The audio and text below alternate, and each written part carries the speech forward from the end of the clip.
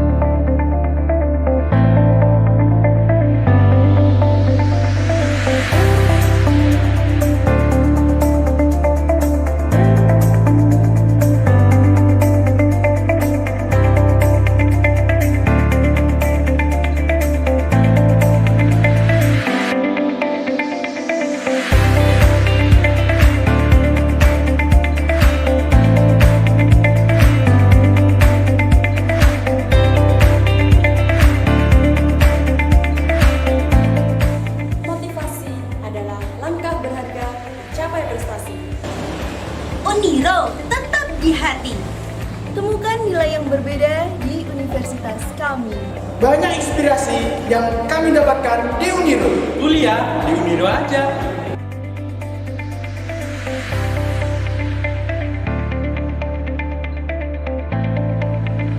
Uniro selalu menginspirasi.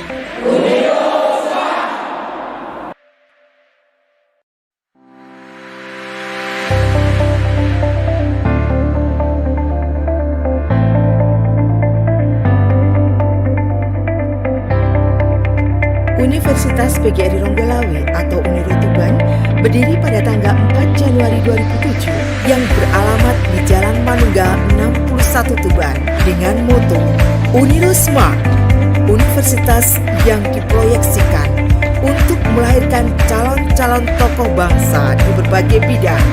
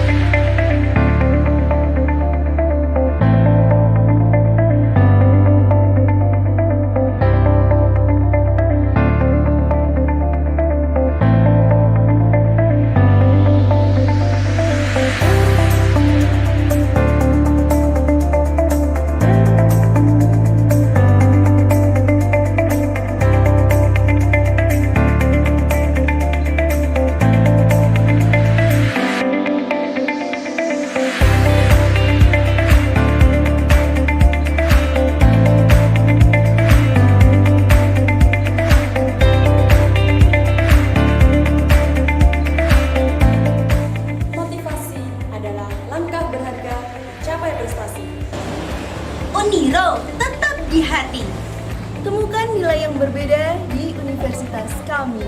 Banyak inspirasi yang kami dapatkan di Uniro. Kuliah di Uniro aja.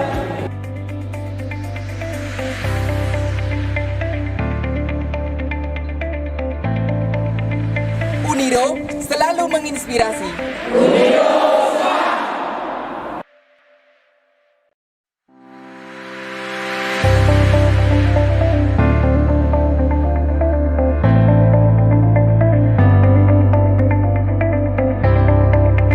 Universitas PGRI Ronggolawe atau Uniro Tuban berdiri pada tanggal 4 Januari 2007 yang beralamat di Jalan Manungga 61 Tuban dengan moto Uniro Smart, universitas yang diproyeksikan untuk melahirkan calon-calon tokoh bangsa di berbagai bidang.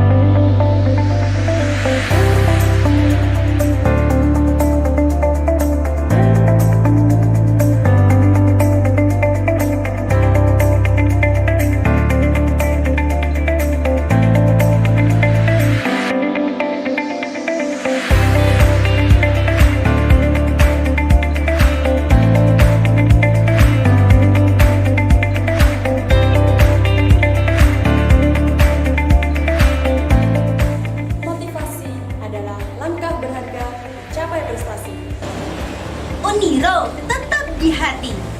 Temukan nilai yang berbeda di universitas kami. Banyak inspirasi yang kami dapatkan di Uniro. Kuliah di Uniro aja.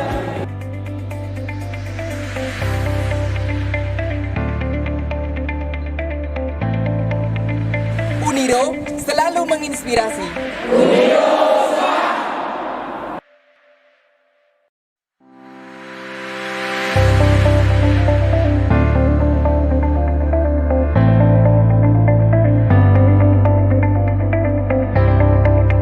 Universitas PGRI Ronggolawe atau Uniro Tuban berdiri pada tanggal 4 Januari 2007 yang beralamat di Jalan Manungga 61 Tuban dengan moto Uniro Smart, universitas yang diproyeksikan untuk melahirkan calon-calon tokoh bangsa di berbagai bidang.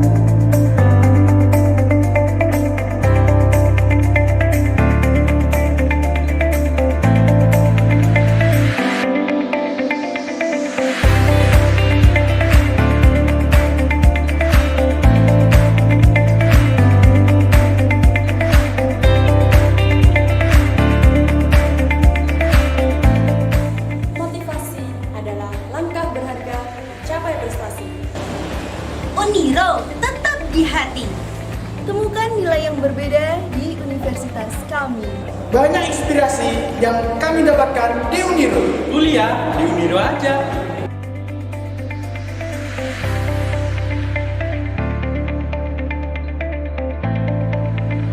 Uniro selalu menginspirasi.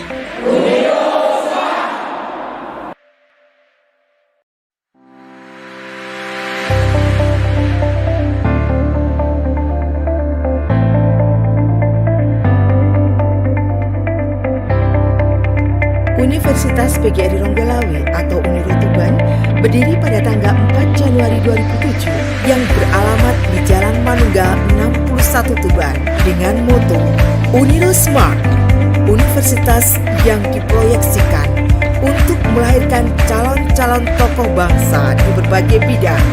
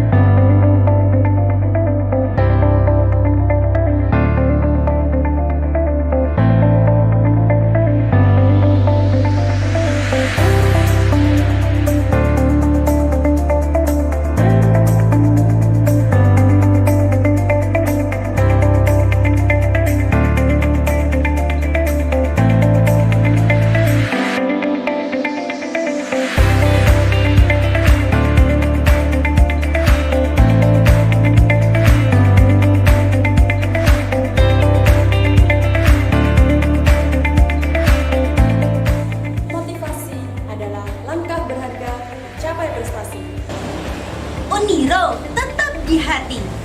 Temukan nilai yang berbeda di universitas kami. Banyak inspirasi yang kami dapatkan di Uniro. Kuliah di Uniro aja.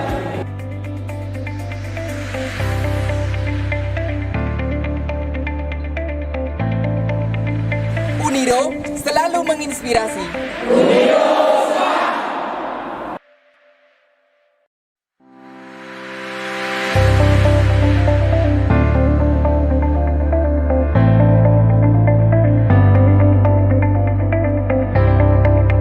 Universitas PGRI Ronggolawe atau Uniro Tuban berdiri pada tanggal 4 Januari 2007 yang beralamat di Jalan Manunggal 61 Tuban dengan moto Uniro Smart, universitas yang diproyeksikan untuk melahirkan calon-calon tokoh bangsa di berbagai bidang.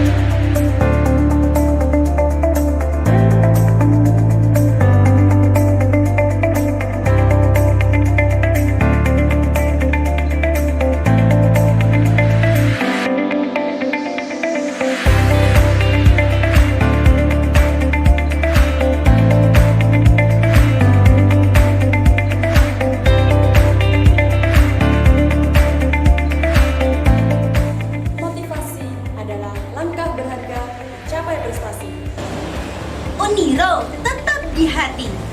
Temukan nilai yang berbeda di universitas kami.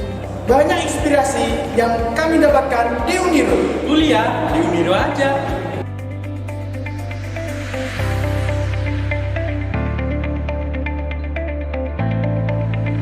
Uniro selalu menginspirasi.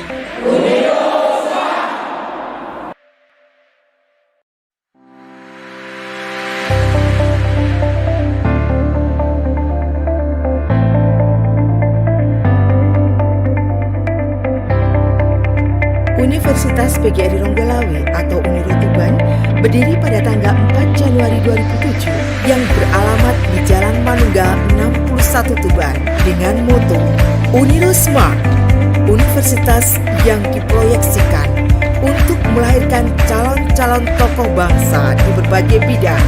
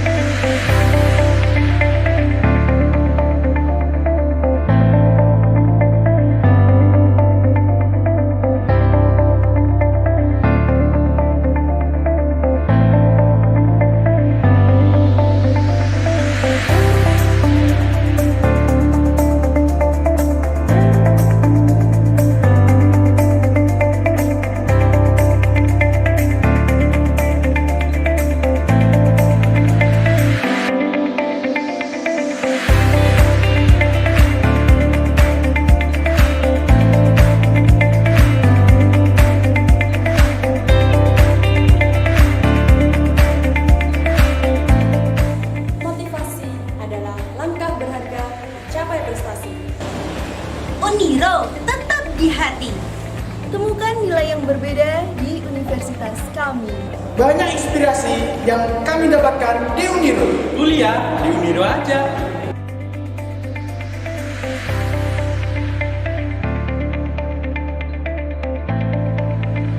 Uniro selalu menginspirasi.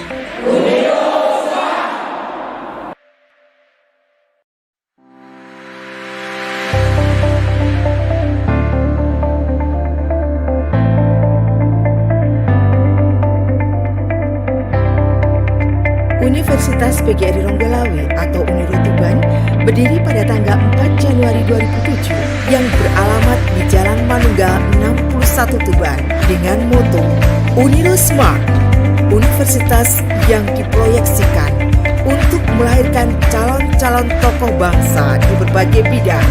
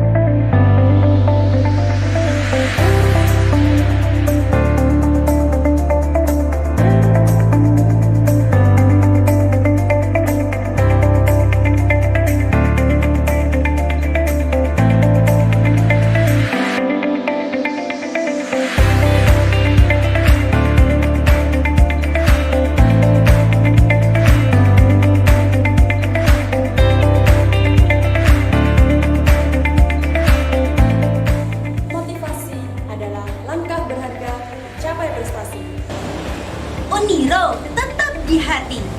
Temukan nilai yang berbeda di universitas kami. Banyak inspirasi yang kami dapatkan di Uniro. Kuliah di Uniro aja.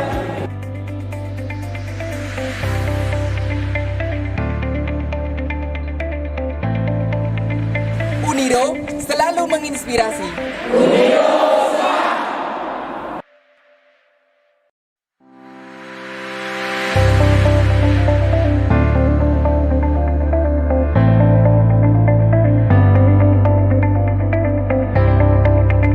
Universitas PGRI Ronggolawe atau Uniro Tuban berdiri pada tanggal 4 Januari 2007 yang beralamat di Jalan Manunggal 61 Tuban dengan moto Uniro Smart, universitas yang diproyeksikan untuk melahirkan calon-calon tokoh bangsa di berbagai bidang.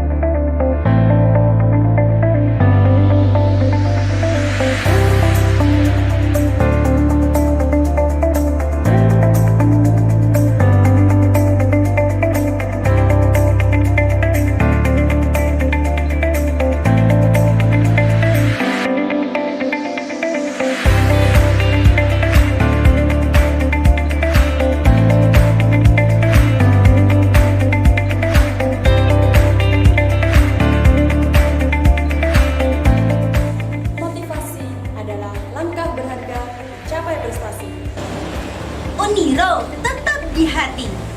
Temukan nilai yang berbeda di universitas kami. Banyak inspirasi yang kami dapatkan di Uniro. Kuliah di Uniro aja.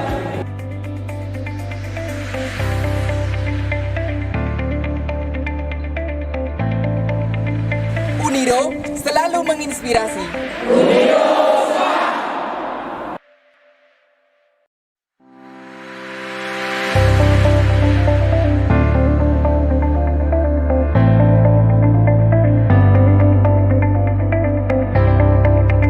Universitas PGRI Ronggolawe atau Uniro Tuban berdiri pada tanggal 4 Januari 2007 yang beralamat di Jalan Manunggal 61 Tuban dengan moto Uniro Smart, universitas yang diproyeksikan untuk melahirkan calon-calon tokoh bangsa di berbagai bidang.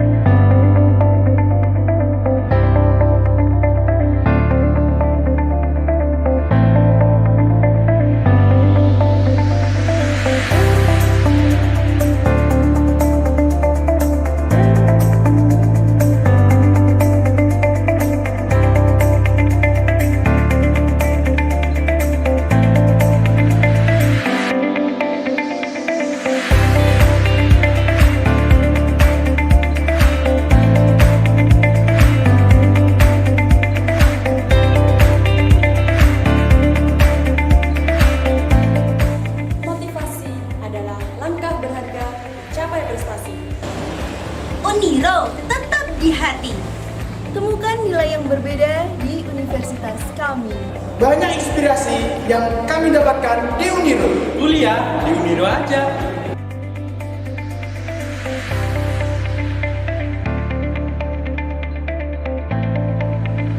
Uniro selalu menginspirasi.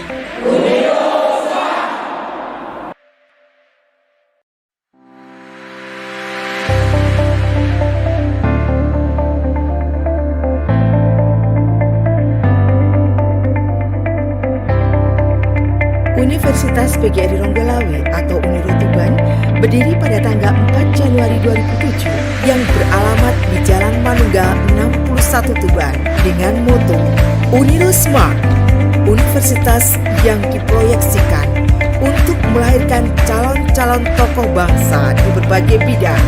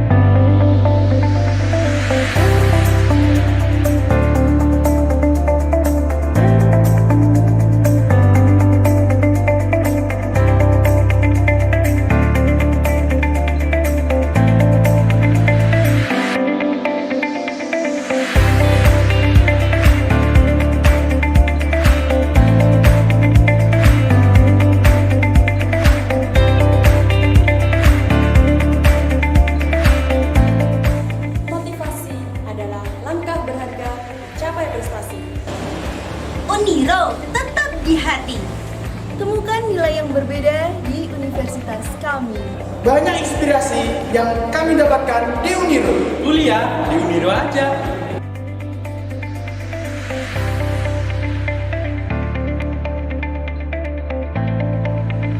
Uniro selalu menginspirasi.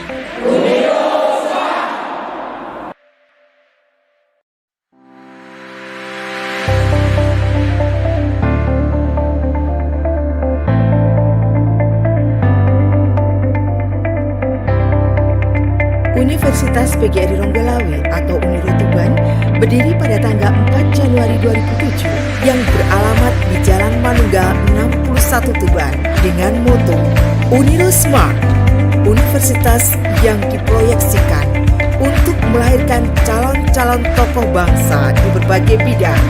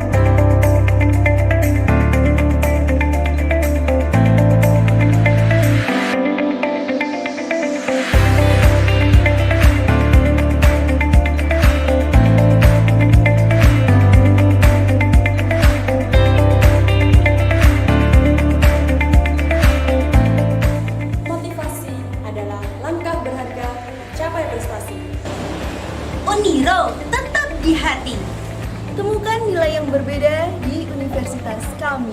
Banyak inspirasi yang kami dapatkan di Uniro. Kuliah di Uniro aja.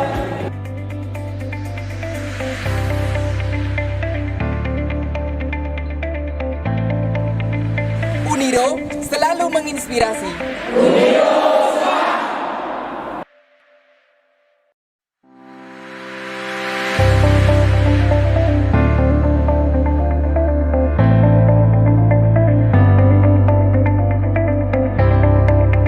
Universitas PGRI Ronggolawe atau Uniro Tuban berdiri pada tanggal 4 Januari 2007 yang beralamat di Jalan Manungga 61 Tuban dengan moto Uniro Smart, universitas yang diproyeksikan untuk melahirkan calon-calon tokoh bangsa di berbagai bidang.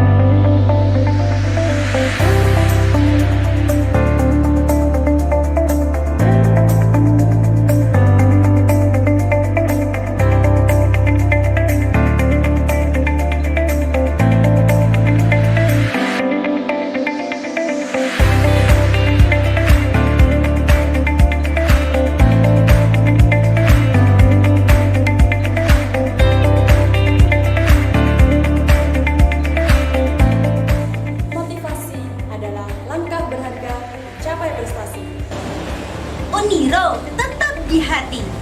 Temukan nilai yang berbeda di universitas kami. Banyak inspirasi yang kami dapatkan di Uniro. Kuliah di Uniro aja.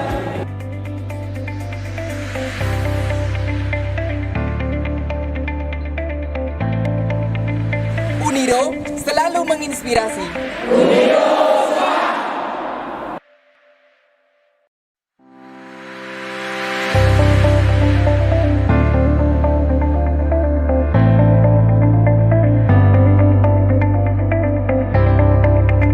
Universitas PGRI Ronggolawe atau Uniro Tuban berdiri pada tanggal 4 Januari 2007 yang beralamat di Jalan Manungga 61 Tuban dengan moto Uniro Smart, universitas yang diproyeksikan untuk melahirkan calon-calon tokoh bangsa di berbagai bidang.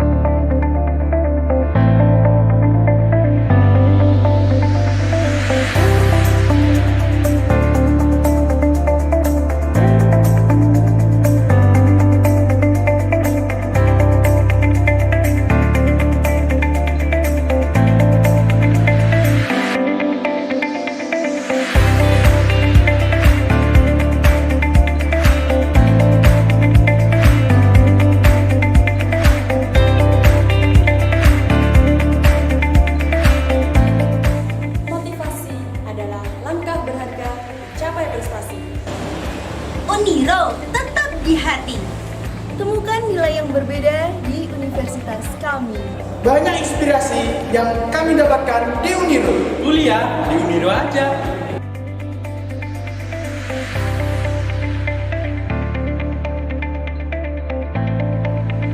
Uniro selalu menginspirasi.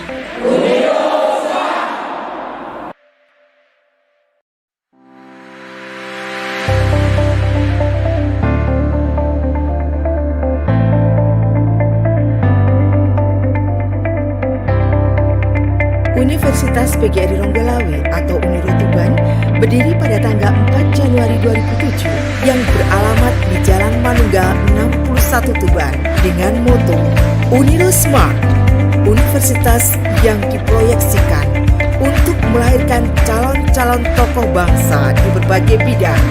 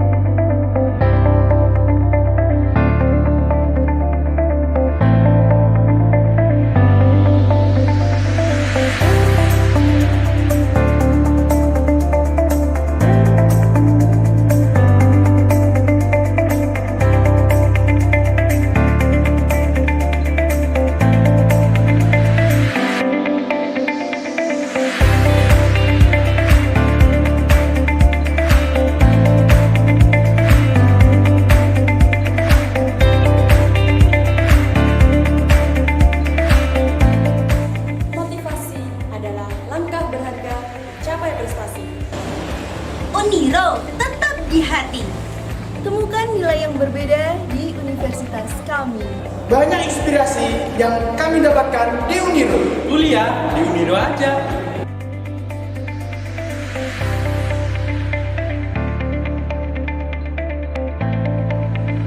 Uniro selalu menginspirasi.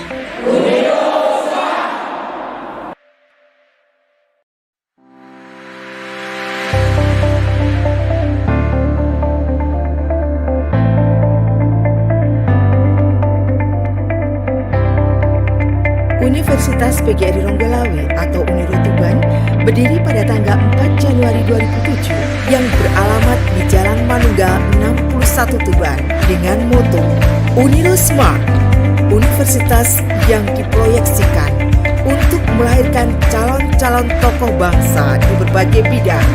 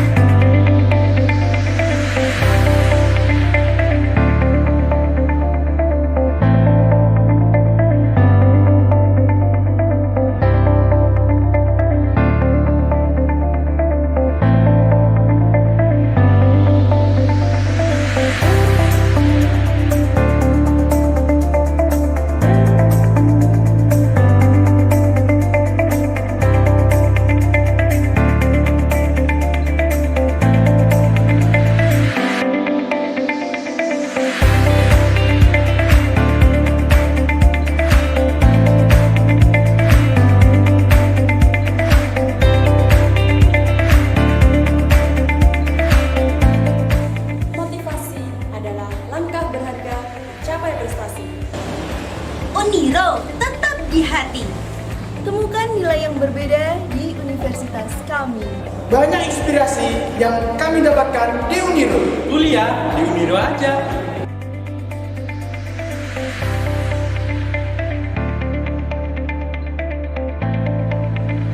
Uniro selalu menginspirasi.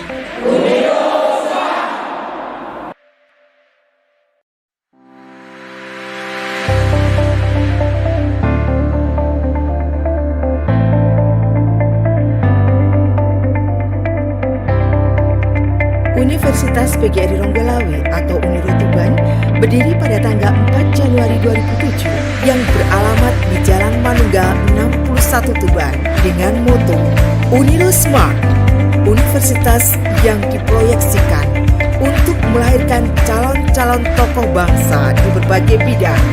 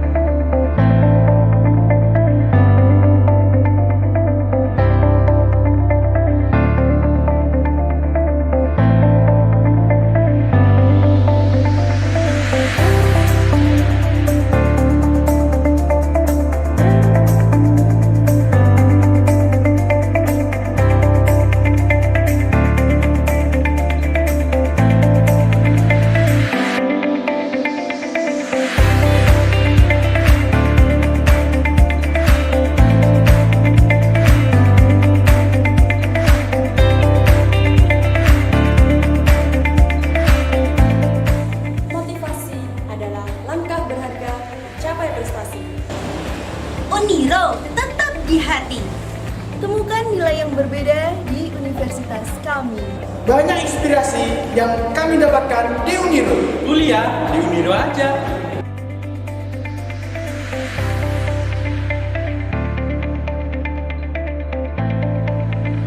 Uniro selalu menginspirasi.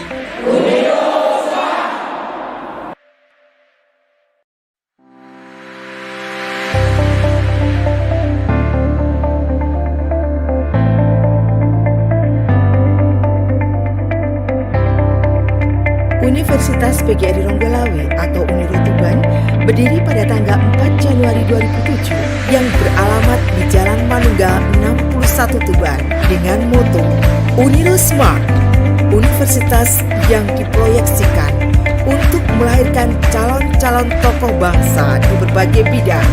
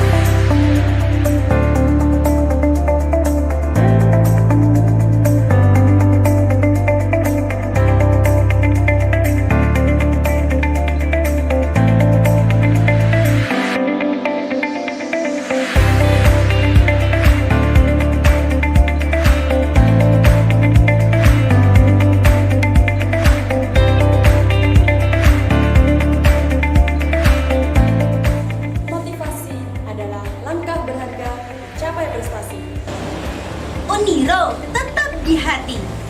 Temukan nilai yang berbeda di universitas kami. Banyak inspirasi yang kami dapatkan di Uniro. Kuliah di Uniro aja.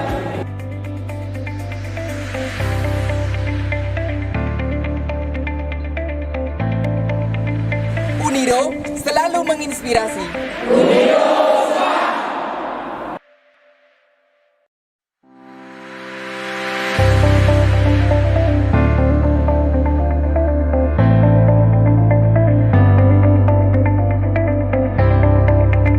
Universitas PGRI Ronggolawe atau Uniro Tuban berdiri pada tanggal 4 Januari 2007 yang beralamat di Jalan Manunggal 61 Tuban dengan moto Uniro Smart, universitas yang diproyeksikan untuk melahirkan calon-calon tokoh bangsa di berbagai bidang.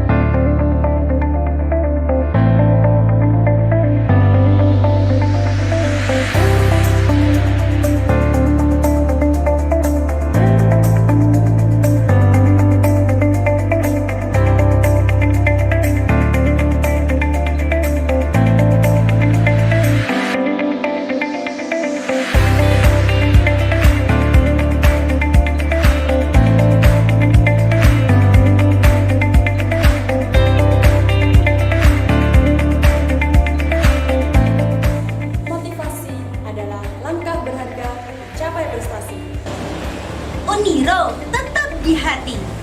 Temukan nilai yang berbeda di universitas kami. Banyak inspirasi yang kami dapatkan di Uniro. Kuliah di Uniro aja.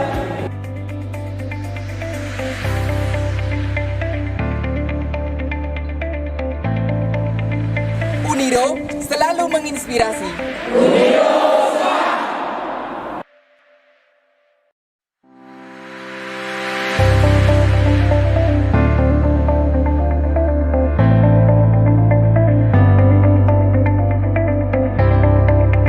Universitas PGRI Ronggolawe atau Uniro Tuban berdiri pada tanggal 4 Januari 2007 yang beralamat di Jalan Manunggal 61 61 Tuban dengan moto Uniro Smart, universitas yang diproyeksikan untuk melahirkan calon-calon tokoh bangsa di berbagai bidang.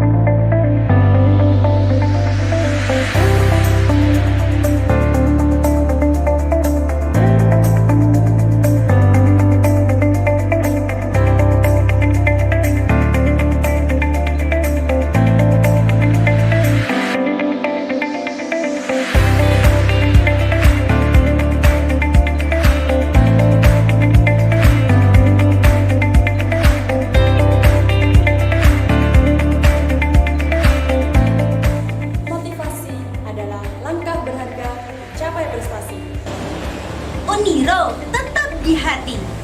Temukan nilai yang berbeda di universitas kami. Banyak inspirasi yang kami dapatkan di Uniro. Kuliah di Uniro aja.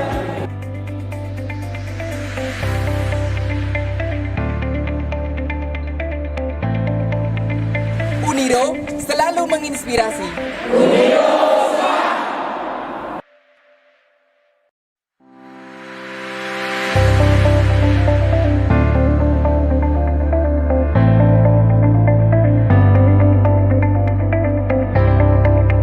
Universitas PGRI Ronggolawe atau Uniro Tuban berdiri pada tanggal 4 Januari 2007 yang beralamat di Jalan Manungga 61 Tuban dengan moto Uniro Smart, universitas yang diproyeksikan untuk melahirkan calon-calon tokoh bangsa di berbagai bidang.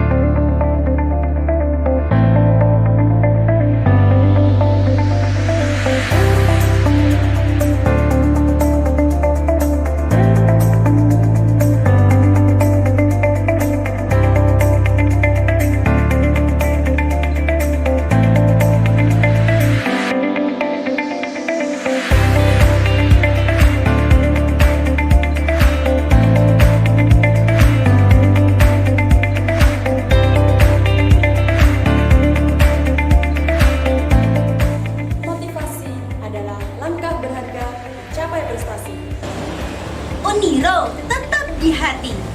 Temukan nilai yang berbeda di universitas kami. Banyak inspirasi yang kami dapatkan di Uniro. Kuliah di Uniro aja.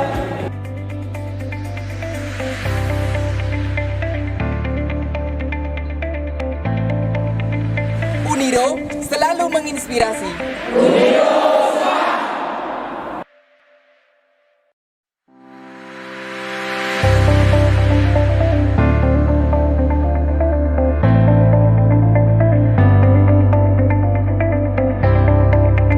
Universitas PGRI Ronggolawe atau Uniro Tuban berdiri pada tanggal 4 Januari 2007 yang beralamat di Jalan Manungga 61 Tuban dengan moto Uniro Smart, universitas yang diproyeksikan untuk melahirkan calon-calon tokoh bangsa di berbagai bidang.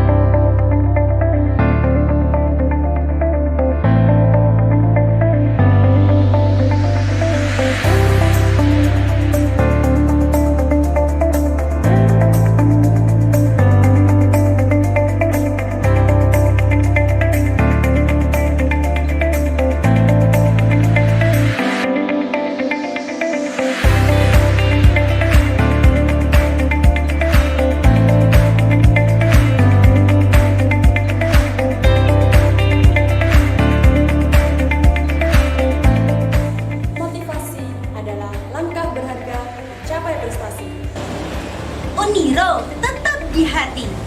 Temukan nilai yang berbeda di universitas kami. Banyak inspirasi yang kami dapatkan di Uniro. Kuliah di Uniro aja.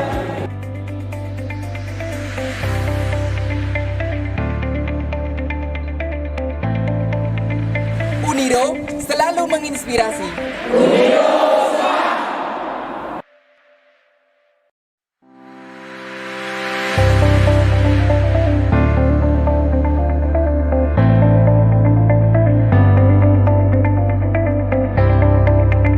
Universitas PGRI Ronggolawe atau Uniro Tuban berdiri pada tanggal 4 Januari 2007 yang beralamat di Jalan Manunggal 61 Tuban dengan moto Uniro Smart, universitas yang diproyeksikan untuk melahirkan calon-calon tokoh bangsa di berbagai bidang.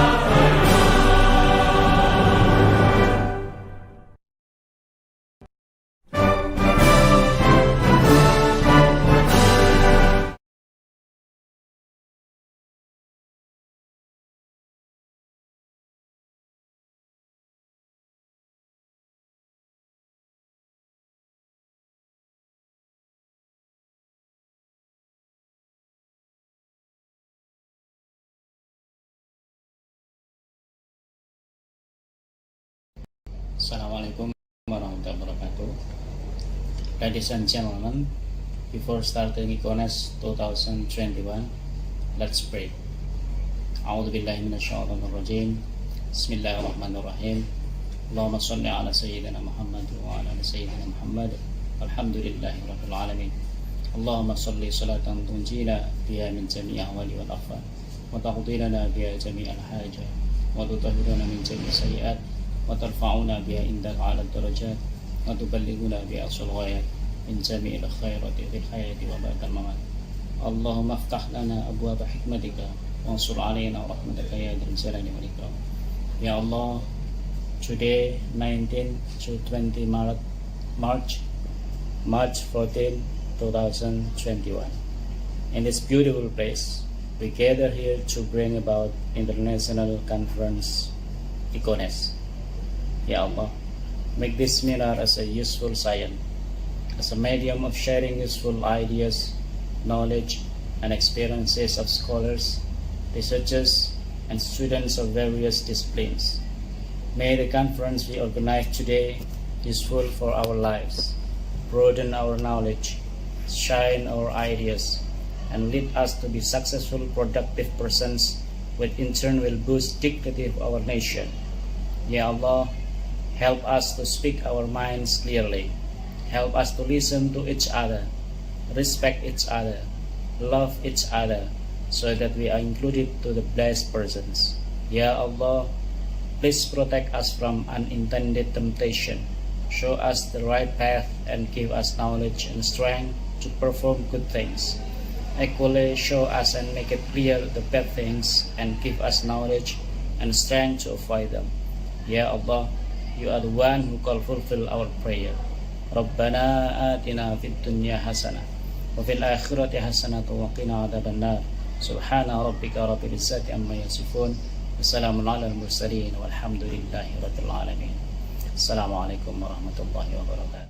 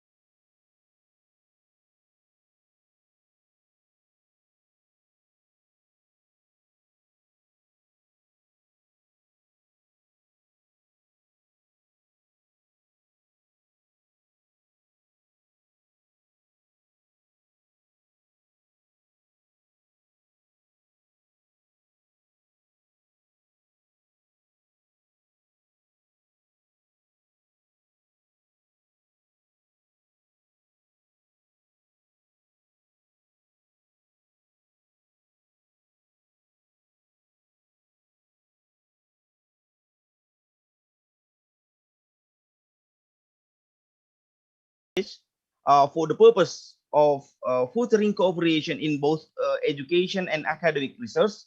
Here be a theme they intend to promote such academic exchange as will be of a mutual benefit for their respective institution. Academic exchange is considered here to include but not be limited to number one, development of mutual beneficial academic and training program. Number two, exchange of faculty and staff for the purpose of teaching, research, and expansion.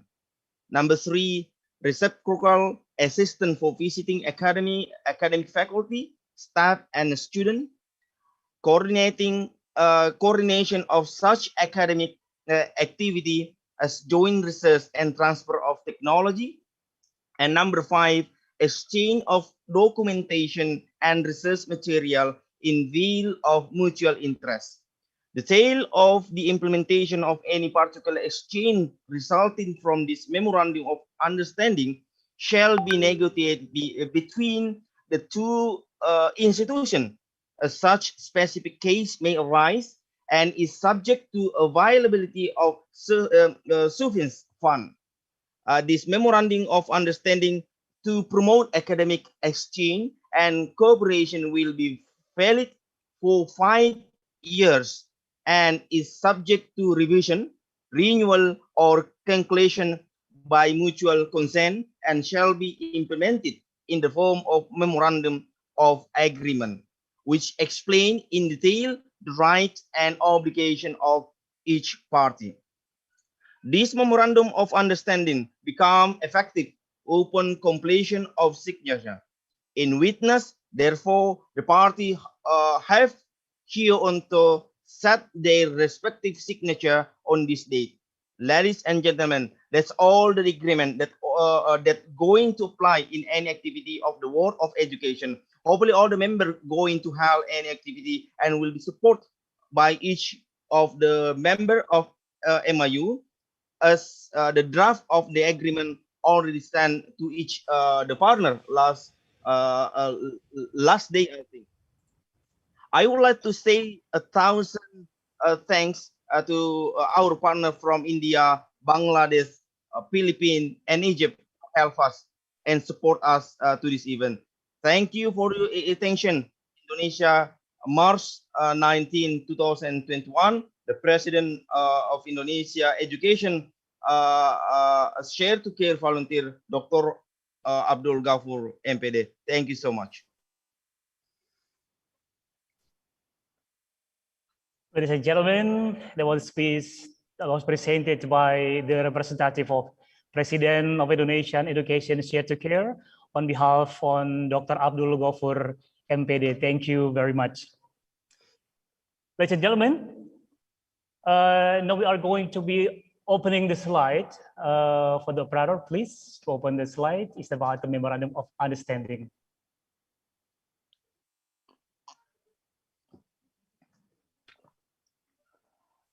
A very good occasion that one of the main program is about memorandum of understanding.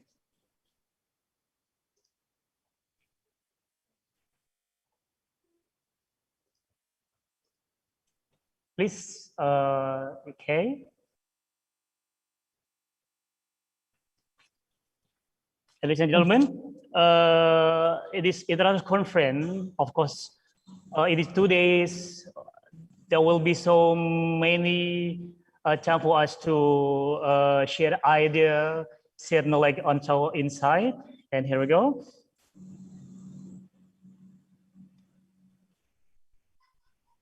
So today I'm going to read the memorandum of understanding that will be followed by some universities and also institutes. Next slide, please.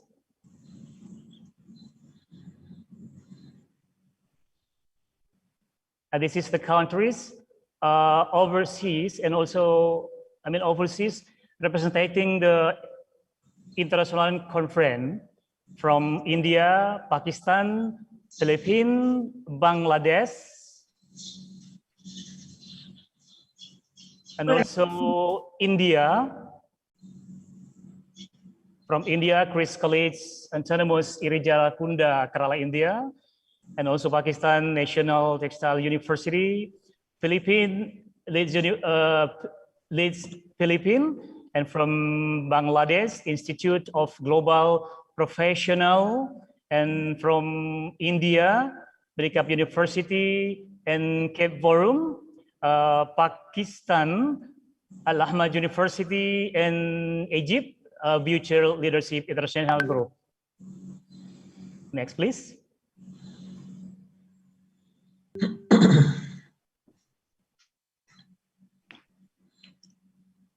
Okay, next slide, ladies and gentlemen. This is the university and institute join and participating in this memorandum of understanding. Universitas PGRI Ronggolawe Tuban, Rektor Profesor Dr. Randa Supiana Dian Nur Cahyani, Magister Kesehatan. And next, Universitas Institut Agama Islam Negeri Madura. Director is Dr. Haji Muhammad Qasim, MAG. From Universitas Al-Asyriyah. Once again, Universitas Al-Asyriyah Mandar, Sulawesi Barat.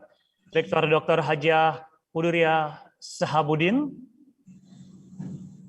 I'm sorry, And yes, from you left one university, Universitas Institut Agama Islam Negeri Lok Sumawe, Rektor Dr. Daniel MAG. Institut Agama Islam Negeri Surakarta, Direktur Profesor Dr. Haji Mudofir, SAG MPD.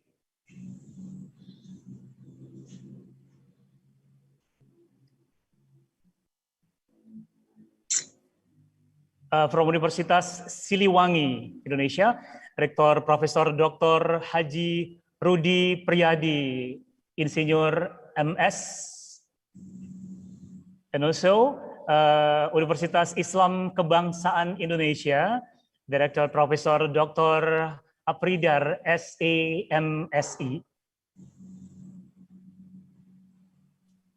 Universitas Fajar, Rektor Dr. Mulyadi Hamid SAMSI. And also joining to the memorandum of understanding, Stiba Banyu Anyar, Kiai Haji Solahuddin Syamsul Arifin MA. From Universitas Muhammadiyah Bone, Rektor Dr. Muhammad Jafar MPD. And from Politeknik Penerbangan Makassar, the Director Ahmad Bahrawi SAMT.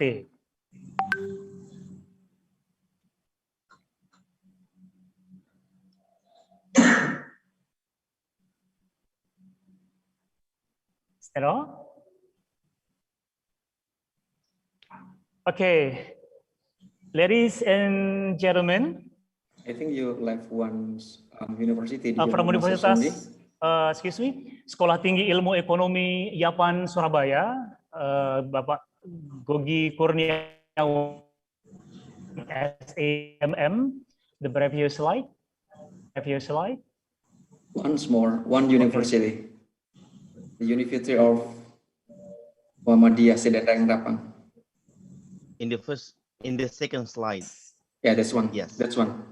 Next, please. Yeah, maybe we meet some of the Universitas Muhammadiyah Sidenreng, Director Dr. Hajah Jamaluddin SOS MSI.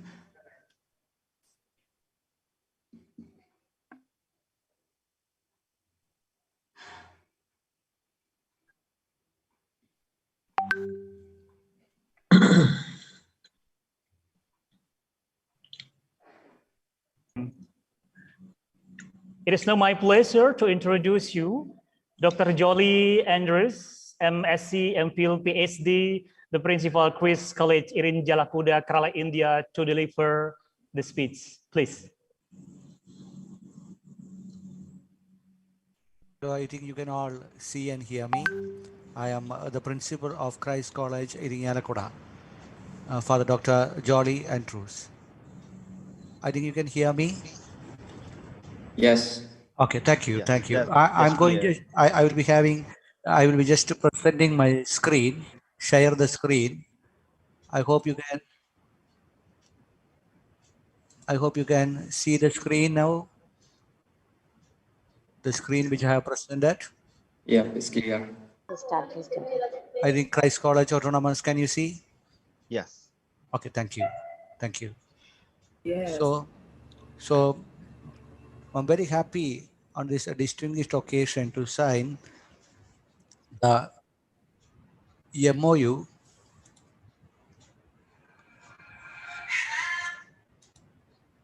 Okay, I think now you can see the screen. Okay, clear? Okay, can I start? Can I start? Yes, Okay. please. Okay, thank you so much. Honorable rectors of the prestigious universities from Malaysia, we are very much honored to sign the Memorandum of Understanding with the 13 prestigious universities from the Malaysia. So I make a very, very brief presentation about our college.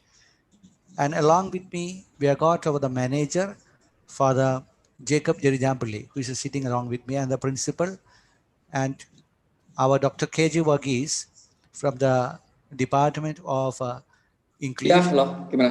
is also with you. And also Professor P.D. Tommy is also with you, the HOD of the Department of English.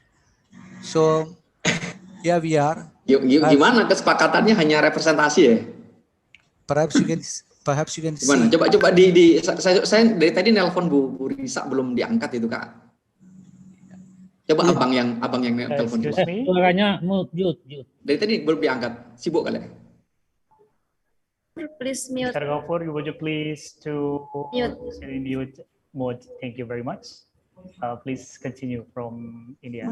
Thank you so much. Thank you. Perhaps we are here. You can see from the screen, we are here. You can see perhaps from Malaysia and from the India. This is the southmost part of the India. You can see Kerala.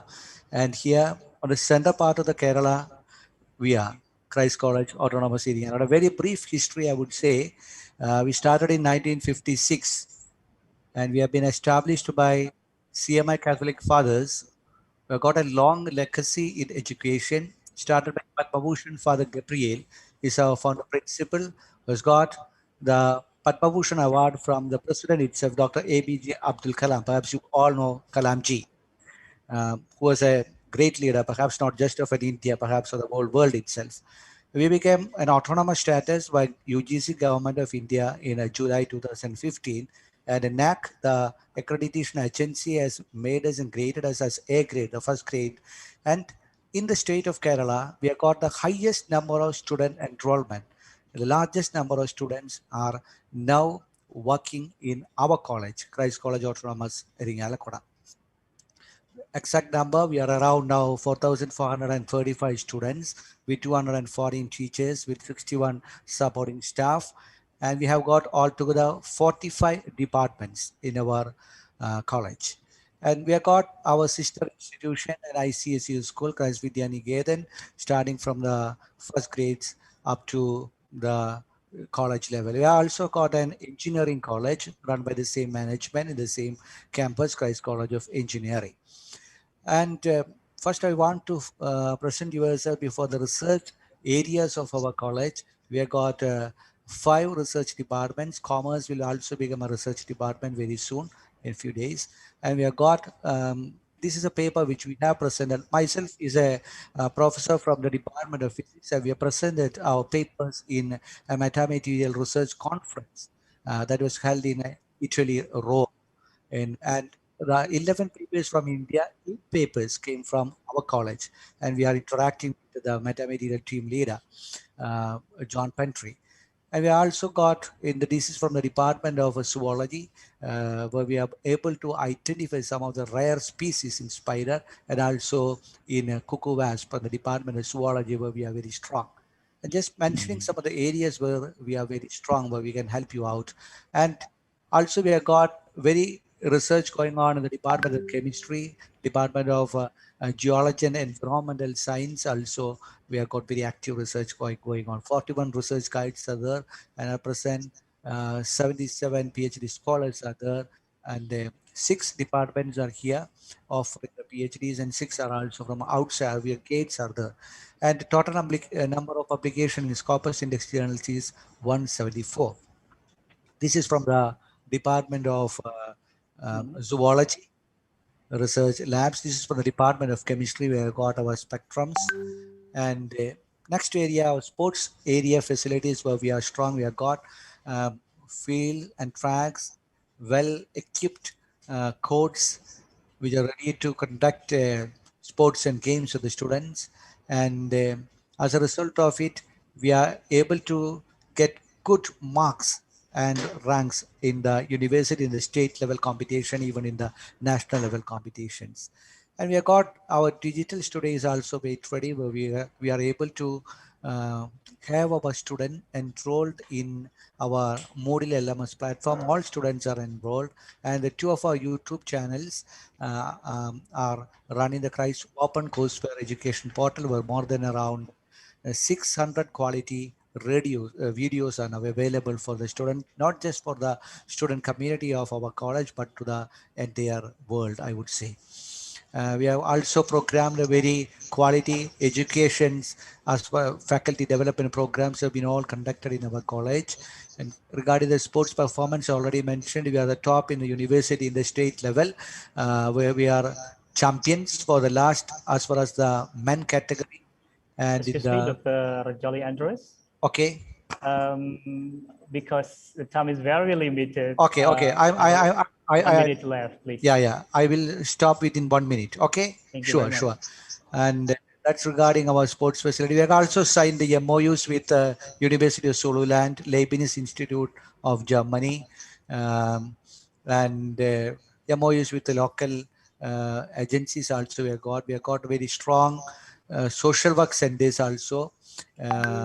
Some awards and recognitions also we have got as far as the energy conservation initiatives of energy conservation, solar power plants, everything, waste management. We are giving a leadership here. We are product launching also. We are here helping for the farmer community of our country in collaboration with the Indian Institute of Technology, Delhi. We are here, and counseling center is also very strong here. Thank you. I think this is a very brief presentation, I would say, running brief presentation of our college, Christ College Autonomous. Thank you so much. Thank you. We are happy to come to a memorandum of understanding with all the prestigious universities of Malaysia, and our manager is here for the with Indonesia, the prestigious universities from the Indonesia. Manager is here, and I take this opportunity to especially thank Dr. KJ Wagis in a very special manner, who I would say is a star of the day as far as English these programs has been concerned, who have been a bridge as far as our institution and US been concerned. I place a special note of appreciation to Dr. KJ Wagis on this occasion. So thank you so much, our friends from Indonesia. Thank you. We definitely look forward for greater academic collaboration, and also perhaps even as when the COVID goes away, we can even have a student exchange program. Thank you very much. It's an amazing opportunity knowing a lot of information about Chris College Autonomous in Jeolakunda, Kerala, India. Thank you very much, sir. And ladies and gentlemen, now we will give opportunity for every overseas university or institute to give speech, but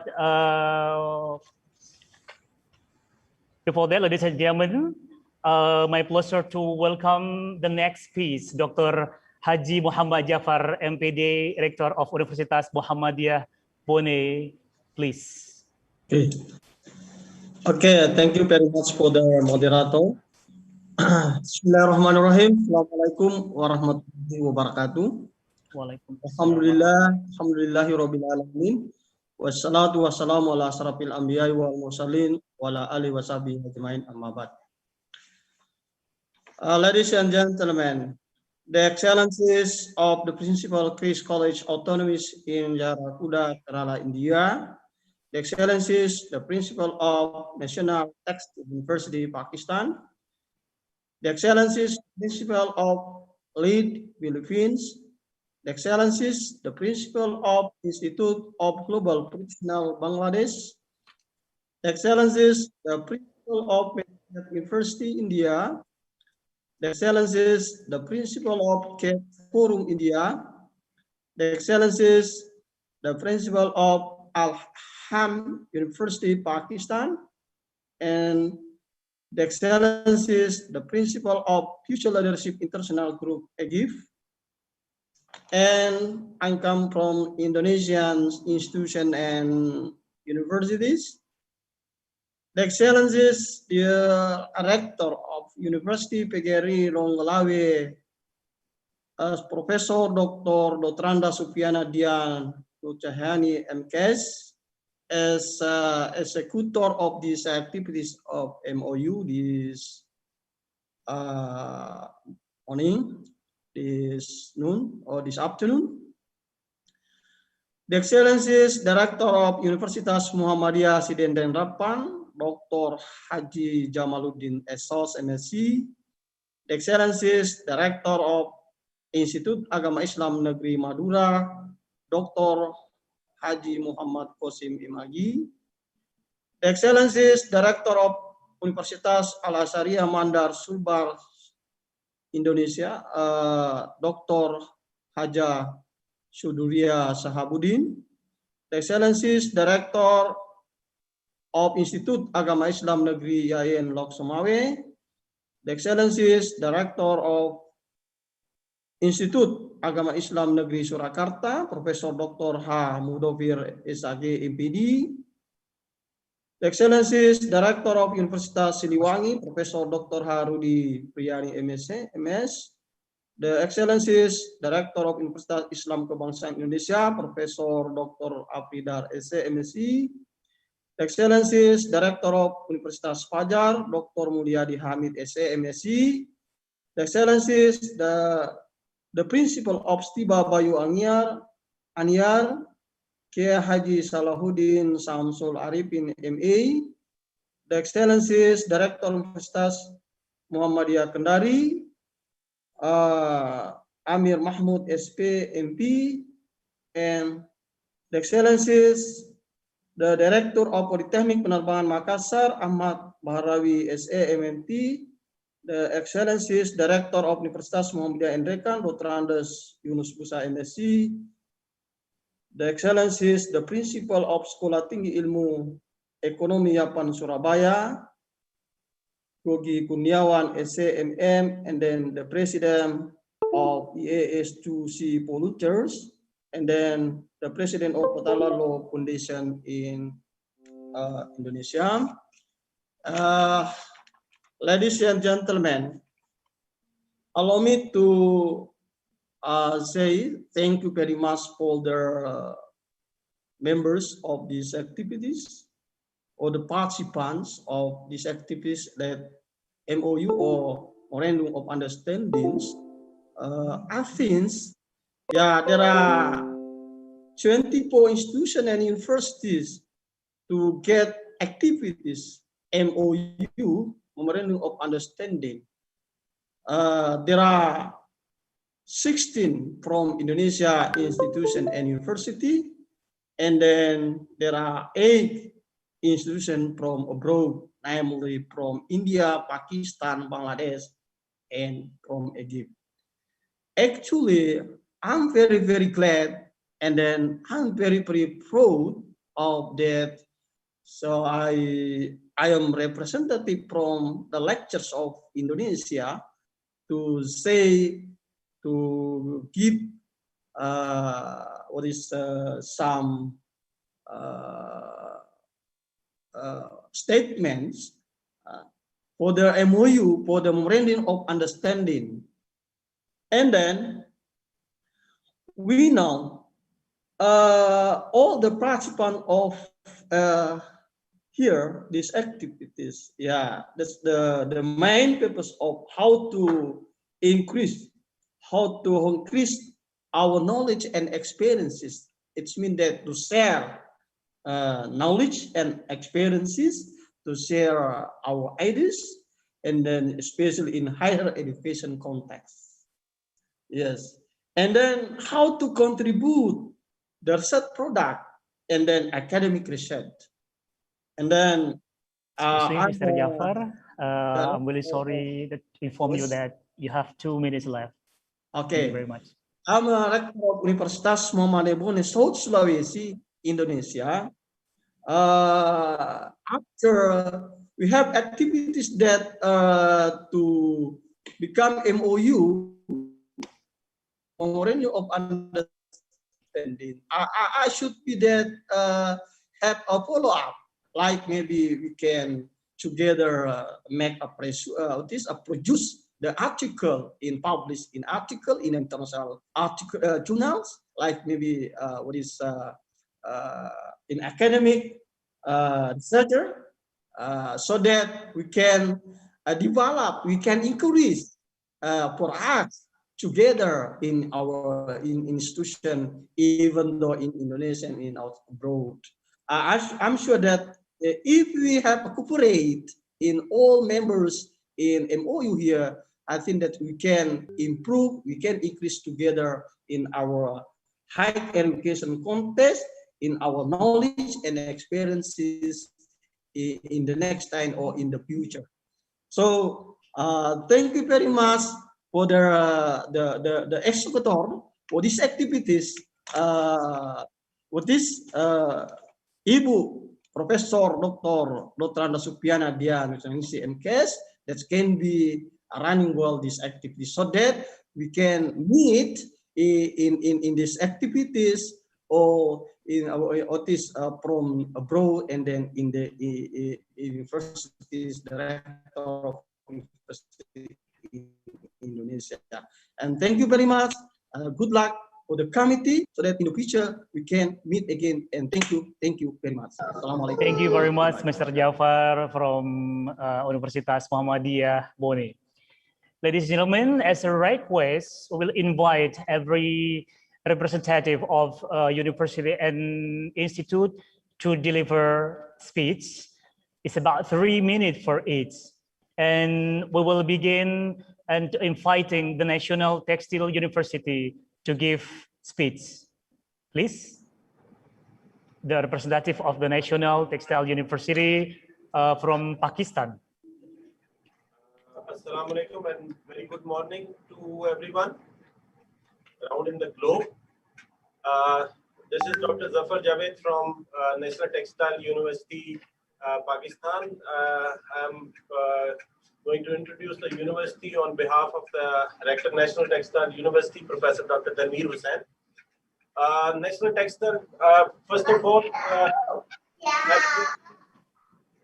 I'm really thankful to all the organizers and the members who have created this event and provided us the opportunity to be the part of this forum and to enter into the MOU with such a prestigious university. Let me introduce you. National Textile University is the federally chartered university of Pakistan, and we are the oldest textile university in the country. We have different schools, starting from School of Art and Design, School of Engineering, then we have a School of Management Sciences, then we have a School of Basic Sciences. As a university, we are a specially focused university on textile, and we are one of the most research-intensive university in the country. And we have something around like 4,000 students at a time available on the campus in all different programs. We run programs starting from undergrad program up to the PhD levels, and we also house the topmost research centers in the field of textile and polymers in the country. I'm really impressed by all the arrangement being made by the committee and by the team who have organized this conference, and then inviting other universities around from all around the globe to be the part of this MOU. I'm sure that this is going to open up new doors for all of us, new doors for new avenues of cooperation, and we all have so many things in common where we can cooperate. We can go for new ideas with our combined research or student exchange or faculty or staff exchange program. So I, on the behalf of Rector University and the team of the Textile University, thank you all of you for this effort. And I'm sure this is going to go a long way to pave new waves into innovation and into development of new cooperation avenues. Thank you very much all.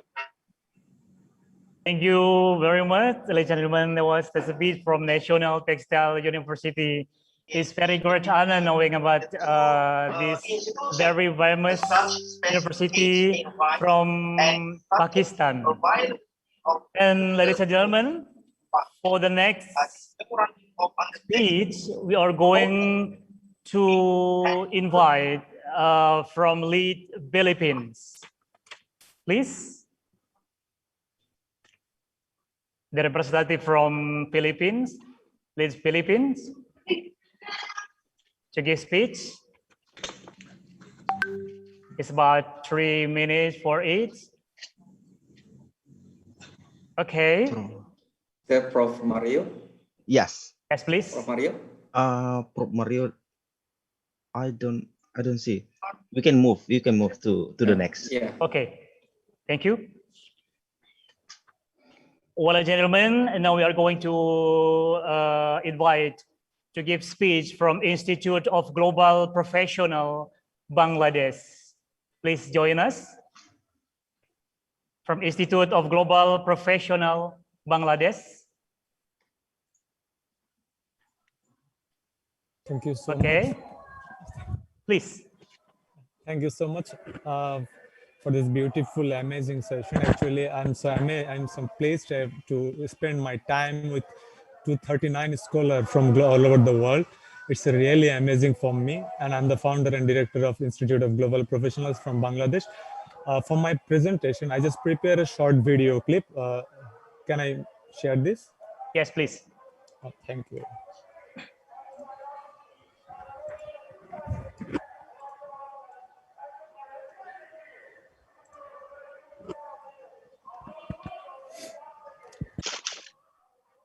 Is it visible?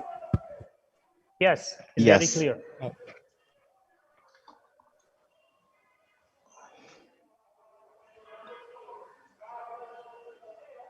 But no sound, dear sir. Yes, but we didn't listen any sound.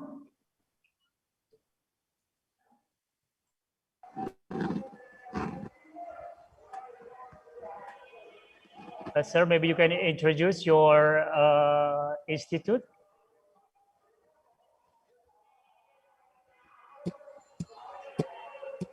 By giving some description of the video or picture, please.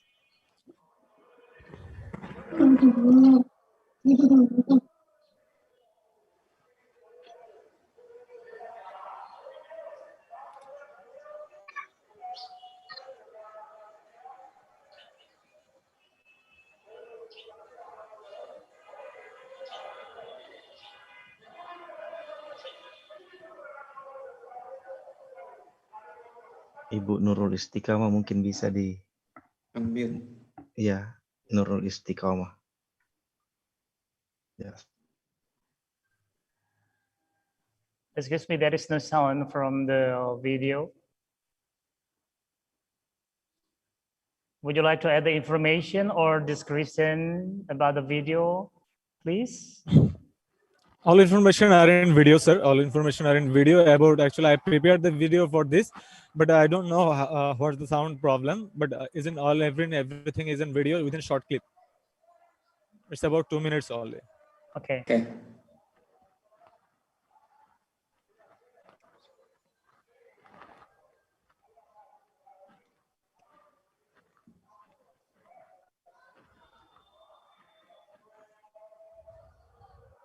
Yeah, ladies and gentlemen, maybe we can inform you that this video is talk about the Institute of Global Professional, the Institute of profile. Global Professionals, actually was established in last August 2020.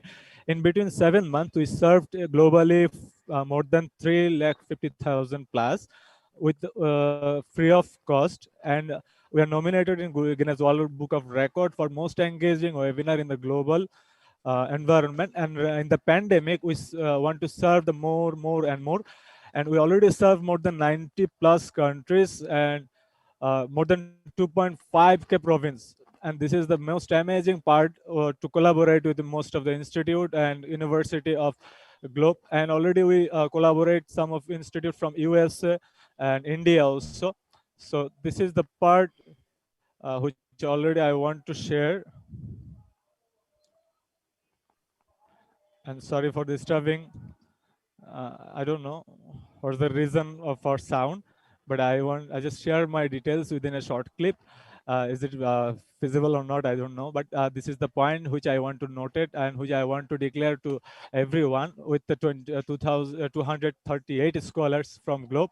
And thanks to Mr. Abdul Ghaffur and thanks to Dr. Andy Aspiran for giving me the opportunity to collaborate with the global market.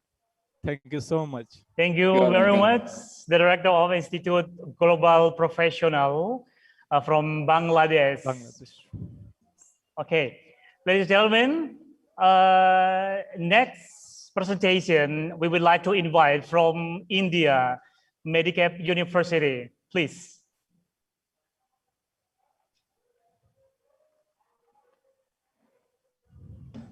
Once again, we would like to invite the representative from Medicap University, India, to deliver the speech. Good morning from India.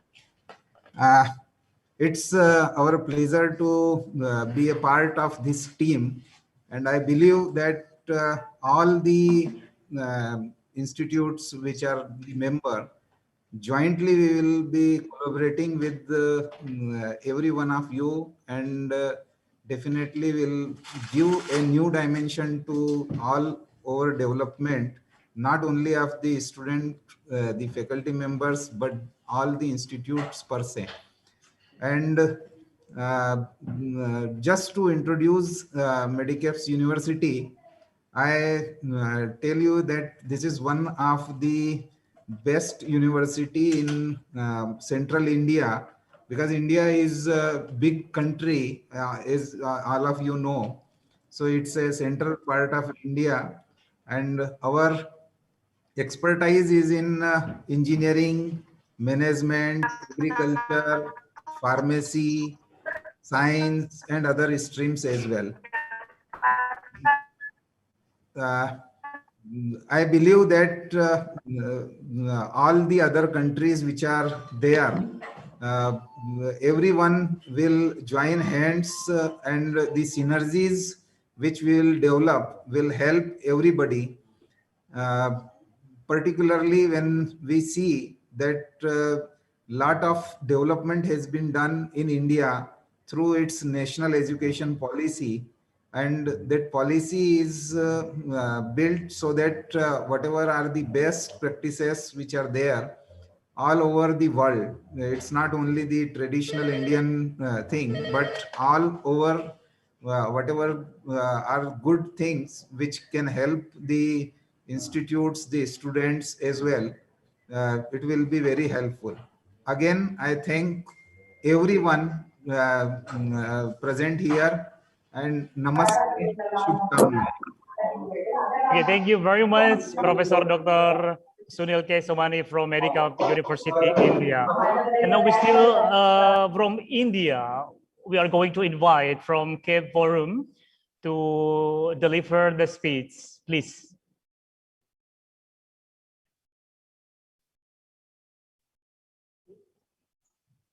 Cape Forum from India. She is in room. Maybe the committee can allow her to unmute. Thank you. Can you hear me now? Yes. Yes, please. Yeah. I feel most honored and privileged to be the part of the MOU sign, duly signed by Indonesian universities. And I would like to introduce my forum to you. It's registered under the Indian Trust Act 1882. It is organized to serve the community with the wordings of Swami Vivekananda, not me but you, which reflects the essence of democratic living and upholds the need for selfless service. And this organization strongly believes that all power, attitude, and strength of the human is within themselves. And it is a duty of the stakeholders, we all together, like in collaboration with other universities and other colleges and IMOs like our organizations, focus on student teaching and community and identify their skills as well. And we involved in organizing conferences, programs, and other important skill development activities, women empowerment. And the main focus or the desired establishment of this trust is research and development, skill development, female health awareness, education, child development, and women empowerment. And in this regard, we are very happy to associate and to collaborate with and signing MOUs with international universities who are present here. We are happy to associate with you all, and it's really going to be a great opportunity for budding and emerging forums like us to conduct and to meet the objective of mutual understanding. Thank you so much for the opportunity. Ladies and gentlemen, there was Dr. Subhatra Cheladurai, founder president of Cape Forum, India. Thank you very much for joining. And the next presentation or speech, we would like to invite from Al-Ham University, Pakistan. Please.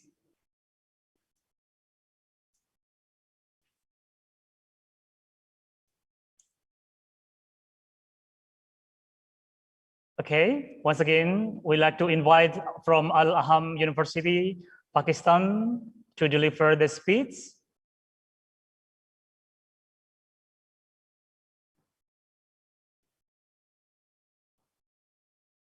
Okay, or should we skip this first? Once again, from Pakistan, Al-Aham University. Please join us. Okay, ladies and gentlemen, next speech, we'd like to invite Future Leadership International Group from Egypt, please. The representative from Future Leadership International Group, Egypt, would you like to join us? She is in now, dear sir. Okay.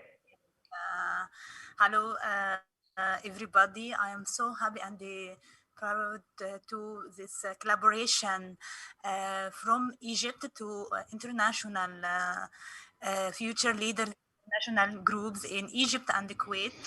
Future leaders national groups since 20 years ago. We started from Kuwait and we have another branch in Egypt.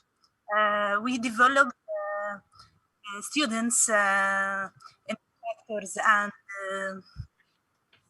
professors and teachers to use technology in students, to use technology. We help many university in Kuwait and Egypt to use education technology, and we help many a lot of schools, international schools in Kuwait and Egypt to use programming for students and to develop instructors.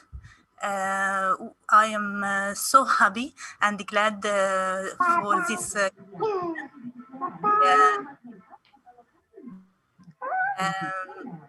university from many countries. We have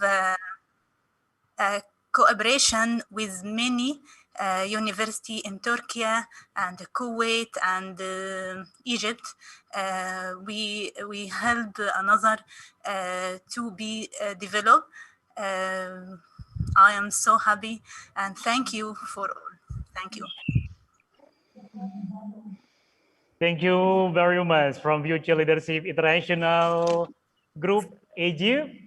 Nice to meet you. And excuse me, from Alham University. Okay, from Leeds, Philippines.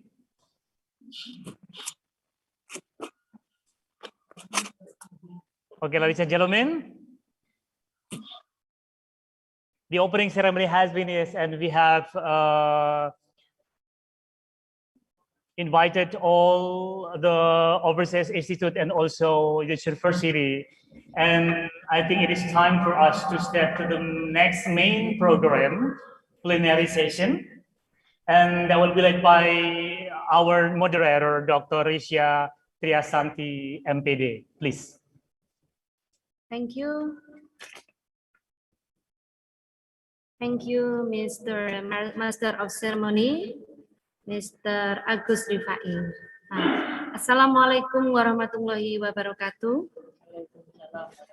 Good afternoon, the honorable keynote speakers, distinguished guests, presenters, and all participants. Welcome to the plenary session of iconest 2021 with the general theme, Empowerment of Global Society in Education, Science, and Technology. Universitas PGRI Ronggolawe Tuban, as the host, will present the keynote speakers that cover a wide range of topics.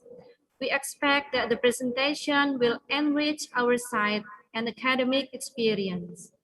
This plenary session will be started with presentation of the keynote speakers and continued by discussion.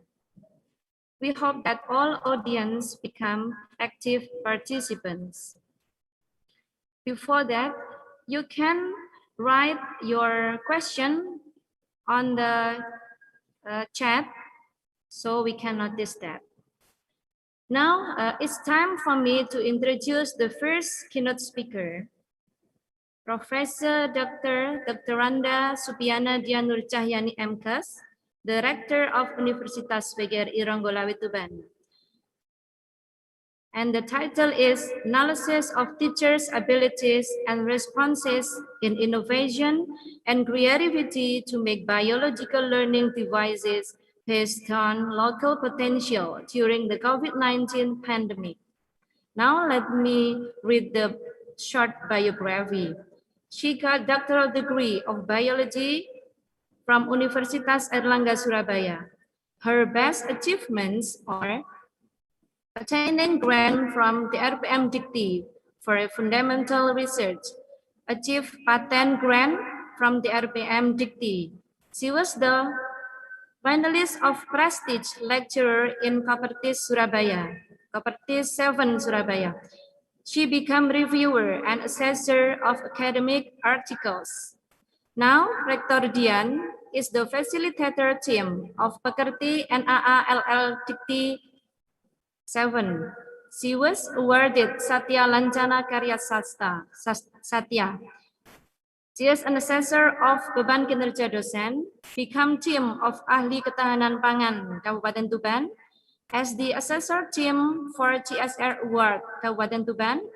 She is one of the judge in Tuban Berinovasi or Tubernova. She is one of assessor team PAK for teachers in Kabupaten Tuban. Prof. Dian has publications in reputed journals indexed by Scopus and accredited journal Sintawan. Now, let me please Prof. Dian to present the slide. Are you ready, Prof. Dian? Thank you, Mr. Doctor. Introduce this present paper in data analysis of teacher abilities.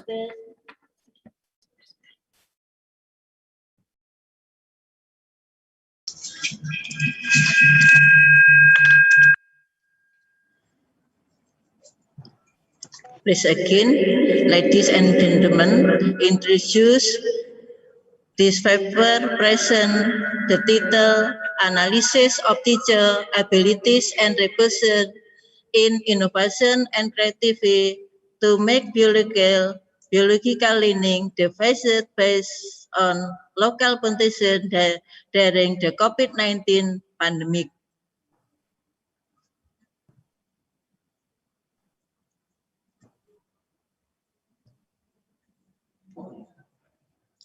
Introduction. Thus, the COVID-19 pandemic is still not over. This acceleration of handling COVID-19 continues to be introvert. This has an impact on learning to continue online learning. 2.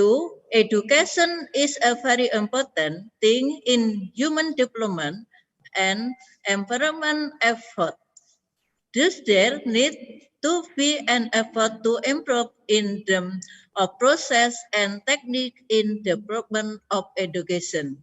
During the COVID-19 pandemic, there was changing the lesson process at the primary higher education level so that conventional learning switched online learning. Last, the online learning must be varied so that foreign and can improve competence. In this, teacher must be innovative and creative in user learning.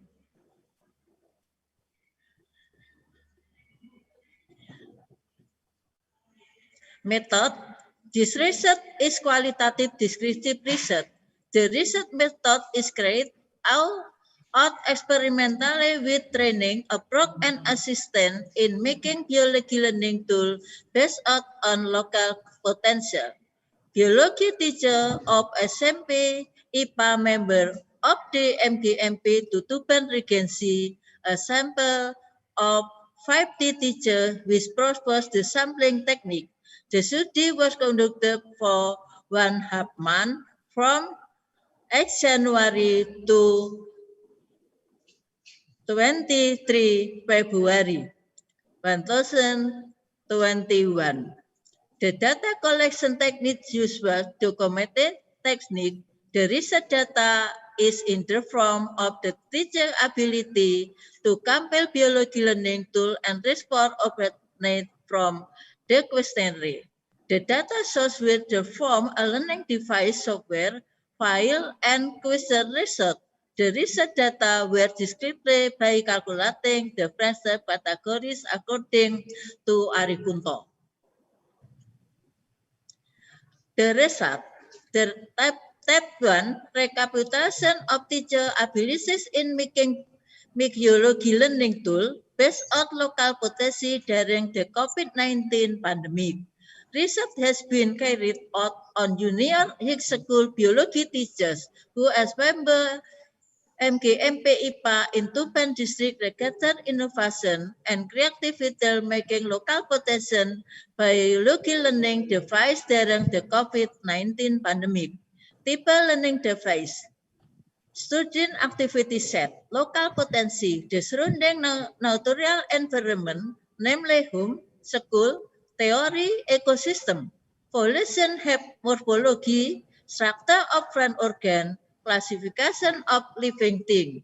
Level SMP, a very value teacher, 70, 16, 16%. Practicum instruction, local condition, natural research, benalu, teori, biotechnology, bioinsecti, parasit extract, level SMP, ICTI. RPP, school experiment, acid and indicator base, level SMP, every value teacher, active 5. Practicum instruction, natural resources, organic waste, teori, mol, level SMP, every rock 82%. Practicum instruction, natural research, livestock waste, teori, biogas, level SMP, every value of teacher 86%.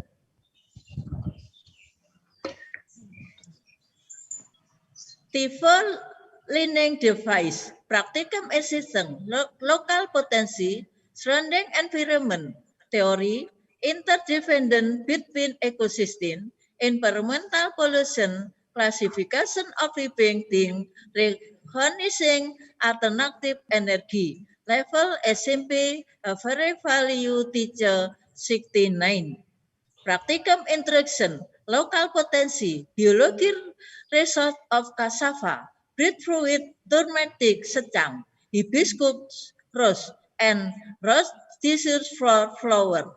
Theory, food of biotechnology, acid and alkaline indicator, level SMP, average value teacher 82, totally 7%.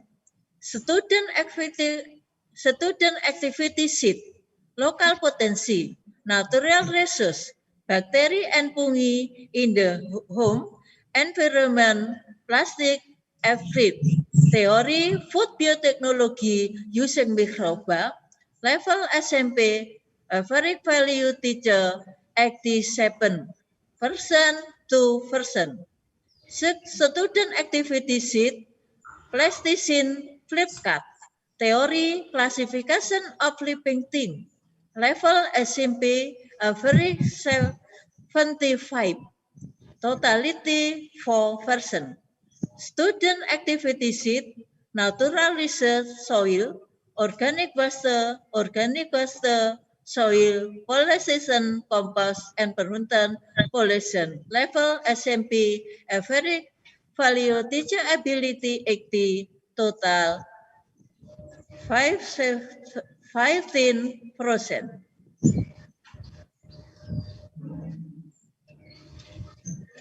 Result questionnaire, grade the result. Grade 1, the result of the teacher response questionnaire in innovation and creative training of learning biology based on local potential. Number 1, strongly agree. Number 2, agree. Number 3, least agree. Number 4, disagree. Strong. Number 5, agree.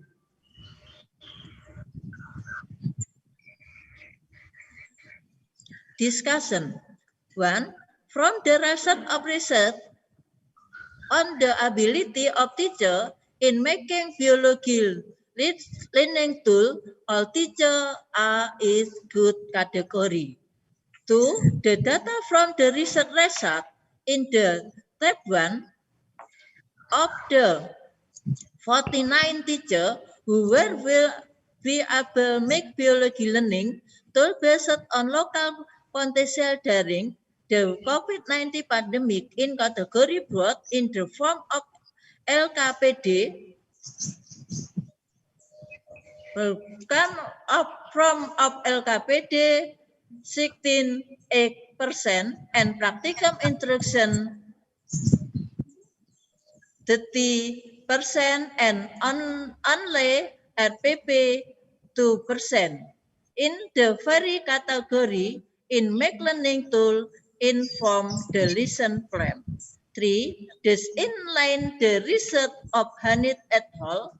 Which state the study worksheet are very important in learning process biology and very benefit for students.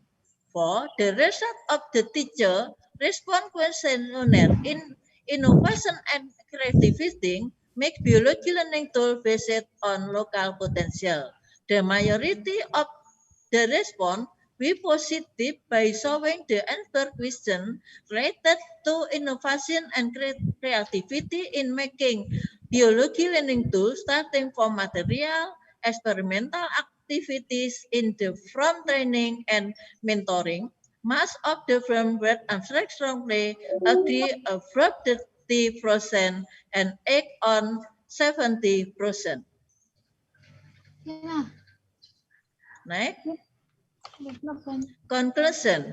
Based on the result of data analysis conducted as follows. 1. The majority of teachers' ability in innovation and creativity making biology learning tool based on local potency was a product biology learning tool in from of student work or LKPD as many 34 or 68%. Two, the teacher respond to innovation and creativity in making biology learning tool based on local potency. The majority respond were positive with the answer discussion shall agree and agree. Thank you very much this attention. Thank you very much, Professor Dian, for the very comprehensive presentation. Now it's time for the discussion session. I open and invite all participants to share ideas or give questions in this session. Now I open for the question. You can directly ask online.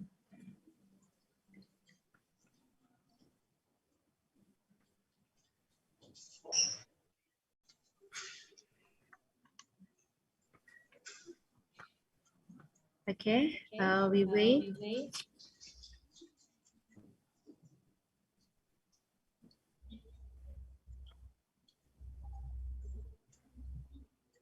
Okay, all participants, please directly join us in this discussion.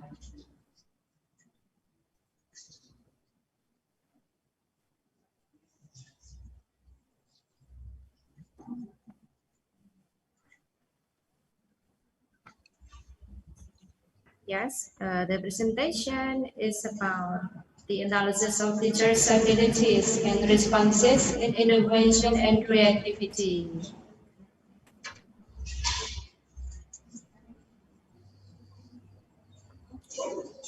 Okay, I see Mrs. Adria Rossi. Okay, please. Can I speak in Bahasa Indonesia or in English? In English, please. English. Well, I have my question for Honorable Ibu Professor Dr. Supiana Nur Cahyani related with the research. My question is, what is the specific tools that used by biology teachers during this COVID pandemic breakout? I think it should be extraordinary rather than usually. Would you like to explain? Okay, Prof. Dian, would you like to answer the specific tools? Thank you, Madara. The specific tool in work based on local potential, this LKPD and practicum instruction majority B ability teacher. Okay, what do you think, Mrs. Rossi? What do you think about the RPP that's in your table? I mean, for the second or third slides, RPP, and also, I mean, I don't really got it about this. Okay, can you explain about the RPP or lesson plan? Okay, the RPP the lesson plan by one majority LKPD and instruction practicum. Okay, do you give me the answer, Bu Rosi? Okay, well, I got it. Yeah. Thank you, Professor Dian. Okay, That's thank all. you. I will open for the second participant that will join this discussion. Assalamu alaikum. Waalaikumsalam. Yes.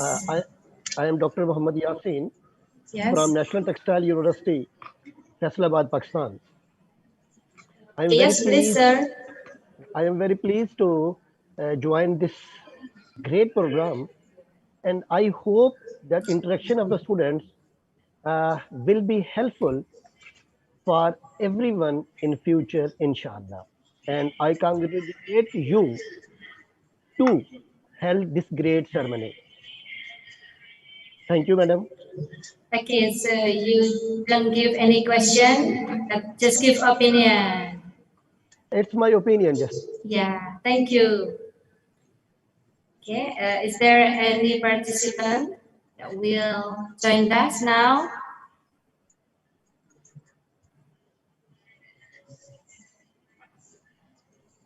We still have time for one more question.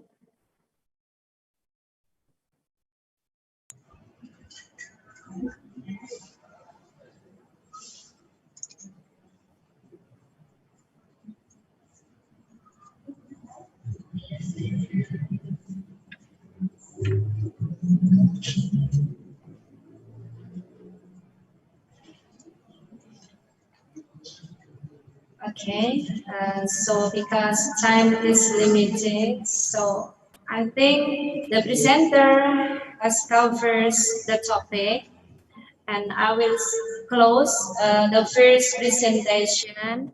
Thank you very much, Professor Jian from Unirotuban.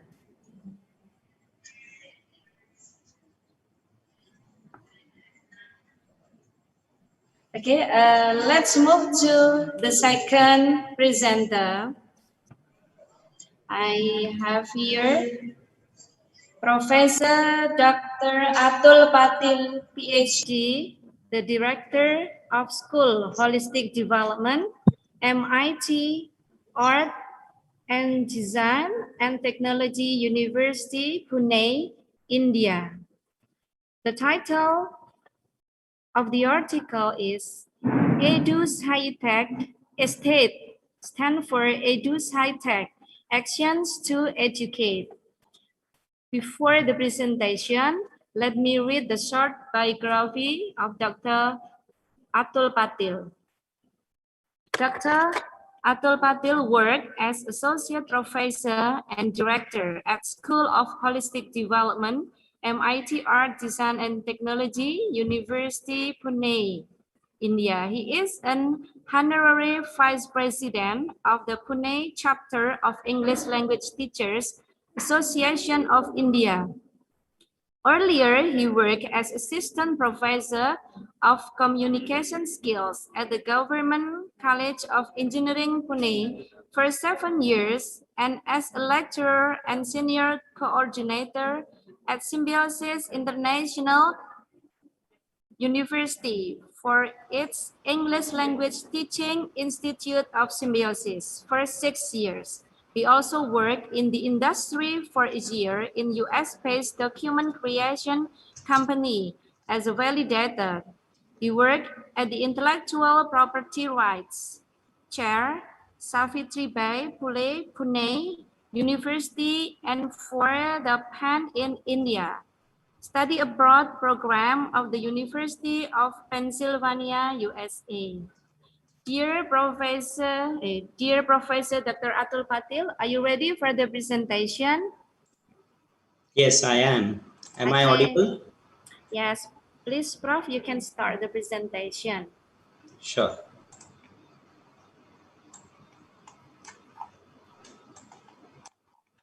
Can you see my presentation as well? Yes, it's very clear. Yes.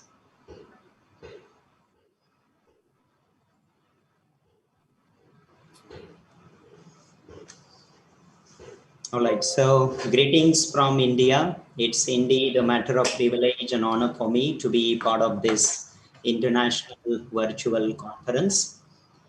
The topic that I'm going to throw some light on is ESTATE, which stands for Edu's High-Tech, Actions to Educate.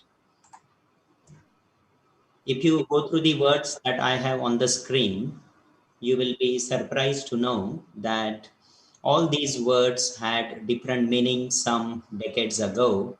Like window was just a small square hole in a house. Application was something written on a piece of paper. keyboard was the piano, mouse was an animal, file was an important official document, hard drive was a very hectic long road trip, cut was done with a knife and paste with glue, web was just a spider's house and virus was flu. And mind you, Apple and BlackBerry were only fruits. Time has drastically changed, and all these words have also received other meanings because of the influence of technology. And therefore, as teachers, we need to really think, if we could see this change in the last 25 years, what is going to be there in the next 25 years? And we as teachers have to ensure that we are able to meet the requirements of the coming time, because we teach, but the question is whether students learn or not, because most of us as educators, for example, with this new normal, found it little challenging to meet the requirements of teaching online. And when we think of our learners, most of these surveys have highlighted time and again that most of our graduate students who complete their education have problems in employability skills. They're not able to meet the requirements of the industry. Now, when it comes to educational institutions, we have good educational institutions all over the world, and thousands of rupees or dollars, the amount of money has already been invested. So that is not the problem. The problem is there hasn't been any established or tested model of how we as teachers can collaborate and teach with technology. And therefore, we need to come together, and this is a good initiative through this international conference, that people or teachers, researchers from different parts of the world are coming together. But only coming together is not going to help us if we could also initiate with some projects and develop some models for other teachers to follow, and that would be probably a good contribution. Now, when we talk about using technology in teaching, or what I call teachnology, teaching with technology, we need to understand what is the attitude of our students towards the use of technology. And if you look at these cartoon pictures, you will understand how students use technology. For example, the student is asking the teacher to go through his homepage on the website or the blog for his homework. Again, the daughter is telling her father, check her blog to know how was her day at school today. Another picture where the mother is convincing the child that it was not downloaded, but it was born. Then we should not be surprised if in the coming future people start using such language. Instead of saying help, help, the person is shouting F1, F1, and this might be how people would communicate in the coming future. Here is another example of a student uh, talking to his father, and the father sends this message. It says, "Dear Andy, how have you been? Your mother and I are fine. We miss you. Sign up your computer and come downstairs for something to eat." They're in the same house, but this is how they communicate. Now, if we look at how our students communicate with each other, and we'll find that they use a lot of acronyms like LOL, BRB, IDN, and the list goes on. And all these are expressions in which they express themselves, and they have meanings attached to them. There are full forms for all these acronyms. So this is how they communicate. They do not only use words or text, they also use emoticons that you see on the screen. And again, all these emoticons have meanings attached to them. And if we understand them, probably we understand their language. Otherwise, we are left behind, because this is how they nowadays communicate with each other. So with this background, what we all need to prepare for is the future, because in the coming future, a school will not be a place where traditional things that we have witnessed will happen, but it will be a place where students will be responsible for their own learning, where students will be constantly engaged in higher order thinking skills when we talk about Bloom's taxonomy. And when we teach any child, we have to remember that teaching a child is like touching the future. It's like we are investing today for their better future tomorrow. And therefore, we have to present the past, we have to reveal the present and create the future picture very clear for every child. And this is how we, will see a change. We won't have any fixed schedule or timetable in school. We will not have fixed, classroom. Students would be moving from one classroom to another. Probably classrooms will be based on their subjects like English classroom, maths classroom, and so on and so forth. And teacher will be no longer the sage on the stage, but probably a guide by the side. And there would be many possibilities of having curriculum based on blended learning and flipped classroom methods. In a nutshell, possibilities are going to be so many, but how we look at this as teachers is very important, because we are going to sow seeds for a better future tomorrow. And this new normal has drastically changed everything. The traditional way in which students used to go to school, now everything is happening online, and ICT is there for our help. What used to happen face to face, now suddenly we have moved to online platforms because of this challenging time that we have been going through. So teachers have given their best. They have experimented so many things. Although they were at home, they tried their best. It was a sudden change because of COVID. Like, the traditional way of classroom teaching suddenly went online. And therefore, everyone was going through this testing time. And still you could see that many creative teachers gave their best with whatever limited resources. When we say control, we can have a better control if we follow these 4 steps of planning, preparation, practice, and presentation. At the same time, we have to ensure that we are able to inject confidence, try to use their names in our teaching so that we have a personal rapport with students. We also need to think of some alternative solutions. So some alternative ways to lecturing, like think, pair, and share, team-based learning, gamification, and the list goes on.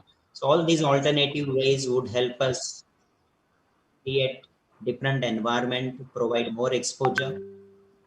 And at the same time, we have to use another key, that is delete. We have to remove fear, we have to remove negativity, not only among students, but also among ourselves.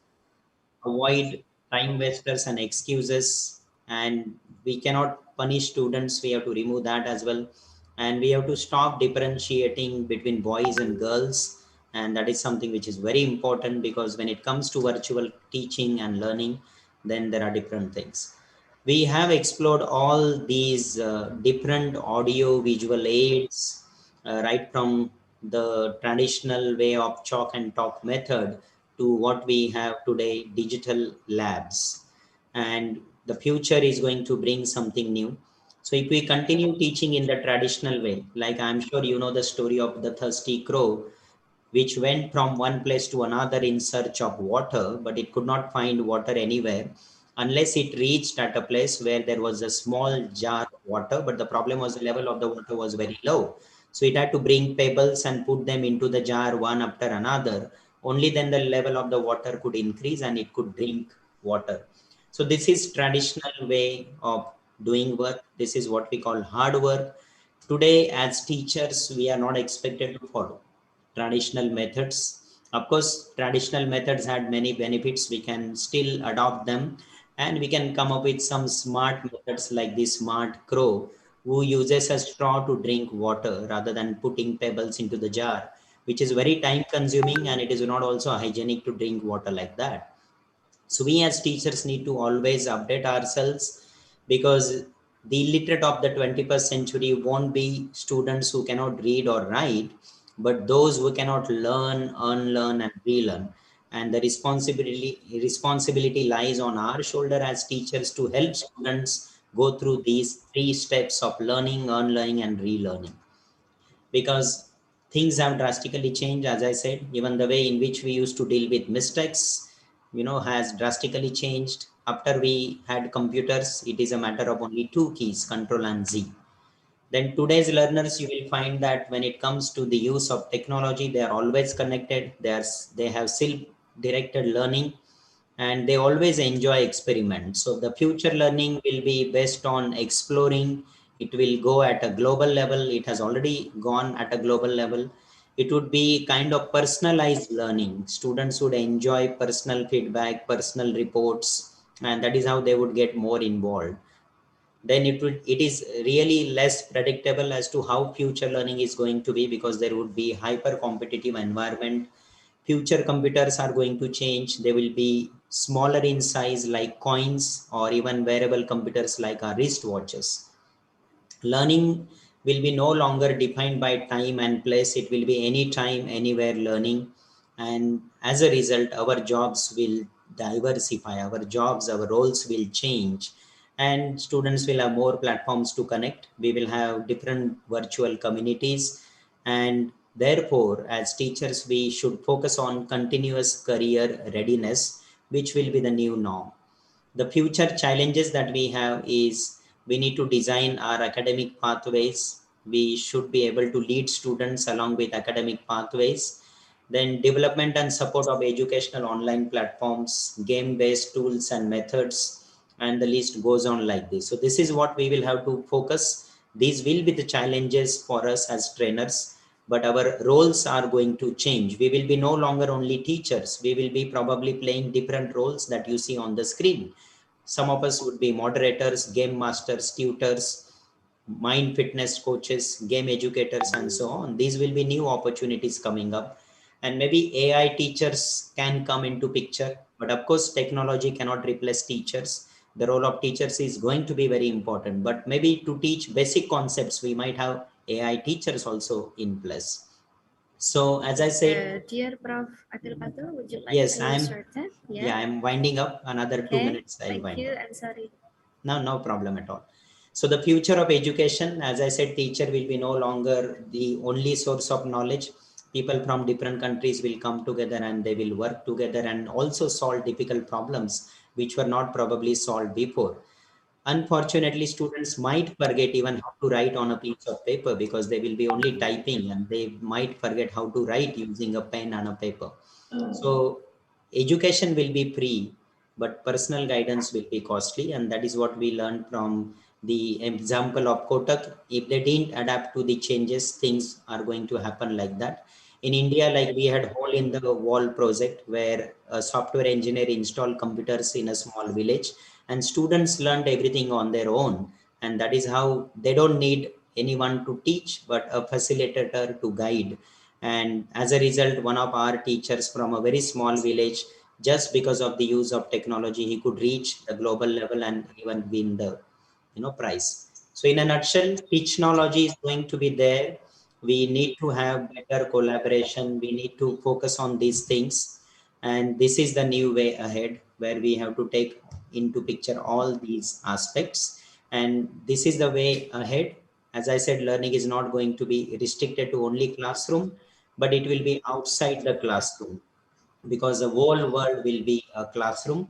And whether it is language learning or learning any other subject, we need to reach outside, and we need to bring whatever is outside to our classroom.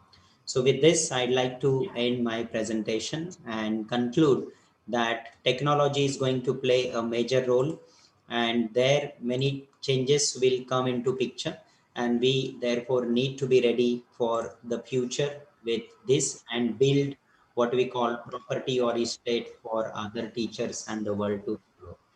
I'd like to take this opportunity to thank the organizing committee, Professor Andy, Professor Mania, and other members for their gracious invitation. Thank you very much. Over to you. Okay, thank you, Professor Adil Patul. So I like your quotation. Like, if we teach today's student as we taught yesterday, we rob them of tomorrow. Yeah, and Now, I will open the participants to join the discussion. Please opinion or any questions dealing with the topic.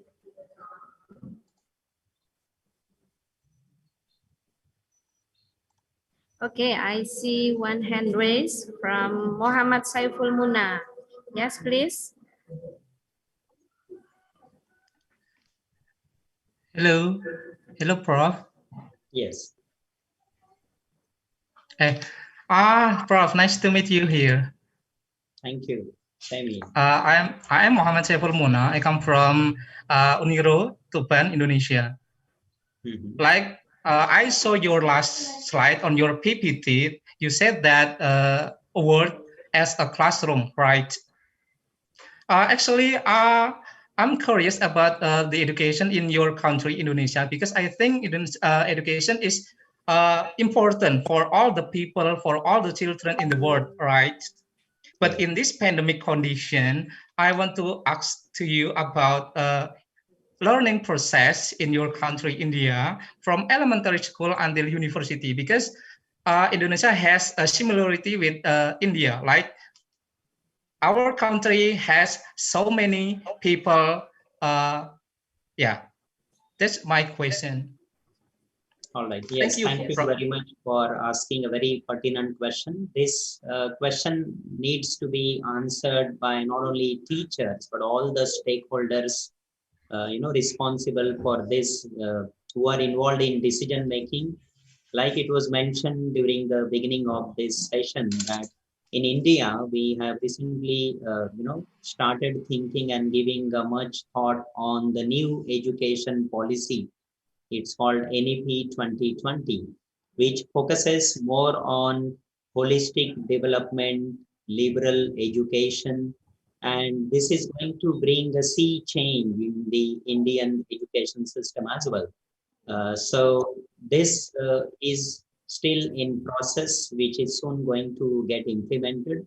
And as you mentioned, Indonesia and India, have similar background and platform and the culture, which would open up many opportunities of collaboration, and we can probably learn from each other on these fronts.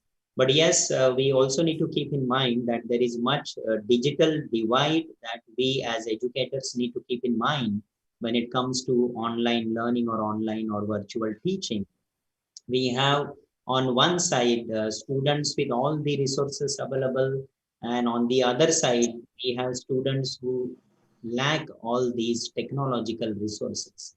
So bridging this gap is one of the biggest challenges, but as I said, only teachers cannot deal with this. All policy makers, the government or politicians, all people who are involved in finalizing such policies and implementing them need to come together and deal with such issues. But yes, your question is very relevant, very pertinent. And what we as teachers could contribute is only we need to ensure that whatever good policies, practices are proposed, we implement them in the most effective way, putting our heart and soul to it. Probably that is the only commitment that we can make, provided we also get other resources. So I hope I was able to answer your question briefly. Thank you, Professor Atil Patul. Yeah, that's very comprehensive answer. What about Mr. Muhammad Saiful? Do you agree with the answer? Thank you for the answer. Nice answer, but I'm still curious. I have still a second question. Is it okay? Okay, yeah, we still have time. I'm okay, provided the organizer. Okay, Prof. Thank you. Or Prof, maybe we can get connected. And if Prof, actually, I'm also a teacher here. So I'm curious about the student of elementary school in your country. Are the children face some like traumatic or syndrome or phobia about coronavirus? Or what do the parents face about this pandemic condition for their children? Yes, of course, it's a very challenging preceding time that we have been going through. It's very unfortunate that we are losing on, most of our people. It could be relatives, friends, or people across the world. But if you have a little selfish approach as teachers, I personally feel that this is like an opportunity in disguise or a blessing in disguise, because see, like we are all meeting today, without having any process of visa, passport, this and that, Yeah. other formalities. Yeah. So this has become a new normal, which was probably little challenging a couple of a couple of years ago.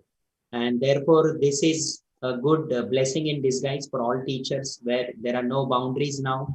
As I said, whole world has become your classroom now, and that is because of COVID that we are all now used to all these technological resources, online platforms. Even in India, teachers also had phobia of using technology before the pandemic. So forget about students and parents. But today, because of this forced situation of online education, even small village students in rural areas, they now know how to use, all these technological resources. They know how to attend meetings online. Most of them have created YouTube channels. Most of them have started creating their own content. And I think this is a good change in the field of education. And probably here onwards, we are going to witness a drastic change in the field of education, of course in other fields, but education is no exception. So COVID has brought many things down, but in the field of education, I think there are more opportunities coming our way, and we should probably come together, grasp them and deal with them to take education to greater heights, whether it is in India, Indonesia, or any country for that matter. So that is what I would. Yeah, thank you very much, Prof. Atul. Yeah, I agree with you. Yeah, so we have to be creative, innovative. Yeah, in this era of limited time of education. Thank Yeah. you, Mr. Muhammad Saiful, for your Yeah, thank you. question. I will give chance to another participant. Mr. Ezra Sekta Wibowo, I see that you raise your hand. Yeah, please speak. Good afternoon, Dr. Atul Patil. First, I would like to say I really like your idea about the world as the classroom and when education has limitless potential. However, in the technology, I think it limits social interaction between students because in traditional school, each student can speak with each other, they can change ID, play with each other, and also talk with their teacher. So in this technology, how to overcome this limit of social interaction. Thank you very much. Can you Yes. catch the question or the opinion? Yeah, it's fine. There was some problem in between, but I could understand what he wants to ask. Is what was the use of technology and its impact, probably negative impact on social interaction. Yes, I agree. Now, when it comes to any new change, it's going to have pros and cons, positive points and negative points. Like not only social contacts, but now children forced to attend online classes. So the amount of screen time that they have to go through and its adverse effects. Yes, these are the challenges that we have. Secondly, the human interaction, the personal rapport that we could build with when it was face-to-face interaction. What I would say is rather than having nothing, it's better to have something. So rather than simply stopping with our education, we are at least continuing our efforts online, which would bring some challenges in terms of social interaction, building connections, bridging gaps, and building new relationships. Yes, but it was also there earlier. It is not just because of COVID. Like man went to the moon and man came back, but man doesn't know who is his or her neighbor. So it is not just because of COVID. It was there earlier and it is going to be there. So probably we need to come up with some solutions where we start sharing with people, we start communicating not only through virtual platforms, but also through face-to-face platforms, and continue to build relationships. And yes, I agree that to some extent it is affecting social relationships, and COVID has also kept people away from each other. But I am very hopeful that after we overcome this challenge and after we are back to our normal routine, we would continue building relationships with people and having good social gatherings, social contacts, and that would happen not only at local level but at a global level. And probably this conference is one of the such initiative that we are building contacts here, and maybe in coming future we will also have social interaction face to face on similar platforms, but that would happen probably face to face. So I hope that was a brief answer that I could give. Okay, thank you very much. Thank you. Okay, yeah, thank you, Professor Atul Patil. Yeah, I think the session is over for Professor Atul Patil. Yeah, we can move to the next presenters, but before that, I will say thank you to Professor Dr. Atul Patil for give us tips, strategy, and great idea, yeah, how to overcome this condition. So this is very limited condition for every teacher in the world, but we have to be innovative, to be creative. Thank you very much. And the certificates for all keynote speakers will be displayed after the plenary session. So if you have time, you can wait until the display. Thank you very much. Sure, thank you. Thank you very much. Okay. I'm sorry for another question. Yeah, from the participant, you can wait until the next, or you have a very important question for Professor Dr. Atul. Yeah. Yeah. Yes. Okay, please.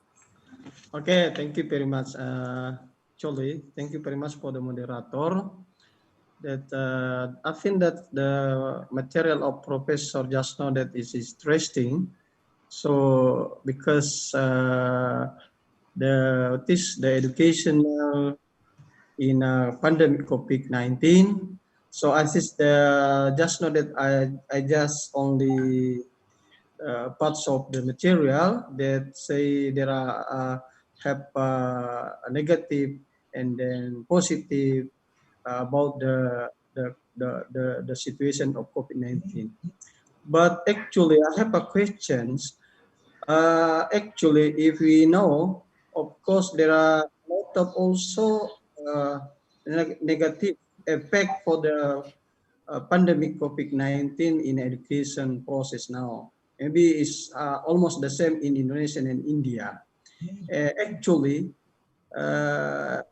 especially for the low education, for example, in a primary school, yeah, so there are a problem. There's a problem in doing teach. Yeah, I think that there are problem. The teacher will teach in a primary school because if especially for in pandemic COVID. So this is my question: how to overcome this situation teaching in primary school in India? I mean that. Thank you.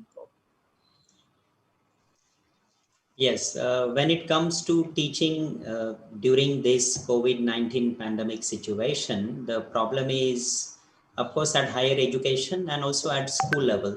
But school level, it is always more sensitive because, sending children to school during this challenging period, parents might not easily agree because students at this age might not be able to follow all the security measures or taking care of safety and precautions that they need to take care. Probably because of this we have these challenges, but as I said, technology is there for us to overcome this problem and continue with the process of teaching. And as I said while addressing the previous question, that instead of having nothing at all, it's better to have something. So maybe it could be small drops of education that we can impart in, but this would bring a change, and the process of teaching and learning would continue. but depending on the situation in every country, the decision is not only in our domain. I mean, different people are involved and they will be able to take decision on these things. But maybe we can drastically change, bring a change in the way in which we teach, the content that we share, the material that we use, and the syllabus that we focus on. Probably the roadmap, can be changed considering or keeping in mind the online or virtual platform. And that brings more scope for teachers to use their creative thinking, critical thinking, and reshape their curriculum in the light of this challenging period. So the responsibility lies more on our shoulders as teachers, and ensure that we continue with the process of teaching and learning and make it more interesting, because technology is there for our help. And therefore redesigning our curriculum, redesigning our content courses is the need of the hour, I personally feel, rather than just making excuses that there is COVID, this is the problem, that is the problem. Let us, I think, be little optimistic and focus on what we could as teachers do more than what we cannot do. So rather than the challenges, I think we should focus on the opportunities, because any opportunity when it comes to us comes with many challenges. But only those who grasp those opportunities, overcome the challenges, I think will be able to make history. And maybe in the years to come, in the centuries to come, we will always proudly say that we witnessed this pandemic and we could overcome this problem and we could still continue with the process of learning and teaching. So as a teacher, this is my personal opinion, which everyone might not agree, but I think we have this change that we are witnessing and we need to come up with some solutions for as educators. Thank you. Okay, thank you very much. Thank you. For Professor Dr. Atul Patil and also from Dr. Muhammad Jafar. Okay. I think I have exceeded time limit. I'm extremely sorry for that. But No, yes, because the discussion is very interesting. Yeah. And let's move to the next presenter, that is Professor Dr. Zarif Mohammed Ismail, PhD, MSc, MBA, PhD, PMP, the Dean of Egyptian Germany Academic, Egypt. And now let me write the short biography. He has a strong background in the theoretical and practical aspects of management information system. He received his undergraduate degree in computer science from Ain Shams University, Egypt, and MS in software engineering as well as MBA. He received his PhD in management information system. And now let me please Professor Zarif, are you ready, Prof? Professor Dr. Zarif Mohammed Ismail. Okay, we still wait for him to join this session. Okay, Professor Zarif Mohammed Ismail. I can hear your voice, Prof.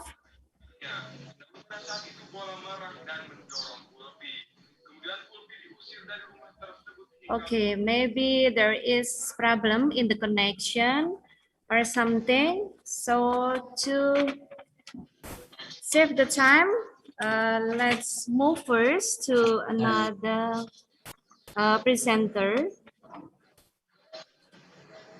That is Professor Dr. K.G. Fargis from Christ College Autonomous, Irin Jalakuda, Kerala, India. Yeah, dear Professor Fargis, are you there? Yeah, I'm here. You can hear me, right?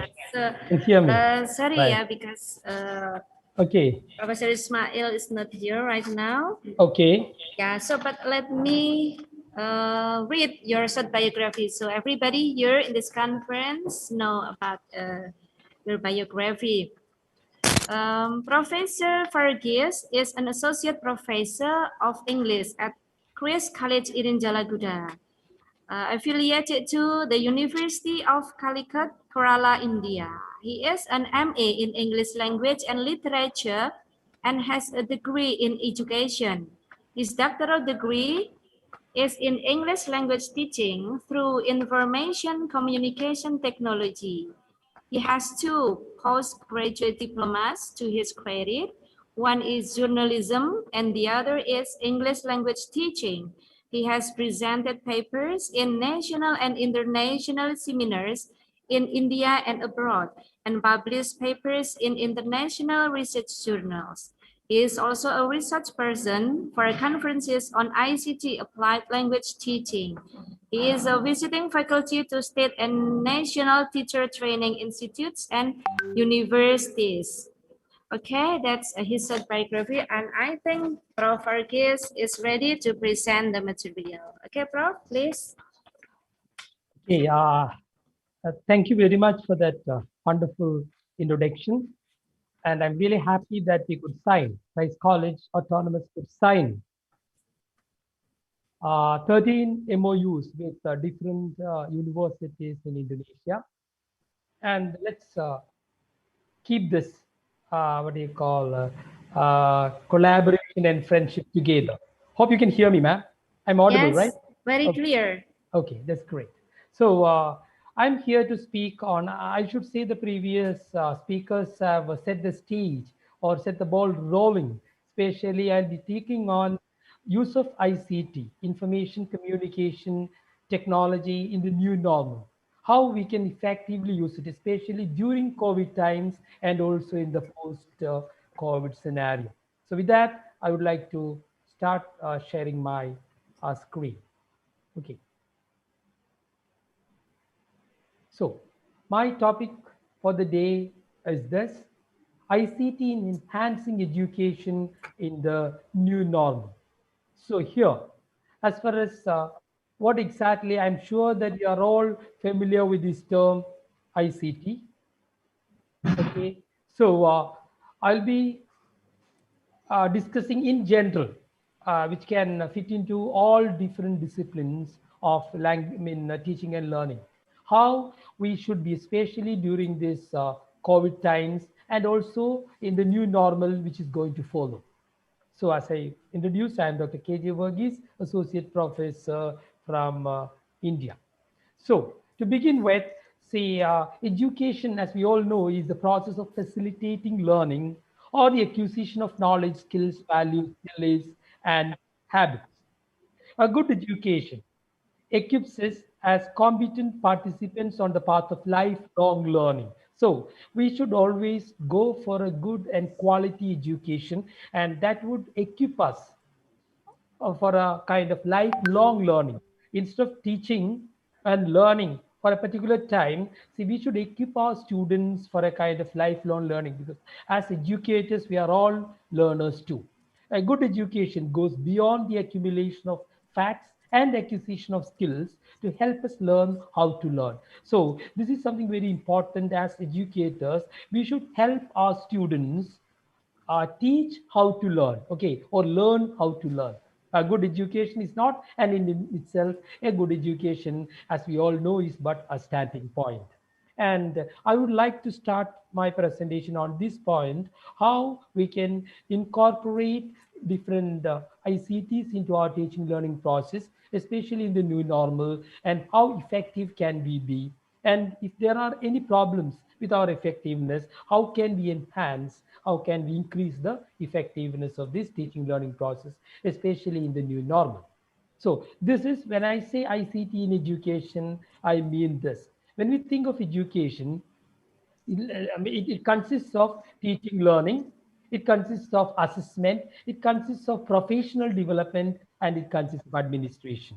So education in general, or it would be the teaching learning process, the assessment process, and of course the professional development and administration.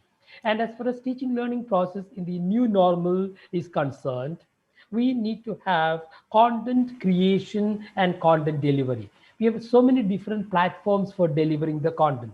Okay, both synchronous and asynchronous platforms. Okay, so we're synchronous platform. See, we are using Zoom now for this webinar, and actually it's a synchronous platform where the student and the teacher will have to be live at the same time. But we have a lot of other unsynchronous or asynchronous platforms where this teaching learning process to a certain extent can be delayed. Okay, so that's and we have so many different applications, ICT applications, where tools, okay, ICT tools, and also different what you call applications and websites for the purpose. Then, of course, when we are teaching online, a lot of disturbance it seems. One minute. Hello, a lot of disturbance. Could you please mute? Could others please mute, please? Okay, right. So as far as creating content is concerned, again, when we want to deliver the content, naturally we will have to create the content. And as far as the creation of the content is concerned, we have a lot of different ICT applications and websites for that purpose. So that is teaching learning process. Then for the assessment, we have a lot of tools like polling, we have e-portfolio, we have quizzing tools, we have forums, we have concept mapping, a lot of different, and also when they kind of games for assessing the students. And when it comes to professional development, of course, we have digital publications, we have online courses, we have webinars, okay, and a lot of online tutoring. We have a lot of different ways so that the teachers, the educators can develop professionally. And then, of course, the administration. I'm sure that if the administrators are here, our office will be automated, our library will be automated. So that's how we automate, or rather what we call technologize, or a digital transformation of this kind of administration. So when we say ICT in education, it is all comprehensive. We are trying to take everything into a digital platform because of these COVID conditions. But and we all know that we are in information era or industrial revolution 4.2. Oh, and what exactly are the educational implications for this as far as educators are concerned? And let me tell you, they it offer a lot of challenges, at the same time a lot of opportunities, tremendous challenges and opportunities to be teachers. First thing is to rethink their basic tenets. See, we have some basic concepts, basic principles, and beliefs about teaching learning. We need to rethink about it because things have changed. We are not teaching our students the way we were taught. Another one is to deploy the technology in creative and productive ways. Technologies are there in plenty, but it is how we deploy it for our students, especially in creative and productive ways, which are more important. And the third one is to restructure education to respond progressively and constructively to the social and technological changes. See, we are facing, because people in all walks of life are using it very effectively for the benefits of their own clients, their own customers. So why can't we use it in such a way that our students, our stakeholders are benefited? So the information era has so many educational implications. And what would be the influence of COVID on education? See, for example, see, the influence of COVID on education, especially, let's have the positive outlooks first. And opening new avenues in the field of education. I'm sure a lot of new avenues are opened all because of COVID, this pandemic. Okay, otherwise, I don't know how many of us would be going online, or whether a digital transformation of education would be possible. Because as far as India is concerned, we are all educational agencies like UGC, NAC, NCRT, all were trying to bring in this digital transformation, but it was very slow. But once the pandemic came, I should say, which transformed education digitally, it would be the pandemic. So opening new avenues in the field of education. Another one is paving way for learning new resources. See, we are now have a lot of resources introduced to us just because of this pandemic, giving an opportunity to experience new technology interventions. I don't know whether we would have used this much technology in our teaching learning process if the pandemic has not happened. Okay, so giving an opportunity to experience new technology interventions and use this technology in our teaching learning process, enabling learning of new skill set.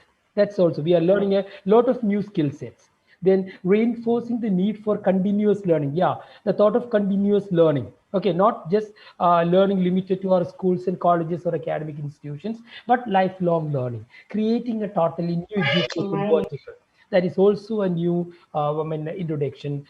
These are all positive outlooks of what you call COVID on education. But also we have also negative influences like closure of institutions remain closed, increasing compulsive use of electronic devices, whether you like it or not, whether you have the aptitude or not, you have are asked to use electronic devices, effect of general well-being. Then social disengagement, there is of course social disengagement happening because we cannot go out, we are not mingling with our students are also learning from, we are speaking to the screen, students are learning from the screen. Denial of extracurricular activities, exposure and experience is also limited in this case. Okay, that physical exposure and experience. Then teacher student disconnect is very much there. Many teachers complain and students complain about it. Challenges in sustaining relationships are also there, creating sense of insecurity and uncertainty. These are all negative influences, but let's concentrate on the positive influences and see how what changes are there in the student perception. Okay, so student perceptions and reasons for disengagement. Number one is ineffectiveness of virtual classrooms and learning outcomes. This is because of the mindset, teacher taught mindset. We have teacher taught mindset, and we think that teaching learning can take place only in the classrooms, and hence some of the students and teachers think that virtual classrooms are quite ineffective. That's one thing. We have to change our mindset. Limitations in interaction is there often. Physical interaction is not possible. Absence of community feeling and class atmosphere, of course. The students may be attending their classes from their homes, and we are teaching, sometimes we are also teaching from our homes, so that community feeling and class atmosphere is lost. Sense of isolation is there. I need not explain that. Unconducive home environment. And home environment for many of our students are not that conducive. There are a lot of challenges of technical glitches like bandwidth, laptop desktop capability, inadequacy of resource, requirement for more than one laptop, weather, power situation, all these depend, or our teaching learning process depend on all these factors. And there is also digital divide. A country like India, and I'm sure maybe countries like Indonesia and many of the Asian countries have this digital divides, digital haves and digital have nots. Okay, that's also a problem. Lack of individual attention is there. Teacher learner responsibility is also a little. Computer fatigue, you often get tired watching or learning from the screen. Another one is content conflict. Okay, when content comes one after the other, often there is a kind of content conflict also happening. So in this scenario, how can we, what do you call, better, how to address these student concerns, especially in a post-COVID scenario in the new normal?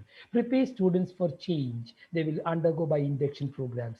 See, we are having such induction programs here to train students or to inform students how things are different and how they should get used to this kind of teaching learning process.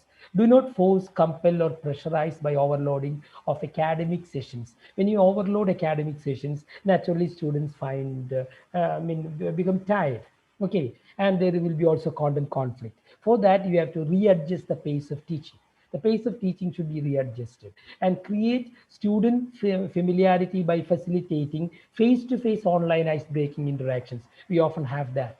If need be, shorten the class duration, give extended breaks in between. The class duration, if it is for 1 hour, it should be half an hour or 40 minutes.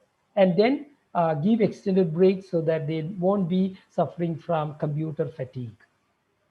To clear inhibitions and anxiety, create small group mentorship sessions. We all have also tried that. Small group mentorship sessions, especially in social media like WhatsApp, informal ones, WhatsApp or Telegram or Messenger groups. Then one important thing, enhance faulty role in classroom from fire and forget to guide and mentor. Often the role that we play, the class is missed for or the class is lost for both students and teacher after the class in a physical classroom. So from fire and forget to guide and mentor. So naturally, that's a big role change as far as teachers are concerned. And what exactly is this role change for teachers and students? And what is the impact of ICT on teaching learning process? And it is said that we need to change the way the teachers teach, and the students will have to change the way that learn. So the way teachers teach and how students learn will have to be changed. And what are the changes? What are the chief or the main changes? There should be a shift from, the role of a teacher, the role of an educator as a knowledge transmitter. Okay, see, in our physical classrooms, often we work as knowledge transmitters, primary source of information. From there, the shift should be from to a learning facilitator. A learning facilitator, a collaborator, a coach, a knowledge navigator, and a co-learner. So that is in the ICT scenario or in the ICT classrooms. The change would be from knowledge transmitter to a learning facilitator, collaborator, coach, knowledge navigator, and co-learner. That should be the change as far as the teacher is concerned. And for the students, teacher controlling and directing all aspects of learning. Okay, so many of the physical classrooms are teacher-centered classrooms because the classrooms are large, especially in Asian countries. So teacher controlling and directing teacher-centered classrooms. From teacher-centered classrooms to what you call student-centered or learner-centered classrooms. Teacher giving students more options and responsibilities for their own learning. We have to give more opportunities. So the students would become self-directed, self-regulated, and self-motivated students. Okay, because physical classes, some these things are possible. So to a certain extent, teacher giving students more options and responsibilities. So naturally, they become self-regulated, what we call directed students. So the scenario would change like this: learner at the center. Okay, see, student centered, and teacher is one source of information but a great motivator. And because no teacher can be replaced by technology. Okay, because the emotional touch is to be given by the teachers. So teachers won't be replaced by technology, but let me tell you, teachers teachers who don't know technology may be replaced by teachers who do.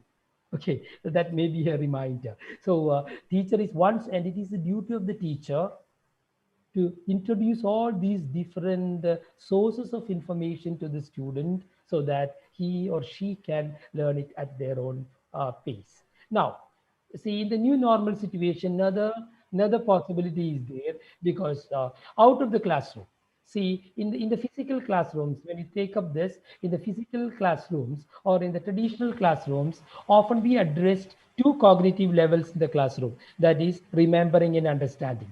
Two cognitive levels were understood in the addressed in the classroom: remembering and understanding. And the higher cognitive levels like applying, analyzing, evaluating, and creating were often addressed by addressed outside the classroom, and often not addressed. It all went unaddressed. Okay, because most of the exams test their what do you call remembering and understanding levels, that cognitive levels. But when in the new normal, we have to reverse it. See, outside the classroom, we need to address their remembering and understanding cognitive levels, because we give our classes online or offline, remembering and understanding. And whenever we get them in our classrooms, maybe weekly, twice or thrice, because of the present situation in India, only 50 students are allowed in the class. So naturally, the students will have to take turns. So in the classroom, applying, analyzing, evaluating, and creating, we will get more time to address these higher levels. That is the concept of flipped classrooms. In the flipped Dear classroom, Dr. Varghese. yes, Yeah. I'm finishing. I'm winding up. Yes, Right? thank you very much. Okay, one second. Okay, Okay, yeah. out of the classroom, maybe in 2 or 3 minutes. Out of the classroom and in the classroom, right? So as I wind up, so technological pedagogical knowledge, TPAC is essential for an ICT teacher. a teacher in this scenario, okay? Because the content knowledge, I mean, pedagogical knowledge and also the technological knowledge should happily combine and it should intersect so that the teacher is equipped to teach in a technological, pedagogical, and I mean, situation, a TPAC. So these three knowledges should happily intersect for a teacher to be a good. And let me tell you, this is what we expect, right? Return home with the 21st century skill sets, creative publishing, information management systems, etc. But let me remind you as I wind up, it doesn't matter how many resources that you have. If you don't know how to use them, it will never be enough, because we should stop running behind different ICT tools. But we should know what are the tools that we need, get familiarized, get skilled in that, so that I mean, we can use them effectively. So that's why using technology in the classroom is a mindset rather than a skill set. Okay, it's a mindset. Okay, I used to say that it is a human way. We have both software and hardware in plenty, but it is a humanware that matters. And what is humanware? Humanware, in fact, is the individual teacher's ability to design, I mean, classes with the available technologies. So the mindset is more important than skill set. And this would be my last slide. Who you have become after COVID-19? Let me tell you, 50% of our people are afraid. 50% are still afraid. They grab toilet paper. You saw it in the European countries, complaining about having to sit on your ass. Is this over yet? They are grumbling and sleeping sometimes until 12 to 14 hours. But when we go to the learning phase, but 40% people have entered the learning phase where they use the time to learn new things, find to stay productive, give up what you cannot control, take action with your extra time, live with the present and working hard. They are working hard. But let me tell you, only 10% has reached the growth level. Okay, plant, and what are they doing? Plant the seed for something amazing. Identify this time as potentially life altering. Use the time to build something that will have value for the rest of your life. Become mentally tough, become greater time management, develop major skill set, change your life, and from work hard to work smart. So I would say, instead of work, yeah, we have to work hard, but we should also work smart. And how do we work smart? With the latest ICT tools, ICT applications. Okay, you know the story of this old crow. Okay, but the new crow with the straw, that is the ICT applications, they are working smart and for the benefit of their students. So my dear educators, let's all work smart in the coming times, the new normal scenario, to face the challenges of education. So thank you very much. Thank you very much. Thank you very much. Wish you all smart Dr. teaching and learn, right? Okay, smart teaching and learn. Fargis, Thank you. yes, yeah, Thank you. very clear explanation about the impact of ICT. So we know that teachers now cannot be separated from ICT. So they have to add many technological, pedagogical content knowledge, yeah, for the teachers nowadays in this online era of education. Okay, now let me invite the participants to join the discussion. Now I open for the participants to give idea, opinion, or any question related to this very interesting topic about ICT. Yes. I still wait for the question or opinion.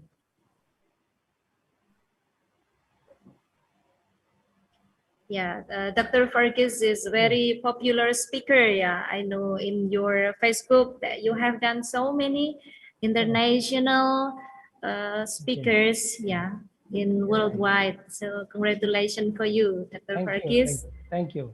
Yeah. Then I still wait for the question. Mr. Gofur, are you there? Yeah. Hi, I'm hello, here. sir. We want to Hello, communicate with him. Yeah, Dr. Fargis.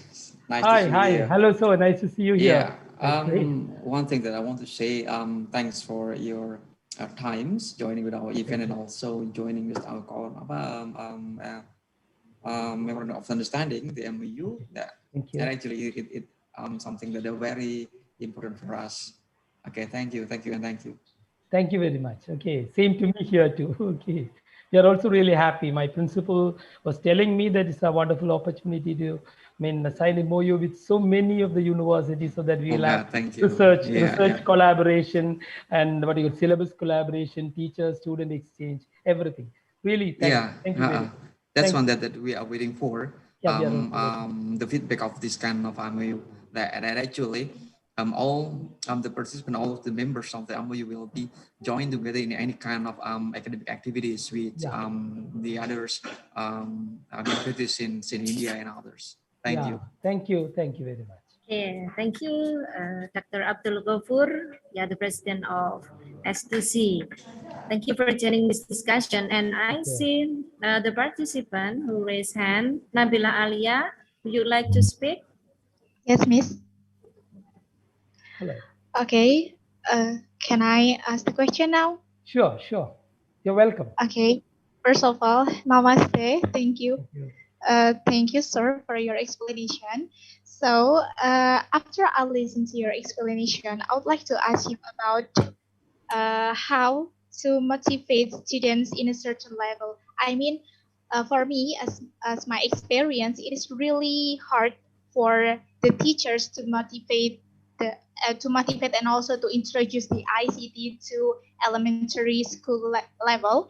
So, would you like to give maybe tips or maybe tips to how these teachers can introduce and also motivate the students, particularly in elementary level? Thank you. Okay, elementary level, I think it won't be that difficult because our students are digital natives. Our students are born into a world of digitization and they are digital natives. So it is, in fact, if you slowly, what you call, introduce one by one, all this, and I think they spend a lot of time maybe surfing, they spend a lot of time on their mobiles, on their parents' mobiles, etc. So once we start because they often use it for gaming and for other purposes. Okay, so see, for example, in many of our teaching, we can include these games. We can use these games, especially as far as I am from language side, and as far as there are a lot of language games which can be easily introduced to the students, and they would really take it as fun. They learn at the same time, it will be gaming too, so it will be never boring for them. So I think these ICTs, especially to begin with, if you are giving them small games, I think in all, whether it's mathematical games or physics, whatever the subject that we teach, if we can teach through a game way method, it would be, they will really appreciate it. They learn more and the retention level will be maximum because for them, they are digital natives. So it's not that difficult for them to do all this because they use it for gaming nowadays. Okay, that's it. Okay, so the conclusion is the teachers must provide an interactive video to teach. Correct. Yes. Yeah. Correct. But sir, may I ask you again? Sure, yes, sure. please. So, Yes. in our country, I don't know what happened in your country, but in our country, there are so many senior teachers, and they are kind of struggle to to adapt to the ICT and introduce that to their students. And as the solution, there are so many paid online learning platform, but the weakness of this, the parents must pay to that to the provider. I mean to that platform to learning by online. And for the parents who do not have who doesn't have money, so their children will experience learning loss. Uh, I asked about what happened in your country and how Yes. the Yeah. government in India Yes, that's a very good question. I handle this understand. situation. I got your question. See, as far as I'll answer the first part of your question. See, as far as senior teachers, as I said, if our students are digital natives, most of our parents and most of our teachers, senior teachers, are digital immigrants. They are digital immigrants. because they were not born into the world of this digitization. So often they find it a bit difficult to use these technologies, but they will have to slowly learn these technologies. That's why I said, instead of running behind a lot of ICT tools, understand or learn or what exactly the tool which will be useful, comfortable with them to use, and they can start using it. And as you said, I think I mentioned in the presentation that there is a digital divide existing. Many of the students don't have these gadgets. Many parents are poor and they cannot buy these gadgets. So in India, what we are doing is we have such classes delivered through TV, television. I think most of the houses will have a television at home. So not during the prime time, through different channels in India, we are giving classes through television. So television, I think if at all, if you don't have the television, you can go to your friend's house or you go to a club or a reading room in your village and sit together and learn. So because so every student need not have a digital gadget, but instead we are using TV. And we also have an EduSat, I mean a satellite. So we have terminals of EduSat. So in different villages, we have small, what do you call, sheds or small setups where students can sit and watch this, of course keeping the social distance. Okay, so TV, telecasting your classes through TV, television is one easy method, because most of the students will have a TV at home, or they can go to their friend's house or a common a place where they can share the TV and learn. That's how we are teaching. Digital divide is a big problem, as you said. It's true, because India is also a developing country. We are facing such problems. We are doing like this in order to solve it. Okay, right. Okay, thank you, sir, for your explanation. Thank you very much. Okay, thank you, Nabila Alia, for your good question. And is there any participant that will join this discussion? By the way, Dr. Fargis, have you been in Indonesia before? No, I've been to many countries except, see, in fact, really? yeah, I've been to Malaysia, I've been to Hong Kong, I've been to Thailand, Nepal, Yes. almost all countries. Indonesia, I was supposed to be there in October. I mean, which, I don't exactly remember the name of the university, because I was invited, and I was also supposed to speak in 5 universities. But the problem, because of COVID, I couldn't make it, and the whole what do you call? Conference went online. That's it. Okay. It so was in the Semarang University, if I remember correctly, University of Semarang. Semarang. Oh, in Semarang, yeah. Semarang, yeah. It will be very nice to meet you here offline, sir. Sure, Yeah. 100%. Once the pandemic is almost over, we will meet, Yeah. I think. Okay. Thank you.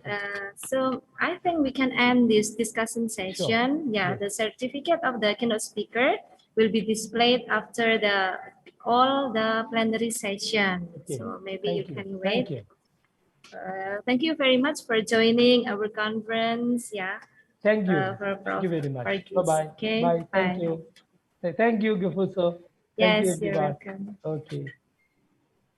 Thank you. Okay, for the presenters, yeah, please stand by in Zoom, because you will join the breakout room, yeah. But after this, we will continue to the next plenary session from Dr. Nurul Fadilah, SPD MHUM, EIN Lok Sumawe, Indonesia. I will greet first. Hello, Dr. Lulu Nurul Fadilah. Are you here? Excuse me, Ma'am Risa. Dr. Lulu will be changed by our Vivian. Oh, okay. Yeah. Dr. Lulu will be next day. Tomorrow. Tomorrow. Yes. Yep. Okay. It's okay. Because all keynote speakers here, yeah, that present in our conference has very basic schedule, online and offline. So now let's move to Pak Wafi, Abdul Wafi, SSMPD, from State Islamic Institute of Madura, Indonesia. He is Yes. an English lecturer at State Islamic Institute of Madura under the Religious Ministry of Indonesia. He graduated from Faculty of English Letters at University of Pesantren Darul Ulum, Jombang. And now you are a candidate doctor, okay? Right? Ongoing Yes. process. Amin, Okay. amin. He graduated from faculty, he graduated from Magister program at State University of Malang, majoring English language teaching program. His expertise are English language teaching and training, public speaking, motivator, journal reviewer. He is also the author and trainer of Terapi Ngomong Inggris versi MUI. Yeah, it's very popular. Yeah. He is also the CEO of Smile the Crime English Course and Training Pamekasan Madura, and the director of the Golden Institute Pari Kediri.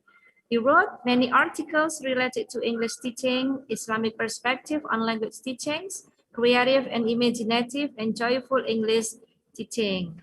Now, let me invite directly Mr. Wafi to share the idea. Please. Yes, thank you very much, Ibu Risa. So allow me to share my screen. My screen. I'm not a host. Okay. Can you see my screen? Hello? Not yet, maybe in the process. Okay, we can see now. Okay. Oh, I come conclusion. Let me have my. Hey, Bismillahirrahmanirrahim. I would like to start my presentation by reading this one of surah. I mean ayah in Holy Quran, Quran Surah Taha, verse 25 to 28. And this surah, I mean this ayah was read by Prophet Moses when he wanted to face Pharaoh. But today I'm not facing Pharaoh, but I take this as the, what is that?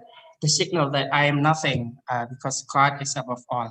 So Bismillahirrahmanirrahim. Rabbi shrah li sadri wa yassir li amri wahlul 'uqdatam min lisani yafqahu qawli.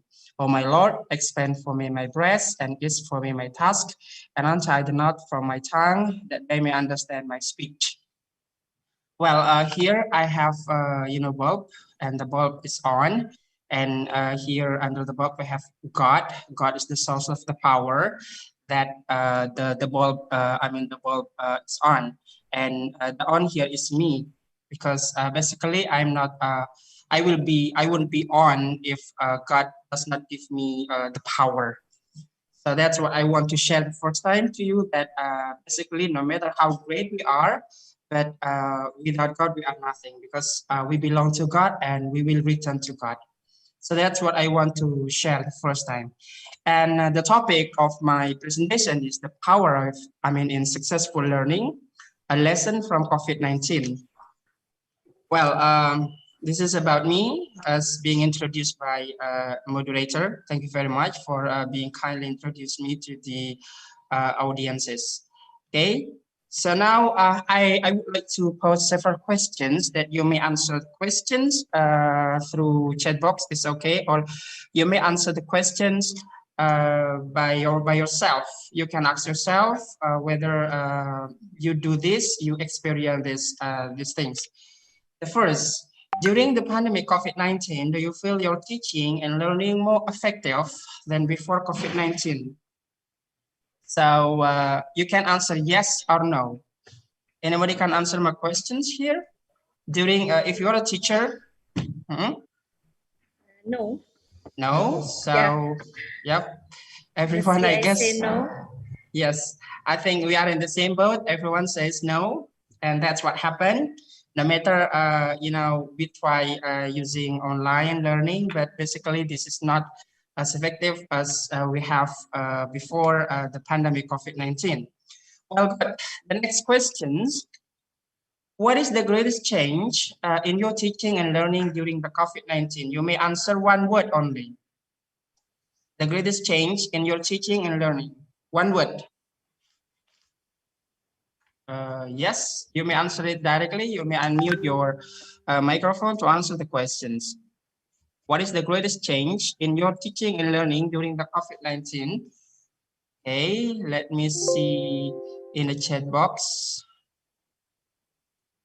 Okay, so anybody can answer it, orally?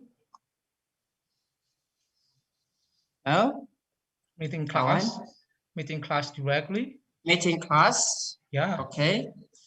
Yes, good. The meeting in the classroom. So this is the greatest change. We don't meet in the class anymore.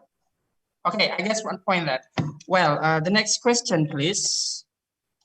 Do you agree that successful learning depends on the availability of technological devices, such as good internet connection, laptop, Android phone, and so forth? Yes, absolutely, sir. You agree with that? Really agree with that? So by having a very complete technological devices, so we will have a successful learning. But according to the research proposed by yes. I think it's depend on the user. Depends on the user. Okay, so your answer is in between. You can say you can be agree and not agree, right? Yeah. You disagree. I Thank don't you. agree. You disagree with that. It depends on the user. Good. Thank you. Yeah.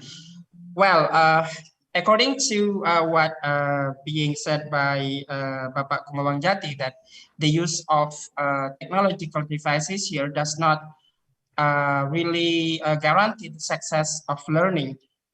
So that's what I got from him. Next question, if you say how much do you disagree or do you agree with that? You really agree or you really disagree? But I guess just now, one say in between. Yes? Okay. Let me have. Okay, good. So I guess just now I get one answer that you are in between, so you may agree and disagree because it depends on the user. The next question: have you ever met someone who is successful in their learning or their career, although they live in limitation, physically limited, financially limited, limited in technological devices? Yes or no? Yes. Good. So the second one. Okay, if your answer is yes, it means the limitation in physical, in financial, in technological device here does not guarantee the successful learning.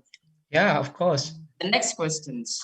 Do you believe in the power of God in succeeding your teaching and learning process? Something like luck.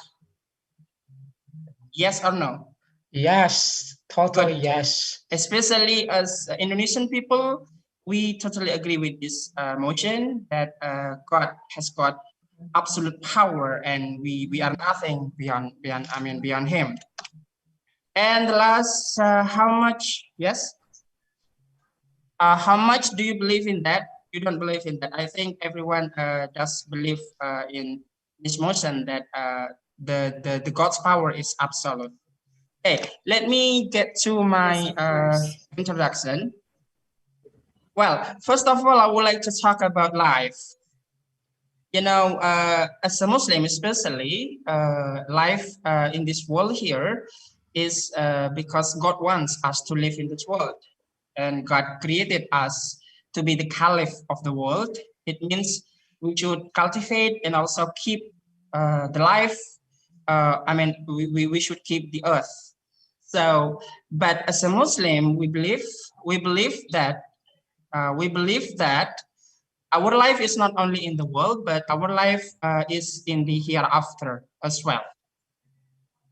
Okay, so that's what we have. So, teaching here is only a piece of our life in the world to prepare our life in the hereafter. And the next, I would like to talk about human and God. So, because we are human and we were created by God, so we have to know our part, and we have to know our God's part. Remember that we are a human and we are the servant of God, and God is the superior all of the things. Okay, human here is equipped with a brain, with a heart, and with spirituality. So although we believe in materialism, but basically we believe in power beyond that materialism. Okay, and to continue the life, human here is is educated through education. Continue the life to make progress of life. So humans should encounter the education, and one of the facilities of the education is the school buildings, like what we have before before pandemic, that we go to school every day, we go to campus every day. That the building was really awesome. We focus on the facilities, so that's what we have before pandemic. And what we are doing with those facilities is to get a successful learning, to get successful career in life. Well, so what is before and after COVID-19? The first, you can see here is the Kaaba. In Kaaba here, that every day and every time, 24 hours full of people. But after COVID-19 pandemic, strikes, so it is empty. So it is really rare in our life that the Kaaba here is empty, and it is empty because of the COVID-19. And the next here, the streets. The streets every day were very busy. Everyone is on the jam. But after COVID-19, the streets were very empty, and the streets were like quiet and silent. And here in this classroom, before COVID-19, the students are in the class, they sit side by side. But after COVID-19 here, so everyone is limited by space, that they should keep the distance. And like here, then finally, and one table and two chairs for one student. That's what happened before and after COVID-19.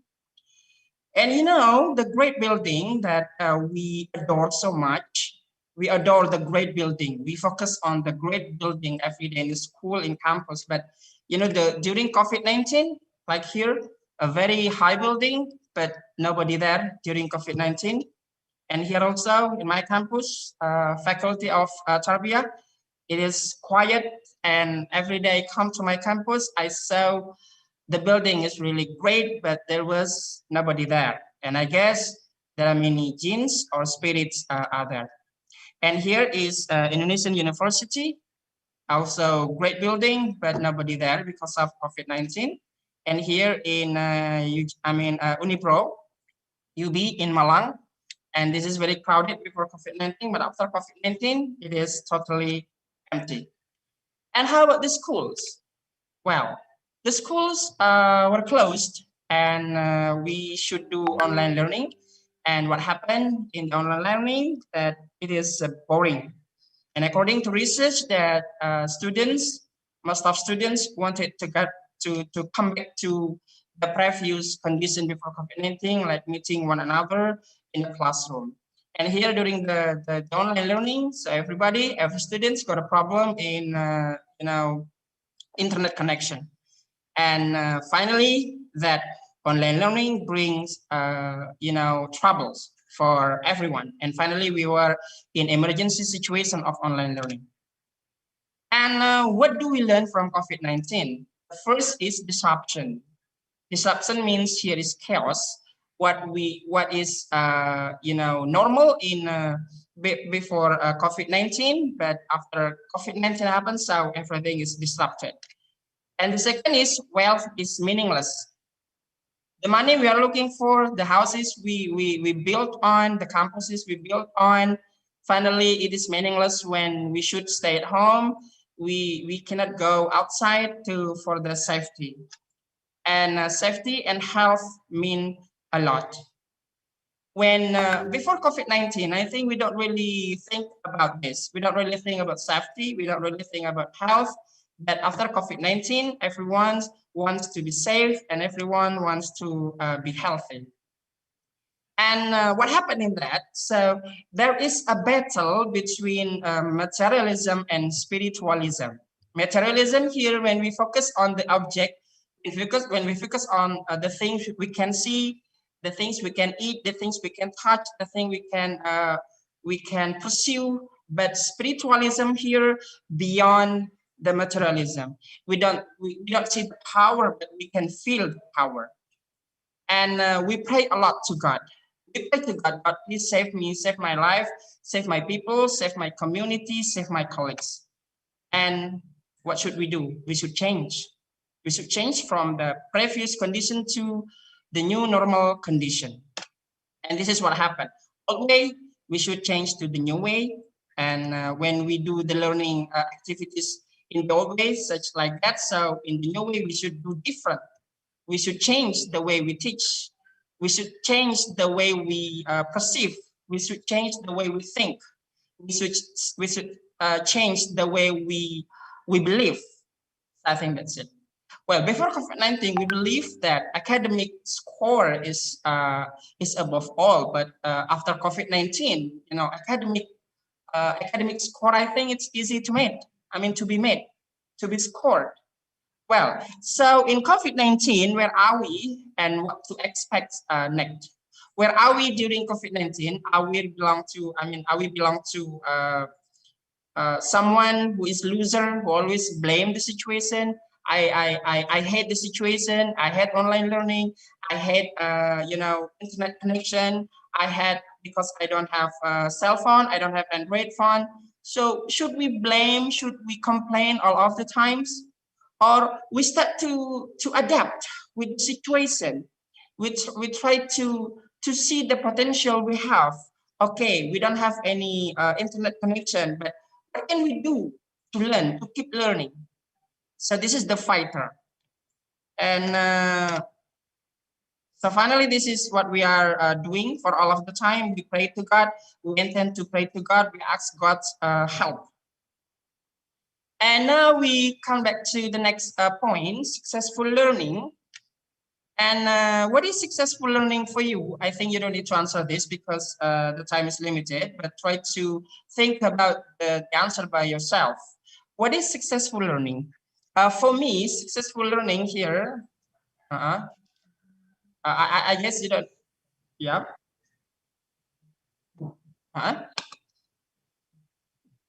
Yes, sir. Okay, so let me continue. So you don't need to answer this question because the time is limited. I try to shoot the time. So what is successful learning for you? So I guess you should answer it by yourself. You don't need to propose your answer to me. But for me personally, that successful learning here is not only about academic score. During COVID-19, before COVID-19, probably everybody pursues the academic score. But after COVID-19, I think academic score here is easy to be made. I think we can ask the score. We can produce the score. I think it's easy. Okay, the next here, what is great teacher for you? So for me personally, great teacher is someone who is patient. This is the first. And second, someone who is, humorous, because, before COVID-19, everybody was stressful due to the jobs, due to the life burden. But by having a humorous teacher, I think the learning will be joyful. Next, what is great student for you? For me personally, great student for me is student who is active in responding and creative in giving answer. For example, when I found student, for example, what is 3 times 4, for example. So my student answer 1,200 or 2,000, for example. So I think for me, a unique student is when the student can use their imagination and their creativity to find something new. Okay, and the next, is there any single best learning method to apply in our learning activities? I said, no way. There is no any single best learning method to apply in our learning. We should combine with all of, all of learning methods. That's what we call by eclecticism. And the next is, do you agree with successful learning can guarantee success, students to have successful career? And I said yes, and I can say no, but I prefer to say no, because successful career here, is sometimes is unpredictable. One student, probably they are not good in their schools, but in their future career, they have a great career. Do you believe that there is the power of God in your successful learning? I totally agree with the motion. And I said, yes, that I do believe that there is a power of God in our successful learning. And now we come back to the next topic about this person. First of all, I would like to address success measurement, score or attitude. I told before that before COVID-19, everybody pursues score, academic score. Good score will determine good life. And I said, no, after COVID-19, we shouldn't believe in that motion anymore. We should believe in another thing beyond score. What is that? This is about attitude. Although the students have got bad score, but their attitude, they have positive attitude toward their life, I guess that is successful students. And learning is a process. Okay, we may say that there is a student who is successful in their elementary school, but in their junior high school, she's not successful as they have in their previous schools. And sometimes the students, is successful in their university, and after they graduated from university, they are not as successful as they have in their university. Why? Because learning is a long life process. Learning is a process till we die. Okay, and that needs time and sacrifice. To pass through the time and to do the sacrifice, we need power. And the power can be visible and can be invisible. That's what I want to discuss about. Visible and invisible power. What is visible power? Okay, visible power here is, for example, logically, when we have everything, we have much money, we have complete facilities, we have everything. I think in our logic, we say that I will be successful as long as I have good facilities. I have complete facilities. That is visible power. For example, like a high IQ, learning devices support, great teachers, effective learning methods and strategies, complete learning facilities and buildings. Those are the visible power. But again, visible power here after COVID-19, we don't think about that anymore, but we think differently. What is that? Number two is the power of learning, invisible power. So after COVID-19, we finally learned step by step that love is the source of power. When we love something, when we love learning to do, when we love learning something, I think it will give power. Sometimes we are not really motivated to learn something because we don't love. We don't have any love. But if we have love at doing something, so I think automatically we will get motivation in doing that and pursuing that. And the next we have care. Care means we are talking about that life here. It's not only about us, about me, myself, but life is about me and my people around me, my people around the world. So I think that's it. So we should care one another, help one another. And the next is thank God. Thank God means here, we should thank to God. We don't need to complain a lot. We don't need to complain the situation. We don't need to complain the limitation we have. But we have to thank to God. see the positive side of everything, see the bright side of everything. We should focus on that. For example, we don't have much money, but Alhamdulillah, I am totally healthy. So we should thank to it. We don't need to focus on that I don't have much money, but we focus on the positive energy we have. And the next we have humbleness. Humbleness here means we try to be down to earth in what we have. But you know, in materialism, before COVID-19, I think many of us are, you know, arrogant. For example, we have a car, we have big houses, we have, you know, university with A accreditation. We are so arrogant, we are so proud of it. But you know, being humble here can keep you balanced in life. We don't need to show the excellence we have, but we try to keep, you know, working better and better. And finally, we can be better every day and every time. And the next is we have good deeds to other. I think it is similar to care.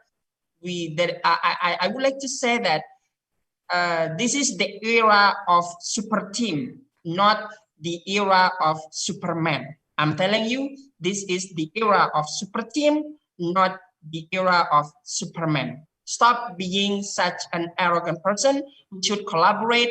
We should try to, you know, help one another, care one another. And like what I have in my community, share to care community, I think we share and we care one another. And I think it is a great power. And the next is about charity. Charity means sedekah. We have to other people. As long as we have money, we can share the money. If we have you know, energy, we can share the energy. If we don't have any energy, we can share the good words for other people. And the next is devotion to your God. Here, I think. Yeah, it's about the time. How many more minutes? 3 minutes. Okay, let me finish soon. Yeah. So the devotion to your God here, I think we should bersujud to God. We should think about this. We should return to God. So I think that's the point. After COVID-19, we should return to God. Sincerity, prayer, and fasting, I think here is invisible power to make a successful learning. And the conclusion now. Number one, human is human, God is God. No matter how hard we try, we are limited and God is unlimited. This is the first. And the second, know your part and know your God's part. We are the servant, we are limited, and God is our king, God is superior, God is above all. Materialism, never let it lead you. So materialism here, when you see the life in terms of materials, you see money, you see houses, you see building, you see academic score, you see certificate, you see, you know, something materialism. So don't let it lead us in life. So we should get back to what we are. We are spiritualism. It means we should believe that the power of God is unlimited. Worldly success is tentative, but hereafter success lasts forever. So for our students, we don't force our students to admit that their worldly success, because worldly success is tentative.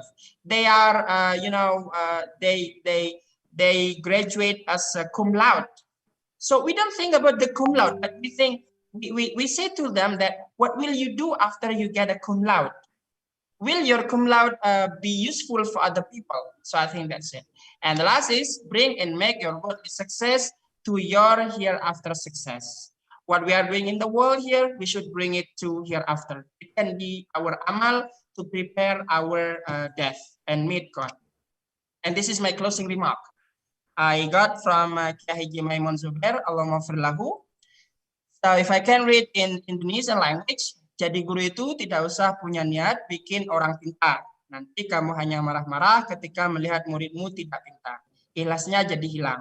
Yang penting niat menyampaikan ilmu dan mendidik yang baik. Masalah muridmu kelak jadi pintar atau tidak, serahkan kepada Allah. Didoakan saja terus-menerus agar muridnya mendapatkan hidayah. So this is the translation you may have by yourself. And finally, fafirru ilallah. So flee to Allah. Larilah kepada Allah. Ilallahi marji'ukum wa huwa ala kulli syai'in qadir. To Allah is your return, and He is over all things competent. Surah Al-Hud, verse 4. Thank you very much, moderator, and also the committee of the iconest one. Yeah, thank you. Okay. Pak Wafi, such an inspiring and motivating presentation. Yeah, so as the teacher, we have to always include God, yeah, Allah Subhanahu wa Taala in our life, in our success. So now it's time for me to invite the participants to join in the discussion session. Okay, I see they are already, maybe they are curious about your presentation, Pak Wafi. Okay. Yeah. Okay, I will call Putri Amifalaka Iklima to speak. Okay, please, Mbak Putri. Thank you very much for the opportunity. Okay, please speak louder, Mbak. Speak louder. Okay, thank you very much for the opportunity. Hello, Mr. Wafi. My name is Putri Amifahaya Iklima, and I want to ask to you about how to manage our mental health during the pandemic. Since there are so many stress issues among the students, not only students, but also the teacher. And also there is the case student who suicide due to the stress. Thank you so much. Okay, thank you very much, dear Putri Ami Falahia Iklima, ya, from Tuban, yeah, Sunan Bonang, place, yeah. Well, is it okay for me to answer, Ibu Risa, directly? Yes, you can directly answer. Well, so I think that's our problem.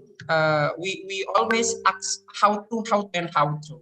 But you know, if we are Muslim, I think in Holy Quran, as our guidance book, we don't need to make Google as our guidance anymore. We don't need to make the book from as a guidance anymore of life, but because Al-Quran here is the complete guidance of life. In Holy Quran here, in the second surah here, Al-Baqarah, Alif Lam Mim, Dalikal Kitabul La Raiba Fih, Hudan lil Muttaqin.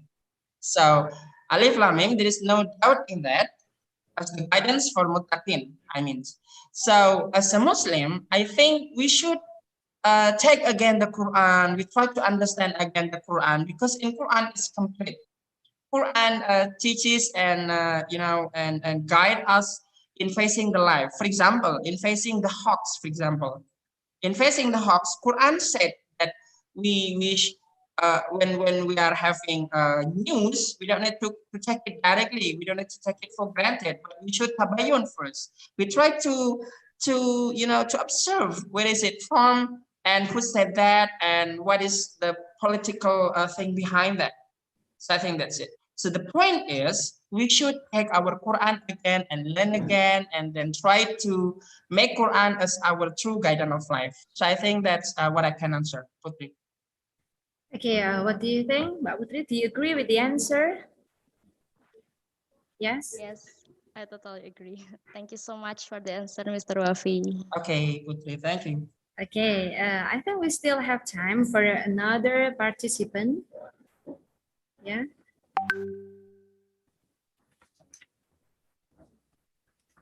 Okay, Saiful, are you there? Muhammad Saiful? Yeah. Okay, do you want to join the discussion? Okay. Assalamualaikum warahmatullahi wabarakatuh, Mr. Wafi. Yes, Mr. Mona. Yeah, kefal. Oh yeah. Okay. Yes. This is my question for you. I have read about your biography. There are so many titles. Yeah. Right? Yeah. No. Yeah, I can say yes. Yeah. Yes, it's related with my question for you. How influenced are your parents for your successful in your world education so far, especially your mom? Yes, thank you very much. This is a touchy question. from my Yeah, beloved sure. brother Saiful Muna. Yeah. Okay. Yeah. If you ask me about my mom and my father, especially my father and my mother are not, someone who have a high education because they are only farmers. My father is a farmer and my mother is a farmer. But what I learned from my mother is that my mother, never blame me. This is the first. My mother never blames me. So she always supports me in everything. Even sometimes, although she disagrees with me, but she said, her disagreement to her God, to Allah by praying to God, and that's God finally remind me. My mother disagree with me, but through my God, and finally God reminds me, not my mother. And the second is from my father. What I learned from my father is that my father is a democratic father, although he is a farmer. But what I learned from him is that my father gives me freedom, but restricted in several areas. The first, I shouldn't smoke. Second, I should study Quran in musalla every evening. Yeah. And number three, I should go to madrasah, although I go to, public school. If I don't do that, one of those three things, my father will be very angry with me. But if I do those three things, and my father then is give me freedom to do everything. I can I can play around as long as I should follow this. And what I learned from this is that human has got freedom in life, but as the servant of God, we are not as a freedom. We are not as a free as we have. We are still limited in several areas. So that's it, Mr. Saiful Muna. So you never touched the cigarette so far at all? Oh, really? How do you know about that? Did you meet me before? No. Maybe. Just your face is so familiar for me. Oh, so familiar. Yes, I stayed in Paris last time. Probably you met me in Paris, in Mahesa Institute I was there for 8 years, teaching English at there. Probably you meet me there. Am I right? Mahesa? Yes. Mahesa Institute in Paris. Yes. I was teaching there the last time. Okay. Thank you. Thank you, Mister. Yeah. Okay. I think the discussion and the presentation have covers all the topic areas today, and this is the last plenary session. Thank you, Mr. Abdul Wafi, Yes, for your most welcome, Ibu marvelous presentation, and it motivates us more. Okay, and now let us follow the display of certificate of the keynote speakers. Yeah, please, operator.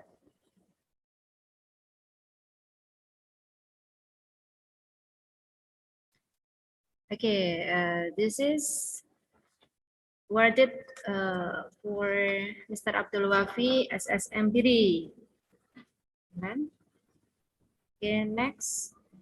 Thank you, Ibu Risa. Yeah, Pak. You're welcome. We will share the PDF later. Yeah, Prof.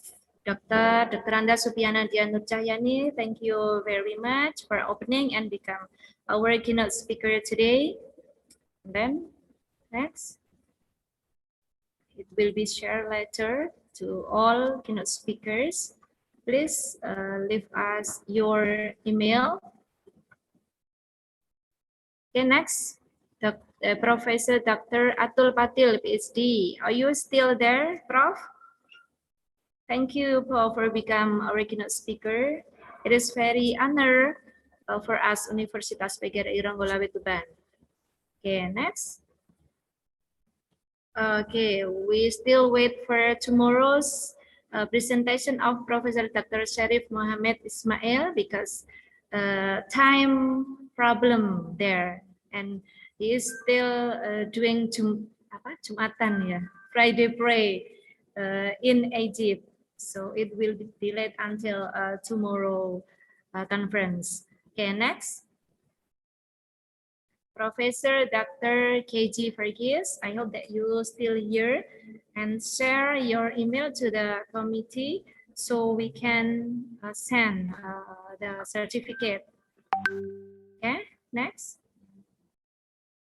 Yeah, okay, that's all the keynote speaker certificates. Thank you very much. And this is the end of the plenary session. And the next we will have a parallel session in Zoom breakout. You can see there in your display breakout rooms. Yeah, please join the room based on the schedule that we have shared before. And I have an announcement for all participants and presenters that today you have to fill in the attendance list, and also for tomorrow. So you have to fill in two attendance list in order to get the certificate. So we will share the certificate for tomorrow. And thank you for joining us from the beginning until the end. I am as the moderator of the plenary session. Thank you very much and see you in the breakout rooms. Wassalamualaikum warahmatullahi wabarakatuh.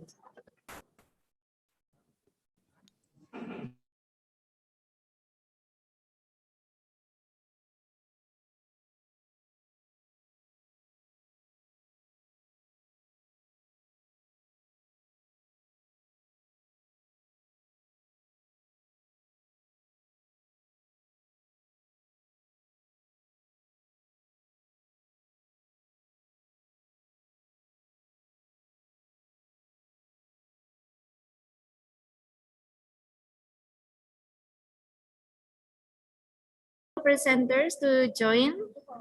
There will be one operator and one moderator for the breakout rooms.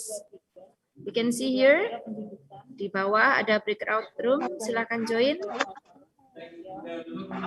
We still have 1 hour for the breakout rooms. Oh ya, ya, salah ya, itu bapak-bapak SPC sudah dapat banget ya. Marisa, saya mau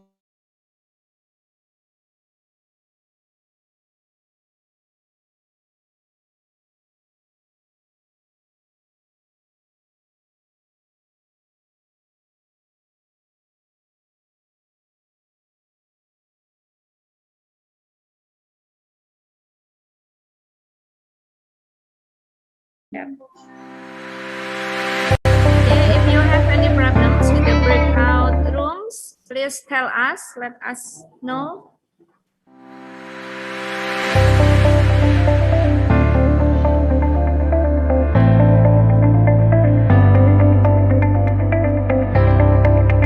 Universitas PGRI Ronggolawe atau Uniru Tuban berdiri pada tanggal 4 Januari 2007 yang beralamat di Jalan Manunggal 61 Tuban dengan moto Uniru Smart, universitas yang diproyeksikan untuk melahirkan calon-calon tokoh bangsa di berbagai bidang.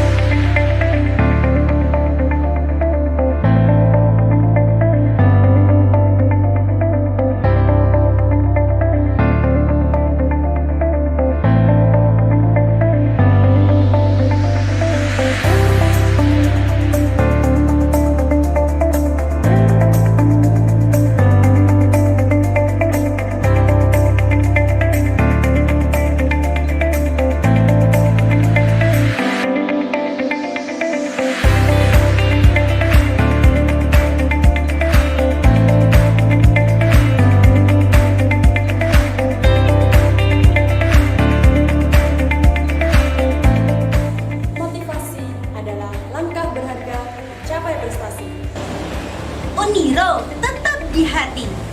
Temukan nilai yang berbeda di universitas kami. Banyak inspirasi yang kami dapatkan di Uniro. Kuliah di Uniro aja.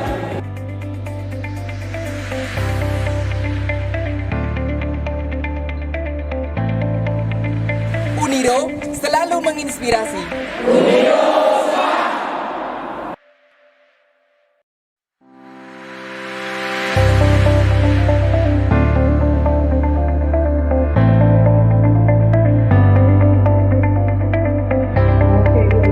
Universitas PGRI Ronggolawe atau Uniro Tuban berdiri pada tanggal 4 Januari 2007 yang beralamat di Jalan Manungga 61 Tuban dengan moto Uniro Smart, universitas yang diproyeksikan untuk melahirkan calon-calon tokoh bangsa di berbagai bidang.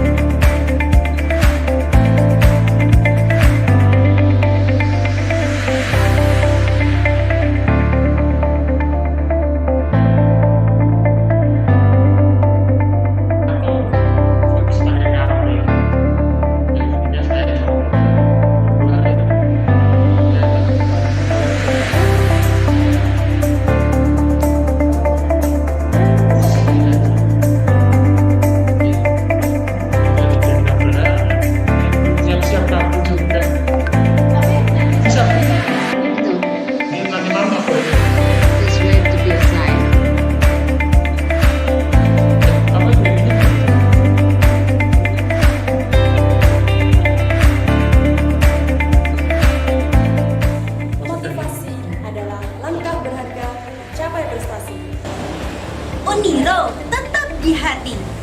Temukan nilai yang berbeda di universitas kami. Banyak inspirasi yang kami dapatkan di Uniro. Kuliah di Uniro aja.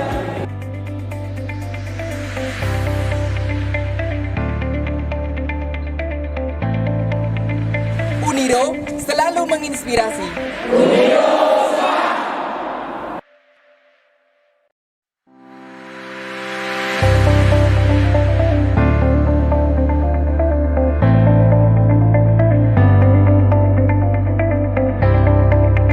Universitas PGRI Ronggolawe atau Uniro Tuban berdiri pada tanggal 4 Januari 2007 yang beralamat di Jalan Manungga 61 Tuban dengan moto Uniro Smart, universitas yang diproyeksikan untuk melahirkan calon-calon tokoh bangsa di berbagai bidang.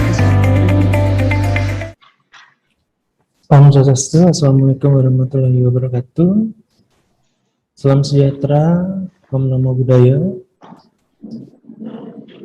Semoga kita dalam pertemuan ini dalam kondisi sehat semua. Dalam kesempatan ini saya akan mempresentasikan makalah saya tentang integrated local.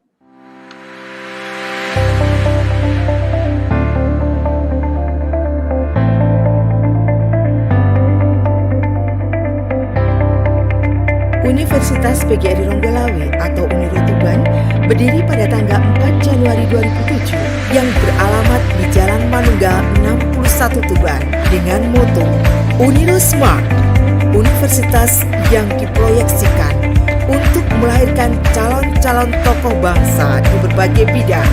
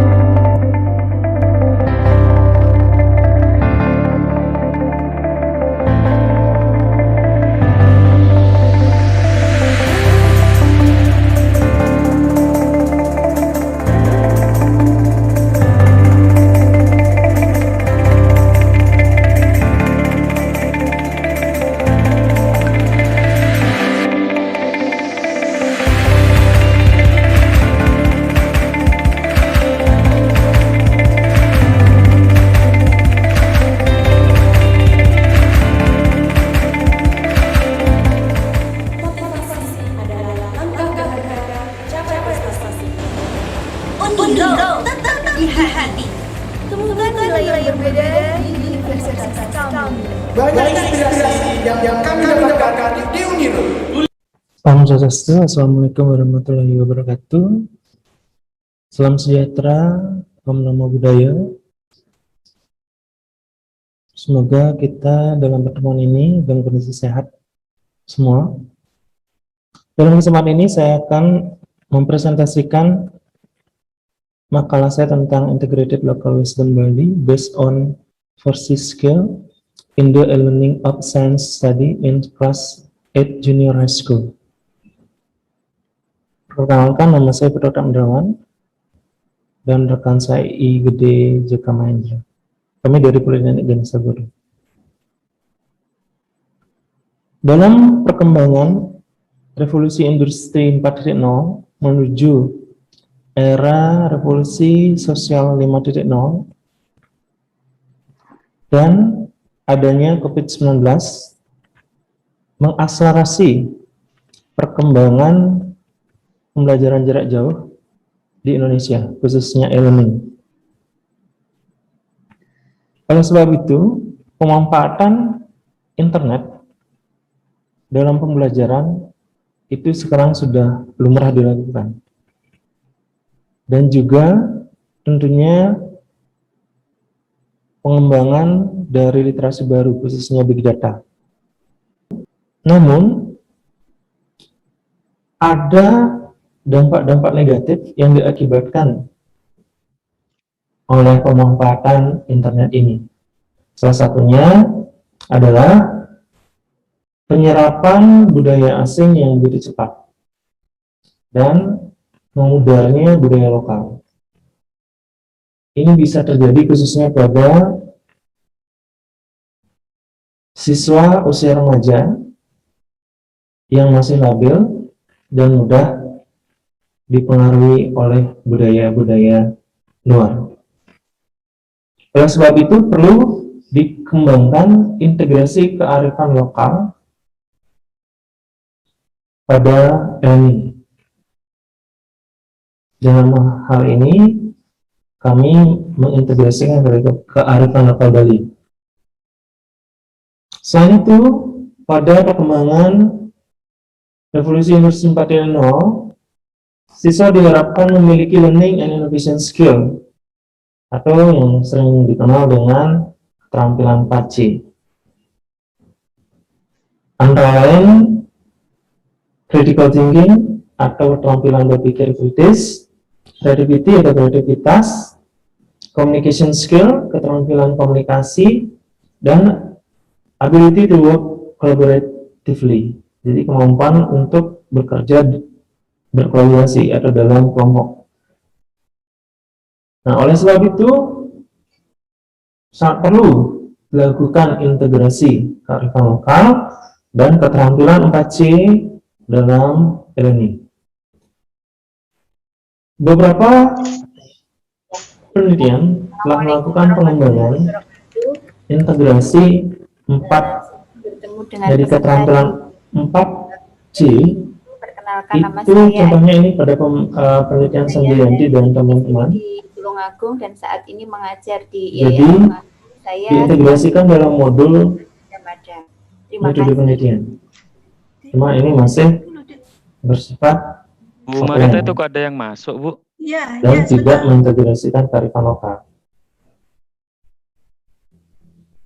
Sedangkan yang kedua, penelitian Indrawan dan kawan-kawan 2019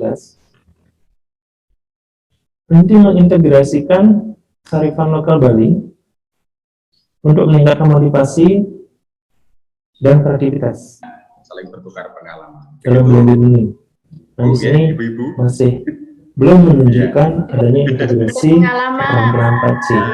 Begitu juga pada penelitian selanjutnya. Jadi belum ada pengembangan integrasi kearifan lokal Bali yang bagus.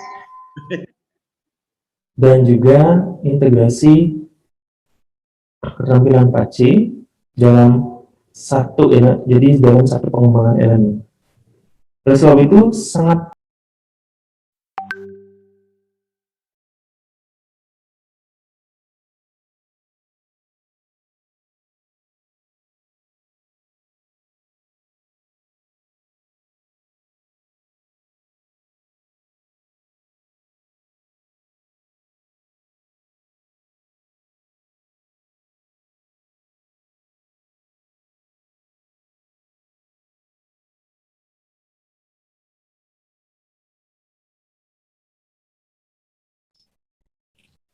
Om Swastiastu, Assalamualaikum warahmatullahi wabarakatuh. Salam sejahtera, Om Namo Buddhaya. Semoga kita dalam pertemuan ini dalam kondisi sehat semua. Dalam kesempatan ini saya akan mempresentasikan makalah saya tentang integrated development Bali based on 4 skill in the learning of science study in class 8 junior high school. Perkenalkan, nama saya Dr. Andrawan dan rekan saya IB Jakarta. Kami dari Perlindungan dan Desa Bodoh. Dalam perkembangan revolusi industri 4.0 menuju era revolusi sosial 5.0 dan adanya COVID-19 mengakselerasi perkembangan pembelajaran jarak jauh di Indonesia, khususnya e-learning. Oleh sebab itu, pemanfaatan internet dalam pembelajaran itu sekarang sudah lumrah dilakukan. Dan juga tentunya pengembangan dari literasi baru khususnya big data. Namun, ada dampak-dampak negatif yang diakibatkan oleh pemanfaatan internet ini. Salah satunya adalah penyerapan budaya asing yang begitu cepat dan memudarnya budaya lokal. Ini bisa terjadi khususnya pada siswa usia remaja yang masih labil dan mudah dipengaruhi oleh budaya-budaya luar. Oleh sebab itu perlu dikembangkan integrasi kearifan lokal pada e-learning. Dalam hal ini kami mengintegrasikan kearifan lokal Bali. Selain itu, pada perkembangan revolusi industri 4.0, siswa diharapkan memiliki learning and innovation skill atau yang sering dikenal dengan keterampilan 4C. Antara lain critical thinking atau keterampilan berpikir kritis, creativity atau kreativitas, communication skill, keterampilan komunikasi, dan ability to work collaboratively. Jadi kemampuan untuk bekerja berkolaborasi dalam kelompok. Nah, oleh sebab itu sangat perlu dilakukan integrasi kearifan lokal dan keterampilan 4C berat, jadi berat badan meningkat. Hal ini juga akan beberapa munculnya atau telah melakukan pengembangan diabetes. Integrasi Dan tentu saja kekurangan tidur jadi keterampilan 4C itu contohnya ini pada penelitian sendiri di teman-teman. Jadi diintegrasikan dalam modul metode penelitian. Cuma ini masih bersifat offline dan tidak mengintegrasikan kearifan lokal. Sedangkan yang kedua, penelitian Indrawan dan kawan-kawan 2019 ini mengintegrasikan kearifan lokal Bali untuk meningkatkan motivasi dan kreativitas dalam learning. Dan di sini masih belum menunjukkan adanya integrasi keterampilan 4C. Begitu juga pada penelitian selanjutnya. Jadi belum ada pengembangan integrasi kearifan lokal Bali dan juga integrasi keterampilan 4C dalam satu element, jadi dalam satu pengembangan elemen. Oleh sebab itu sangat perlu dilakukan integrasi kedua hal tersebut, yaitu kearifan lokal Bali dan 4C, keterampilan 4C. Khususnya di sini kita menyasar pada siswa remaja yaitu SMP, Junior High School, pada grade 8 atau kelas 8. Kami memilih salah satu plasmanya yang umum digunakan oleh guru, yaitu Google Classroom. Tujuan dari penelitian ini yang pertama adalah mengetahui bagaimana mengintegrasikan kearifan lokal Bali berbasis keterampilan 4C dalam pembelajaran sains atau IPA di kelas 8 SMP. Kemudian yang kedua, melakukan analisis kurikulum untuk mengklasifikasikan materi yang bisa digunakan untuk pengembangan integrasi kearifan lokal berbasis 4C pada elemen. Yang ketiga, mendesain elemen yang terintegrasi kearifan lokal Bali berbasis 4C pada pembelajaran IPA kelas 8 SMP pada Google Classroom. Kami akan mengambil salah satu topik dalam pembelajaran IPA kelas 8. Metode yang kami gunakan dalam penulisan ini ialah metode kajian pustaka atau literature study. Kita akan membahas yang pertama tentang bagaimana cara mengintegrasikan kearifan lokal berbasis 4C dalam e-learning pembelajaran IPA di kelas 8. Kearifan lokal itu dapat diintegrasikan dalam proses pembelajaran dalam bentuk komponen atau materi, konteks, dan juga sifat atau model. Sedangkan keterampilan 4C itu dapat dimasukkan dalam pembelajaran dengan pengembangan pendekatan logika, deduksi, dan problem solving dalam pembelajaran. Dan kreativitas itu dapat diintegrasikan dalam pembelajaran dengan membawa siswa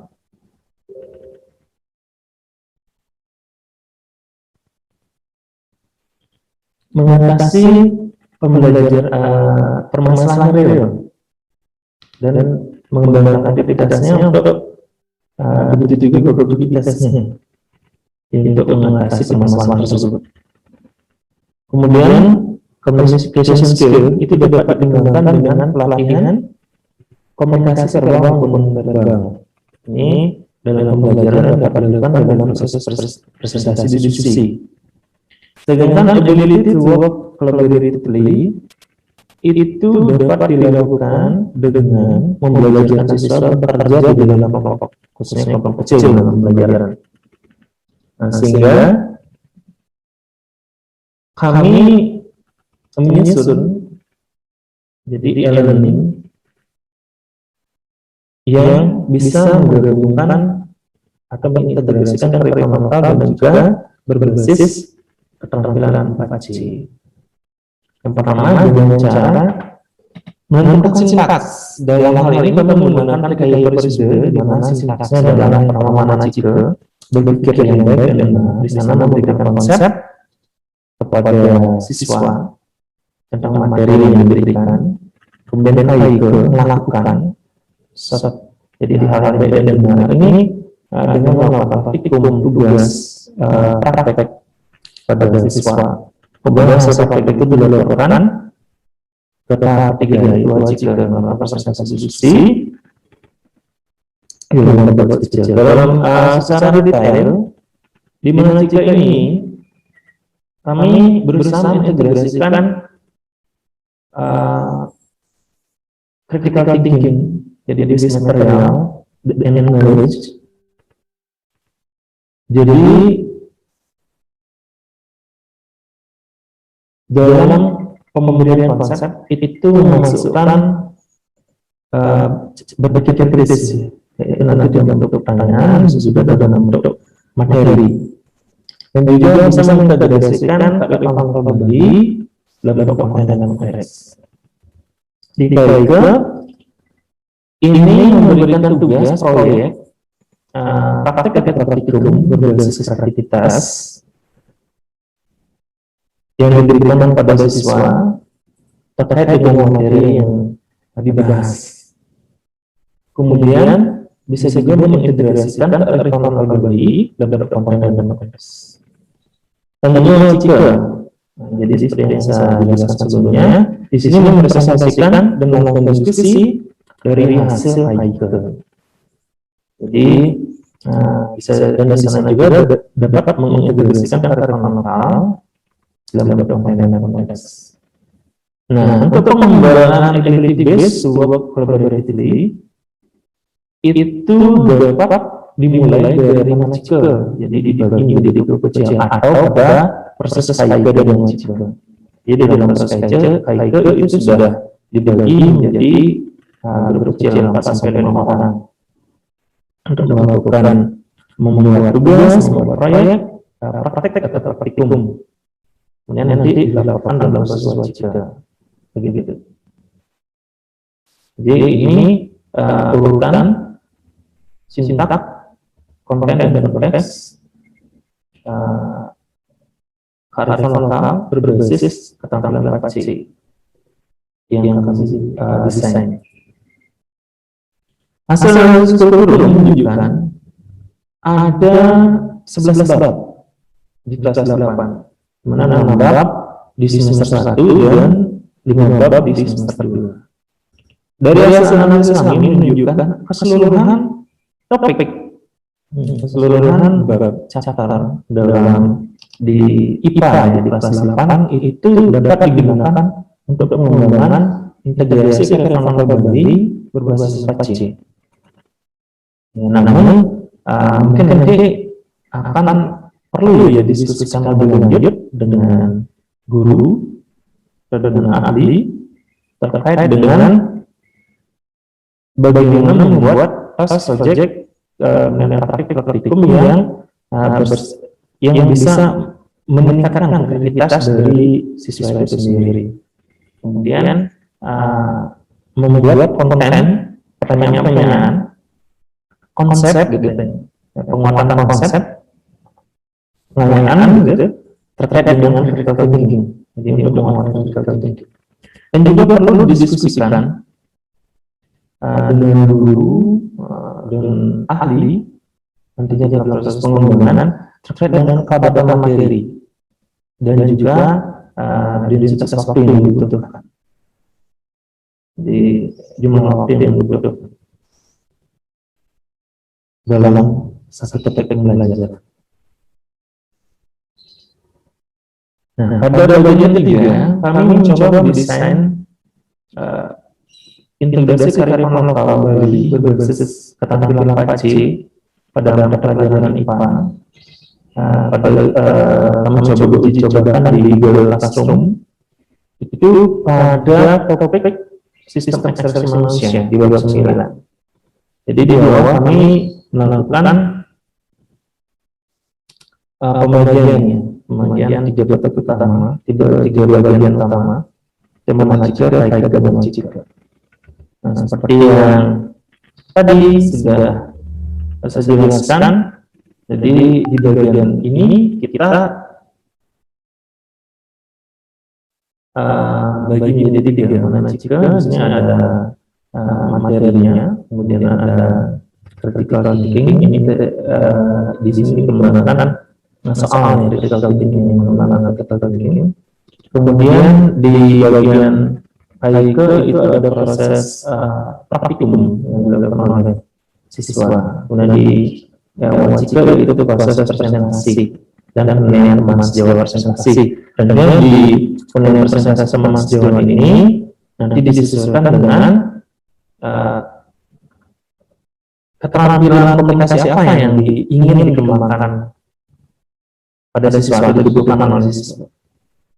Oke, secara detail kita akan membahas. Nah, pada mana jika kita bisa melakukan mengintegrasikan kearifan lokal dalam konteks. Di sini konteks meditasi. Jadi bentuk-bentukan di sini biasanya dari mangan. Atau ada juga beberapa bentukan 3D kian sange dari mana. Itu mengenai dalam bahasa Indonesia pisau yang tidak tajam jika terus biasa akan menjadi tajam. Ini secara konteks memberikan motivasi kepada siswa bahwasanya sebenarnya orang itu jika belajar secara terus-menerus dilatih secara terus-menerus akan menjadi pintar. Ini jadi kearifan lokal dalam bentuk konteks motivasi. Kemudian pada bagian materi, ya, di sini dapat berupa video, audiovisual, PDF, PPT, dan pengembangan critical thinking. Dalam ini isi yang kita berikan itu pada mana cikal. Kemudian di bagian bawah, kalau seandainya ada hal-hal yang perlu didiskusikan secara asinkron, itu dapat. Jadi siswa dapat mengetik komen, melakukan diskusi. Yang kemudian ini contoh critical thinking pada materi ekspresi. Untuk pengembangan kemampuan berpikir kritis dari siswa. Kenapa ikan L mati jika ditaruh pada L begitu juga sebaliknya, dan ini soal critical thinking. Kemudian pada bagian Haike, sebelum melakukan proses praktikum di bagian awal itu diintegrasikan kearifan lokal terkait dengan metodologi. Ini dalam konteks dan sekaligus konten. Mana dalam pertemuan Bali itu ada namanya cacat permainan. Di sana ada tata riasa, pengamatan, amanah, dan lain sebagainya. Jadi ada 4. Kemudian siswa disuruh memilih beberapa dari pendekatan tersebut untuk memperoleh pengetahuan. Kemudian tadi bagian A mereka melakukan praktikum, kemudian bagian B mereka melakukan proyek yang berbasis aktivitas. Jadi membuat sistem saringan air. Jadi belajar dari sistem filtrasi sebelumnya terkait dengan mengadopsi sistem ekspresi pada gejala ya, ringan itu diterapkan pada air. Jadi mereka dapat memilih bahan-bahan alami yang dapat digunakan sebagai filter. Jadi mungkin satu dengan yang berbeda tergantung dari sumber dan aktivitas masing-masing. Nah, pada bagian wasika, jadi sebelum siswa presentasi itu mereka diharapkan membuat PPT. Atau dalam kondisi tertentu, proses unggahan ini dapat mereka kalau misalnya waktu tidak memungkinkan dapat yang diunggah itu adalah video ya, jadi video presentasi. Kemudian video presentasi itu akan dinilai oleh rekan sejawatnya, di mana proses penilaian itu nanti tentunya disesuaikan dengan kebutuhan kemampuan komunikasi siswa. Jadi yang dibutuhkan siswa atau yang diinginkan guru untuk yang dimiliki siswa terkait dengan komunikasi, sehingga mereka akan menggunakan kemampuan tersebut dalam proses presentasi diskusi. Nah, di bagian terbawah itu kolom komentar dapat digunakan untuk forum diskusi asinkron. Jadi di sini dalam proses presentasi diskusi diharapkan digunakan ini secara sinkron. Mungkin bisa dengan Google Meet, bisa menggunakan Zoom, bisa juga menggunakan Microsoft Teams dan lain sebagainya. Banyak sekali ada aplikasi yang dapat digunakan. Oke? Jadi berdasarkan hal tersebut, maka dapat disimpulkan yang pertama, integrasi kearifan lokal Bali ke dalam pembelajaran e-learning itu dapat dilakukan dalam bentuk singkat, konten, dan atau konteks pembelajaran. Sedangkan 4C itu dapat diimplementasikan dalam materi, praktikum, diskusi, presentasi, dan bekerja dalam grup kecil dalam proses pembelajaran. Yang kedua, semua materi IPA pada kelas 8 itu dapat digunakan untuk pengembangan integrasi kearifan lokal Bali berbasis 4C. Sedangkan yang ketiga, telah diberikan contoh desain integrasi kearifan lokal Bali berbasis empati pada pembelajaran IPA kelas 8 pada topik ekspresi. Demikian presentasi dari saya. Apabila ada kekurangan dan kesalahan, saya mohon maaf. Terima kasih atas kesempatan yang diberikan. Om Santi Om.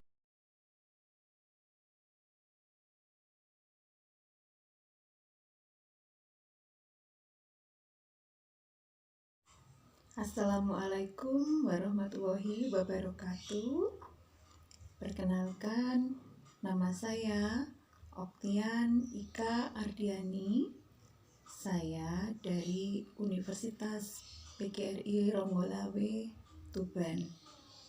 Pada kesempatan ini, saya akan membawakan makalah saya. Judulnya adalah Penerapan Media Video Pembelajaran untuk meningkatkan hasil belajar muatan pelajaran PPKN pada siswa kelas 5 SDN Glagasari, Kecamatan Soko, Kabupaten Tuban.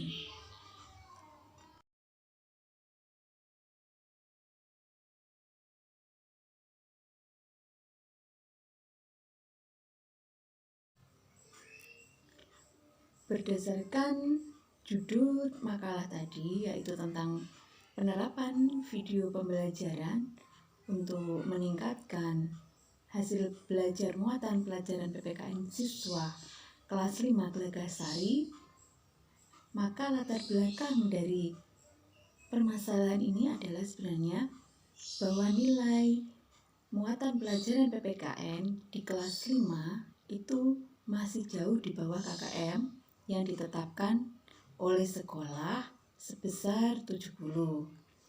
Melihat nilai yang masih di bawah KKM, maka secepatnya kita harus mengambil langkah. Dan langkah kita adalah dengan menerapkan video pembelajaran kepada siswa dalam menyampaikan materi PPKN. Dengan penerapan media video pembelajaran ini diharapkan hasil belajar dan aktivitas siswa dalam mengikuti pelajaran muatan pelajaran PPKN dapat meningkat. Kemudian juga dengan penerapan video pembelajaran ini akan tercipta interaksi edukatif dalam pembelajaran muatan pelajaran PPKN. Dan interaksi ini akan berjalan baik apabila siswa banyak aktif dibandingkan dengan guru. Jadi penyampaian muatan pelajaran PPKN ini dirancang sedemikian rupa melalui video pembelajaran sehingga anak-anak itu menjadi tertarik. Demikian latar belakang masalah dalam makalah saya kali ini.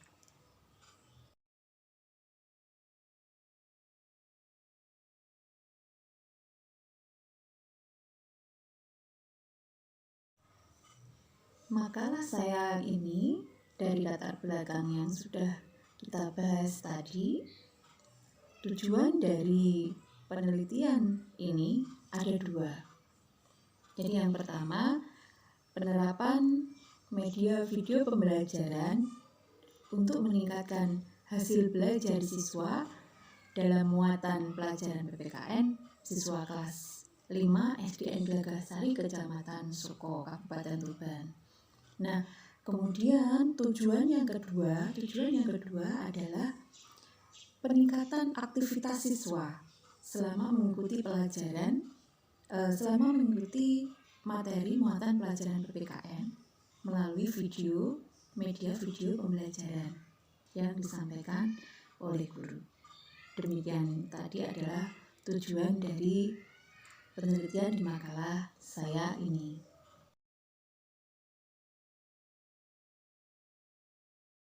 Pembahasan selanjutnya, kita akan membahas tentang metode penelitian.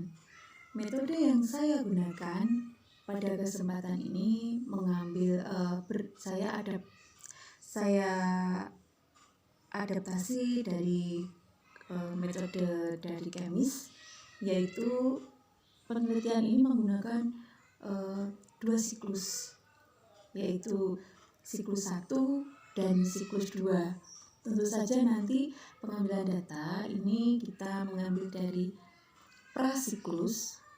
Jadi sebelum dilaksanakan dengan video pembelajaran itu seperti apa aktivitas siswa, kemudian hasil belajar siswa dalam muatan pelajaran PPKN tersebut seperti apa. Kemudian dari situ kita melangkah melaksanakan siklus 1. Apabila masih juga belum mencapai KKM yang kita harap, kemudian kita laksanakan siklus kedua dengan harapan dengan berjalannya siklus 1 menuju ke siklus 2 akan terjadi peningkatan hasil belajar siswa maupun aktivitas siswa selama mengikuti materi pembelajaran muatan pelajaran PPKN siswa kelas 5 SDN Gelagasari, Kecamatan Soko. Demikian metode penelitian yang saya pergunakan dalam penelitian yang saya sampaikan pada makalah pagi hari ini.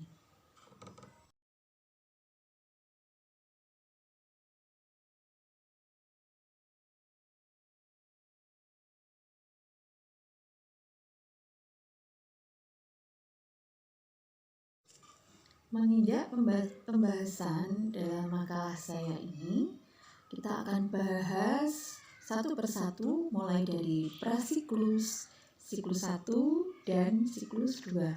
Baik, kita akan coba membahas di prasiklus. Pada prasiklus ini kita belum menerapkan media video pembelajaran pada pelajaran muatan pelajaran PPKN.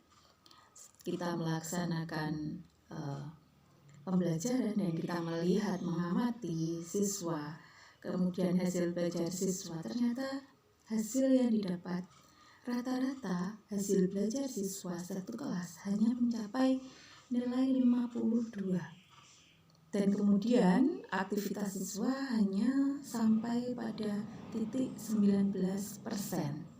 Penghitungan ada pada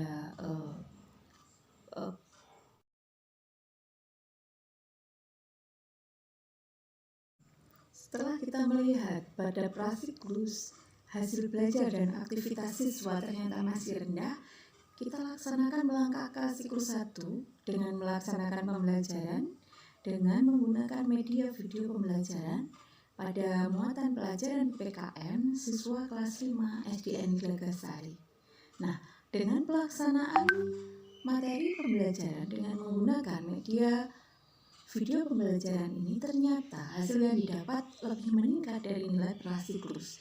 Jika di prasiklus tadi nilai yang didapat sebesar 52, maka di siklus 1 menjadi meningkat, yaitu 63 untuk nilai rata-rata kelas. Jadi dari 52 meningkat menjadi 63.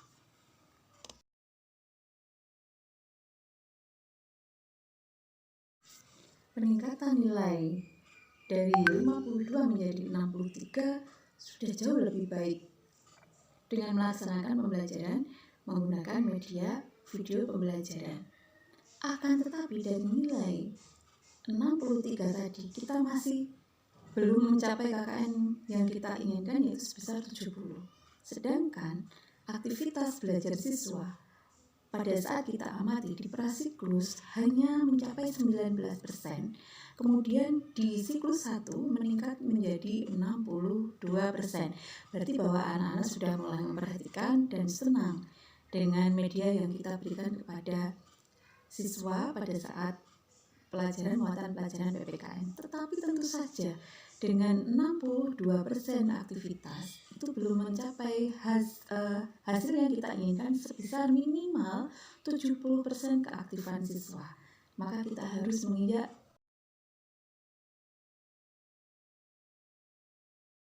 melihat hasil belajar siklus 1 yang sudah meningkat, yaitu sebesar 63 untuk hasil belajar, kemudian keaktifan siswa mencapai 62%, kita tetap melaksanakan langkah selanjutnya, yaitu menuju ke siklus 2. Dari perjalanan siklus 2 ternyata mengalami peningkatan, ya.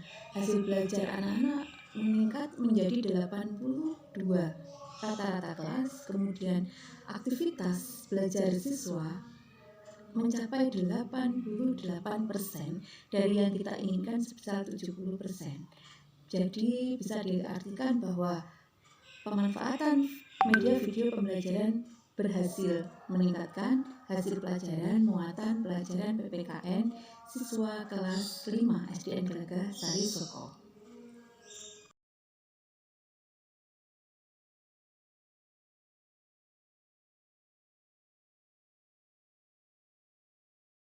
Melihat hasil belajar siklus 1 yang sudah meningkat yaitu sebesar 63 untuk hasil belajar, kemudian keaktifan siswa mencapai 62%, kita tetap melaksanakan langkah selanjutnya yaitu menuju ke siklus 2. Dari perjalanan siklus 2 ternyata mengalami peningkatan ya. Hasil belajar anak-anak meningkat menjadi 82 rata-rata kelas, kemudian aktivitas belajar siswa mencapai 88% dari yang kita inginkan sebesar 70%. Jadi bisa diartikan bahwa pemanfaatan media video pembelajaran berhasil meningkatkan hasil pelajaran muatan pelajaran PPKN siswa kelas 5 SDN Gelagah Sari Soko. Pada bab selanjutnya ini kita akan sampai pada pembahasan hasil penelitian seperti yang sudah kita lalui dalam prasiklus 1 dan siklus 2 terjadi terus peningkatan yang sangat signifikan ketika pada prasiklus nilai maupun aktivitas siswa jauh di bawah KKM dan prosentase yang kita harapkan. Kemudian ketika pada siklus 2 terjadi peningkatan walaupun masih di bawah KKM, tetapi kemudian di siklus 3 ternyata anak-anak ini sudah bisa melampaui KKM yang kita inginkan. Jadi dalam pembahasan hasil penelitian ini ternyata video pembelajaran ini sangat bermanfaat untuk anak-anak. Jadi mari kita terus kembangkan bagaimana video pembelajaran ini akan bisa meningkatkan materi untuk muatan-muatan pelajaran siswa yang lainnya. Pada pembahasan yang terakhir kita sampai pada kesimpulan. Jadi dari dua tujuan penelitian yang kita sampaikan di depan tadi, maka yang pertama bahwa penerapan media video pembelajaran dapat meningkatkan hasil belajar siswa. Terbukti dari prasiklus nilai siswa hanya 52, kemudian pada siklus 2 menjadi 63 dan pada siklus 3 naik lagi menjadi 82 dari KKM yang kita terapkan sebesar 70. Ternyata anak-anak bisa melampaui nilai dengan sangat baik melalui media video pembelajaran.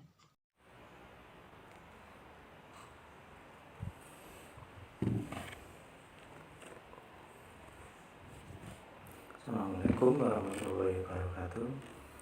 Salam jumpa, saya Muhammad Lutfi dari Universitas PGRI Ronggolawe Tuban akan mempresentasikan artikel yang sudah kami laksanakan dengan judul Analysis of Various Types of Wheeling Beef Using Papaya Leaf, Kakarika Papaya L, and Jarana Leaf and Coromandile. Okay, step 1, preliminary. Number 1, beef is one of the animal food ingredient with a high quality of protein. Second, however, beef processing generally take a relative long time to improve the taste and tenderness.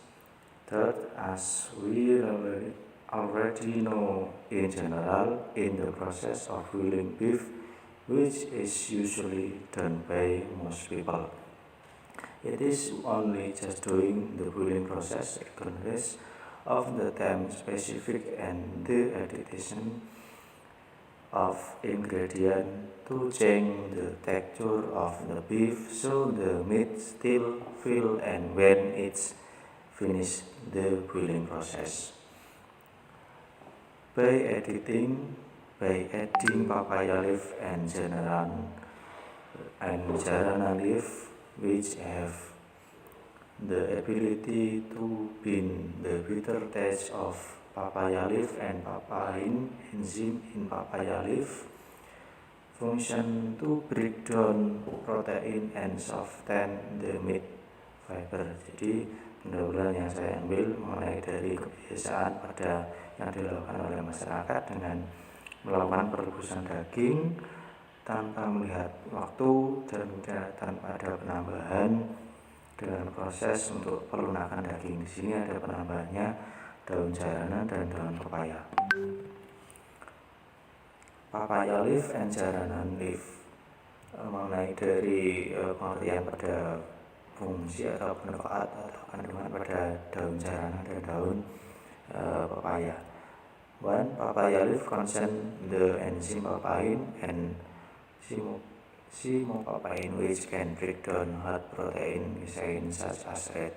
Second, papaya leaf also contain alkaloid compound that can work against dandruff and baldness. Are also rich in vitamin A, C, A, K, and B, as well as a number of minerals such as calcium, magnesium, and iron.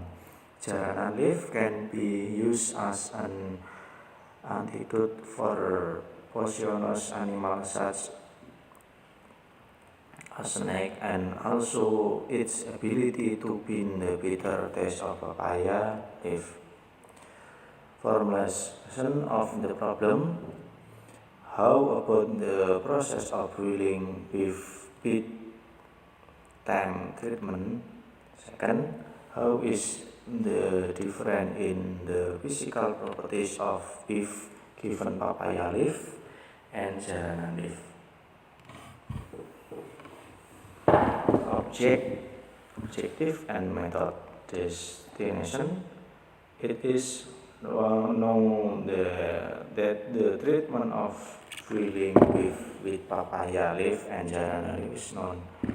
Second, it is known that the physical properties of beef with papaya leaf and jaranan leaf are known. Method. The research method used is an experimental method with qualitative descriptive analysis. This research will observe the boiling time treatment. Material and tool. Bahan yang akan kami gunakan untuk proses perebusan daging sapi. 1000.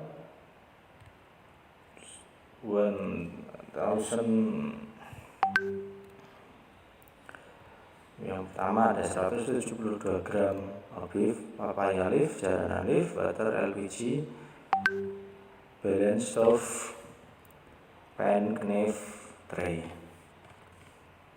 Research and discussion. Jadi hasil yang sudah kami dapatkan dalam penelitian pada perebusan daging sapi menggunakan daun papaya dan daun jaranan mengenai perlakuan waktu yang akan kami tonjolkan pada penelitian ini. Dengan hasil in this study beef was using one papaya leaf with the editing of 20 jaranan leaf with a combination of boiling time 40 trial for 10, 15 and 20 minutes. The result of the boiling were identical, physical, taste, and texture. With result 1, within 10 minutes of boiling in the cut, the taste of the meat is slightly bitter and the meat is still hot. 2, when 15 minutes of boiling, the bitter taste is reduced. 3, at 20 minutes of boiling, it shows that the meat is tender and the bitter taste caused by papaya leaf is gone. Jadi untuk pada gambar di sini mengenai dari tahapan yang dilakukan saat proses perebusan daging sapi dan menunjukkan dan hasilnya juga. Yang pertama pada gambar pembusuhan daging sebelumnya daun pepaya ditumbuk-tumbuk sehingga untuk mengeluarkan getah papayanya. Kemudian daging setelah dibungkus direbus dengan air dengan penambahan daun jaranan. Dan gambar yang ketiga ini menunjukkan hasil atau setelah perebusan dengan penambahan daun pepaya dan daging sapi dibungkus dengan daun pepaya dan daun jaranan untuk penambahannya untuk menghilangkan rasa pahit dan untuk pelunakan daging sapi. Conclusion. So the conclusion is that the result of boiling beef with a boiling process of 20 minutes show the best result with the condition of the beef being soft and not bitter taste caused by papaya leaf. Thank you for watching my video tentang pelunakan daging sapi dengan penambahan daun pepaya dan daun jaranan. Terima kasih. Sekian. Assalamualaikum warahmatullahi wabarakatuh. Assalamualaikum warahmatullahi wabarakatuh. Selamat pagi menjelang siang kepada para hadirin peserta seminar iconest International Conference in Education, Science and Technology. Di sini saya akan menyampaikan satu judul artikel, The Discourse of Resistance to Education Progress in Indonesia in the Poem Kenangan Anak-anak Seragam by Wiji Tukul. Indonesia adalah negara di Asia Tenggara yang mempunyai banyak suku, budaya, ras, serta adat istiadat, dan kesemuanya itu perlu diketahui oleh generasi dengan adanya pendidikan. Assalamualaikum warahmatullahi wabarakatuh. Selamat sejahtera, pemenuh budaya. Semoga kita dalam pertemuan ini dalam kondisi sehat semua. Dalam kesempatan ini saya akan mempresentasikan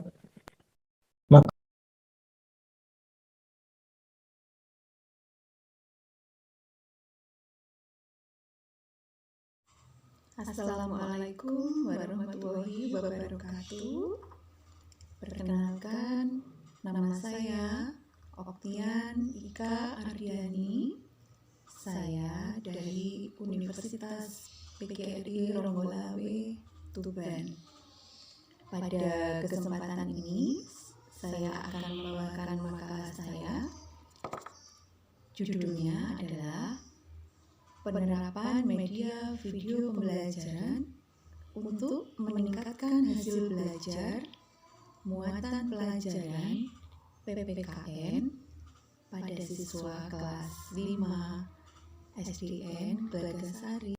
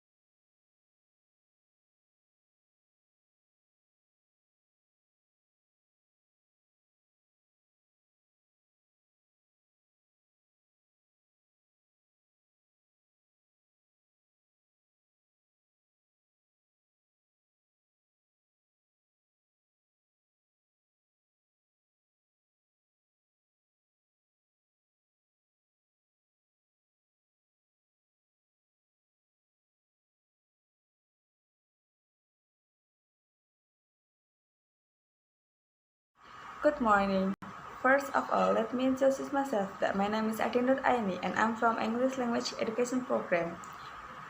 In this lovely morning, I would like to thank for the opportunity that is given to me to present my final assignment with the title Analysis of Conflict and Main Characters' Personality in a Movie for You. In Chapter 1, Epic Round. First, as long as we live, we are not able to avoid conflict, although we never invite it. A conflict comes to us unconsciously, and usually we do not realize that our attitude causes conflict. The next is according to Bond 2010. Literature includes poetry, drama, fiction, and many non-fiction writing, as oral as well. Dramatic and broadcast composition, not necessarily preserved in written formats such as film and television program. From the previous study, there Fitri Palupi Kusumawati 2013 discussing the personality of the main characters as reflected in Paulo Coelho's The Devil and Him, a psychological study. For the statement of the problem, first, what are the conflicts of main characters' personality in the movie for you? The second is how is the main character's personality in a movie for literature review? The first is literature, according to Wallace and Warren in 1993. Literature as a fulguration from emotion and expression which designed imaginative idea through language media.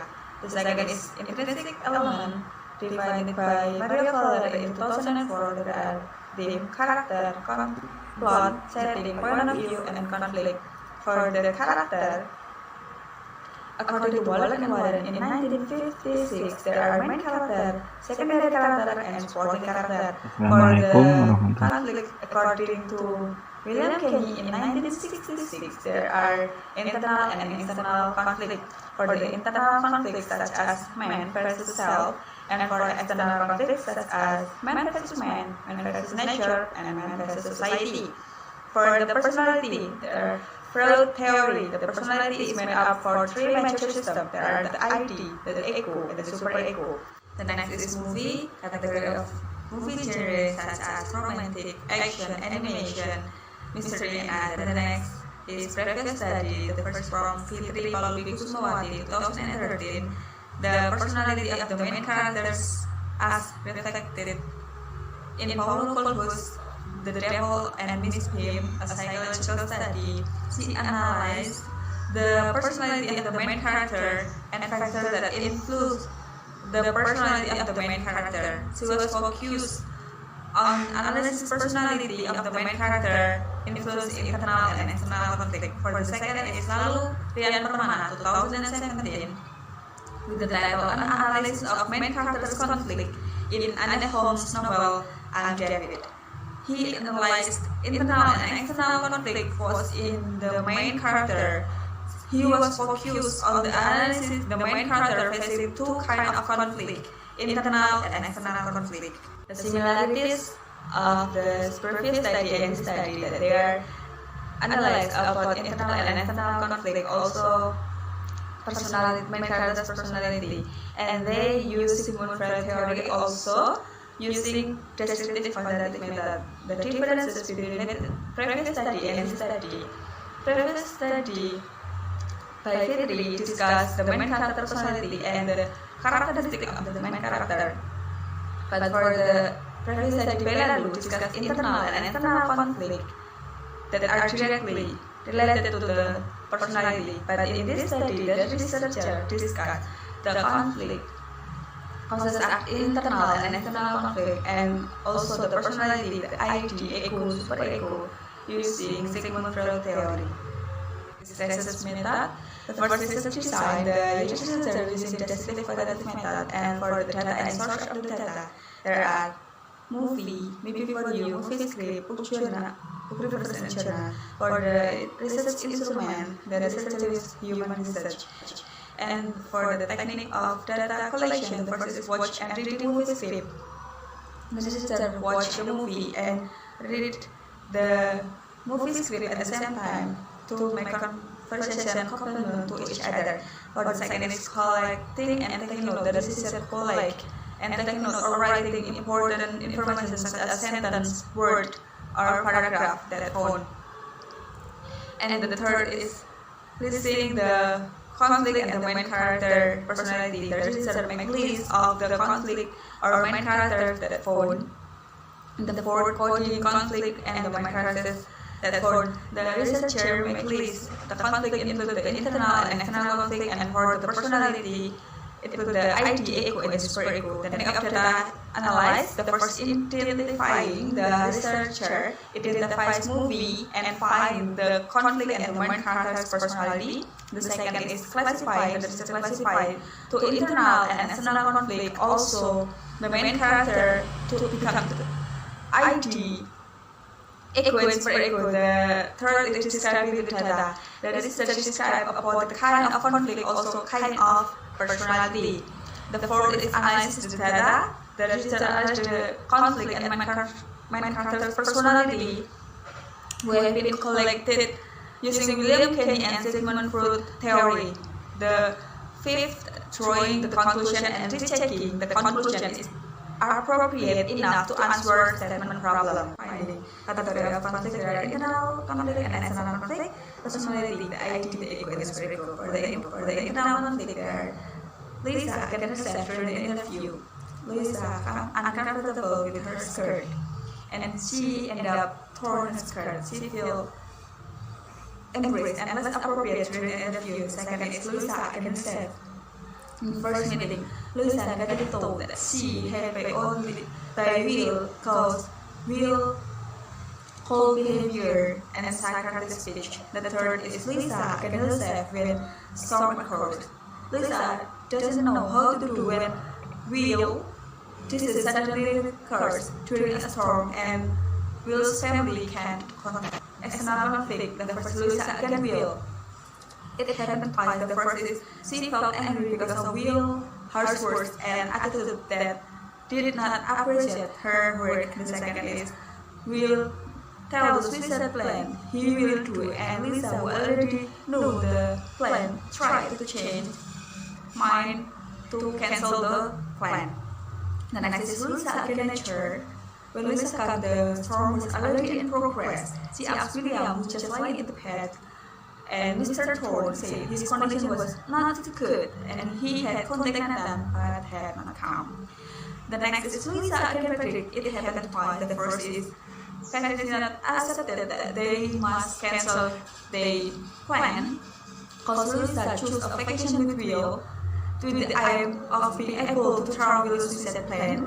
The next is Patrick initially allowed Lisa to vacation with Will, but he had not agreed because the vacation plan thought like a honeymoon instead held private trip. The first is the ID. Lisa lost her job and kept trying to get another job. Lisa looked for work through employment agency and had got several jobs, but she left because she thinks that it's not suitable for her. The next is Lisa confused after Will suicide plan, and she told another returning to work. She felt unreasonable to take care of people who want to suicide. The next is Lisa is worried about the condition of Will. She immediately ran to the hospital when she heard the news, and she looked after Will all night. The next is the echo. Lisa reading her resign plan. Lisa wants to resign but also want to continue work there after advice from her sister. The next is Lisa still want to continue their vacation. Lisa initially canceled their vacation, but she thought it can be an opportunity to her to take her Will go on vacation. So she tried several ways to keep Will able to go on vacation. The next is super ego. Lisa is worried about the Will condition. Lisa decided not to resign and planned a vacation with Will, and the plan was shown to William's parents to ask for approval. And the next is Lisa decided to continue her vacation plan and ask for permission from the doctor who handled Will so Will can go to vacation and invite Nathan to monitor Will's condition. The next is discussion. The researcher found that there were 3 conflicts of internal conflict, Lisa versus herself, and 5 external conflict. 2 of them occur in Lisa versus William, and the other 2 occur in Lisa versus Patrick, and the last Lisa versus nature. For the personality, the researcher found 3 ID and 2 ego and 2 Super echo contained in the main character's personality. The next is personality. The next is conclusion. For the conflict, internal conflict shown during the interview, first time meeting Luisa and Will. The next is when Luisa confused didn't know how to do about Will her. The next is external conflict shown when Luisa agreed with Will and Luisa agreed with Patrick, also Luisa agreed with nature. For the personality, the ID shown when Luisa lost her job. Also, Luisa found about Will's suicide plan and Luisa worried about Will's health. For the echo shown when Luisa want to resign and Luisa want to continue their vacation. For the super echo shown when Luisa decided to come back to work and Luisa continue their vacation. For the next is suggestion. The researcher expects that the reader get more knowledge about conflict, especially internal and external conflict, also the personality, especially with ID, echo, and super echo. I think I have presented all my content from chapter 1 until chapter 5. That's all my presentation. Thank you for your kind attention. Again, thank you very much. Good morning. First of all, let me introduce myself that my name is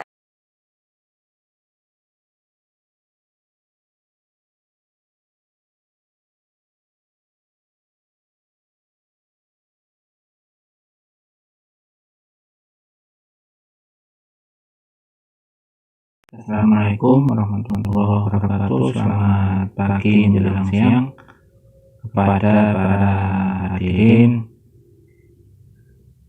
peserta seminar iconest International Conference in Education, Science and Technology. Di sini saya akan menyampaikan satu judul artikel The Discourse of Resistance to Education Progress in Indonesia in the poem Kenangan Anak-anak Seragam by Wisjukul. Indonesia adalah negara di Asia Tenggara yang mempunyai banyak suku, budaya, ras, serta adat istiadat, dan kesemuanya itu perlu diketahui oleh generasi dengan adanya pendidikan yang diberikan di masyarakat.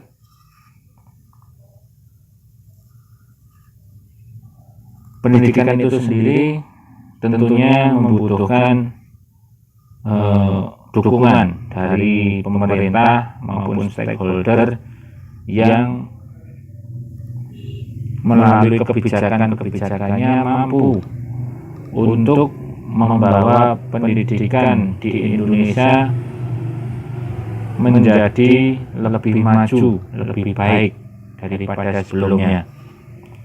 Kebijakan yang terdapat di Indonesia atau di sebuah negara merupakan wacana yang perlu kita ketahui pengaruh serta dampaknya bagi kehidupan masyarakat. Pendidikan tidak memandang agama, ras, suku, dan golongan. Semuanya sama untuk mendapatkan pendidikan yang layak. Dunia pendidikan tidak memberikan batasan-batasan untuk seseorang menuntut ilmu sesuai dengan yang diinginkannya. Pendidikan bukanlah tempat memaksa terhadap seseorang untuk menuntut ilmu sesuai dengan aturan yang berlaku. Di dunia pendidikan di Indonesia saat ini mengalami kemajuan yang sangat pesat. Akan tetapi di balik kemajuan pendidikan di Indonesia terdapat kekurangan ataupun peristiwa-peristiwa yang terjadi di masyarakat. Mulai dari masyarakat yang belum menempuh pendidikan karena adanya biaya pendidikan yang sangat mahal, serta kejadian-kejadian yang lain yang meresahkan masyarakat muncul dikarenakan kurangnya pendidikan yang terdapat di masyarakat. Akhir-akhir ini pemerintah menggalakkan pendidikan karakter, pendidikan berbasis karakter, yang mana Diharapkan dengan pendidikan karakter dapat membentuk moral, akhlak, serta karakter para penerus bangsa agar lebih baik. Kemudian pergantian kurikulum juga dilakukan oleh pemerintah. Seiring berjalannya waktu, penerapan kebijakan maupun peraturan-peraturan itu diterapkan di dunia pendidikan yang ada di Indonesia. Akan tetapi seringkali kebijakan-kebijakan maupun peraturan tersebut tidak sesuai dengan kondisi yang ada di lapangan atau kondisi yang ada di masyarakat. Banyak anggota masyarakat yang mengeluh serta melakukan perlawanan terhadap kebijakan-kebijakan tersebut.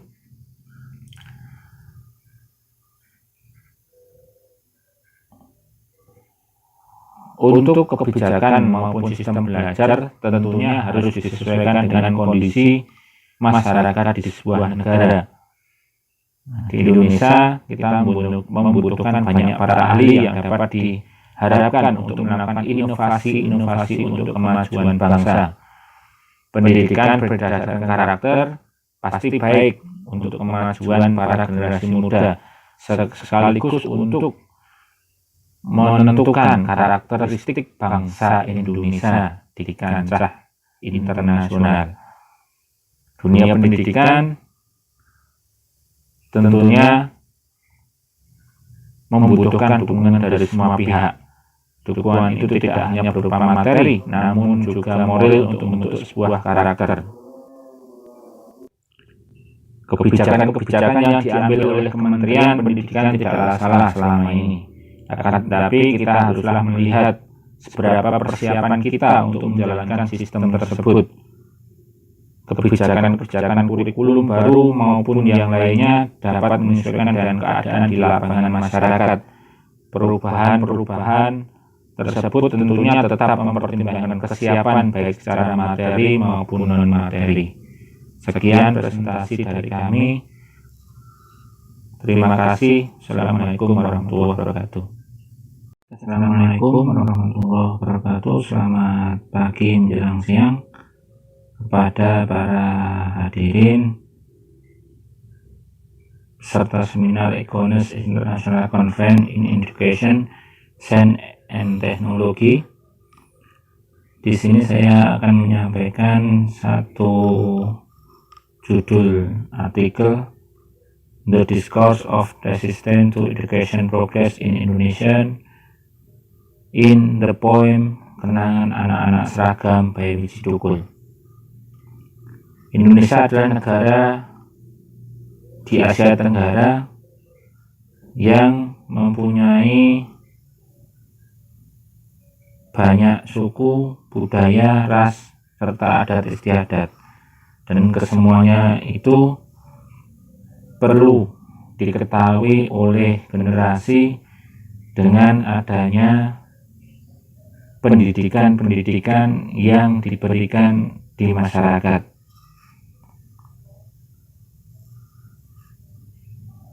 Pendidikan itu sendiri tentunya membutuhkan dukungan dari pemerintah maupun stakeholder yang melalui kebijakan-kebijakannya mampu untuk membawa pendidikan di Indonesia menjadi lebih maju, lebih baik daripada sebelumnya. Kebijakan yang terdapat di Indonesia atau di sebuah negara merupakan wacana yang perlu kita ketahui pengaruh serta dampaknya bagi kehidupan masyarakat. Pendidikan tidak memandang agama, ras, suku, dan golongan. Semuanya sama untuk mendapatkan pendidikan yang layak. Dunia pendidikan tidak memberikan batasan-batasan untuk seseorang menuntut ilmu sesuai dengan yang diinginkannya. Pendidikan bukanlah tempat memaksa terhadap seseorang untuk menuntut ilmu sesuai dengan aturan yang berlaku. Di dunia pendidikan di Indonesia saat ini mengalami kemajuan yang sangat pesat. Akan tetapi di balik kemajuan pendidikan di Indonesia terdapat kekurangan ataupun peristiwa-peristiwa yang terjadi di masyarakat. Mulai dari masyarakat yang belum menempuh pendidikan karena adanya biaya pendidikan yang sangat mahal, serta kejadian-kejadian yang lain yang meresahkan masyarakat muncul dikarenakan kurangnya pendidikan yang terdapat di masyarakat. Akhir-akhir ini pemerintah menggalakkan pendidikan karakter, pendidikan berbasis karakter, yang mana diharapkan dengan pendidikan karakter dapat membentuk moral, akhlak, serta karakter para penerus bangsa agar lebih baik. Kemudian pergantian kurikulum juga dilakukan oleh pemerintah. Seiring berjalannya waktu, penerapan kebijakan maupun peraturan-peraturan itu diterapkan di dunia pendidikan yang ada di Indonesia.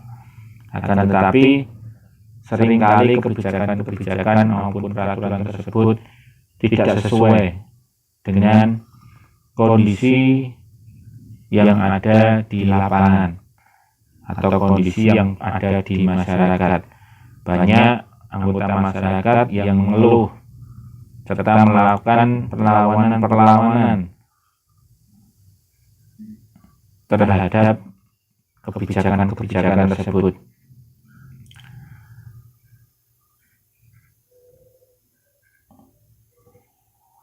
Untuk kebijakan maupun sistem belajar tentunya harus disesuaikan dengan kondisi masyarakat di sebuah negara. Di Indonesia kita membutuhkan banyak para ahli yang dapat diharapkan untuk melakukan inovasi untuk kemajuan bangsa.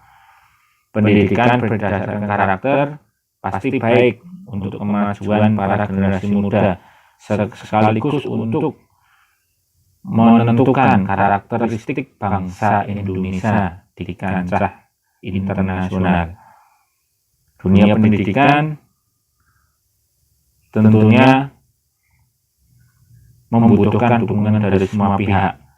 Dukungan itu tidak hanya berupa materi, namun juga moral untuk membentuk sebuah karakter. Kebijakan-kebijakan yang diambil oleh Kementerian Pendidikan tidaklah salah selama ini. Akan tetapi kita haruslah melihat seberapa persiapan kita untuk menjalankan sistem tersebut. Kebijakan-kebijakan kurikulum baru maupun yang lainnya dapat menyesuaikan dengan keadaan di lapangan masyarakat. Perubahan-perubahan tersebut tentunya tetap mempertimbangkan kesiapan baik secara materi maupun non-materi. Sekian presentasi dari kami. Terima kasih. Assalamualaikum warahmatullahi wabarakatuh. Assalamualaikum warahmatullahi wabarakatuh. Selamat pagi menjelang siang kepada para hadirin serta seminar iconest International Conference.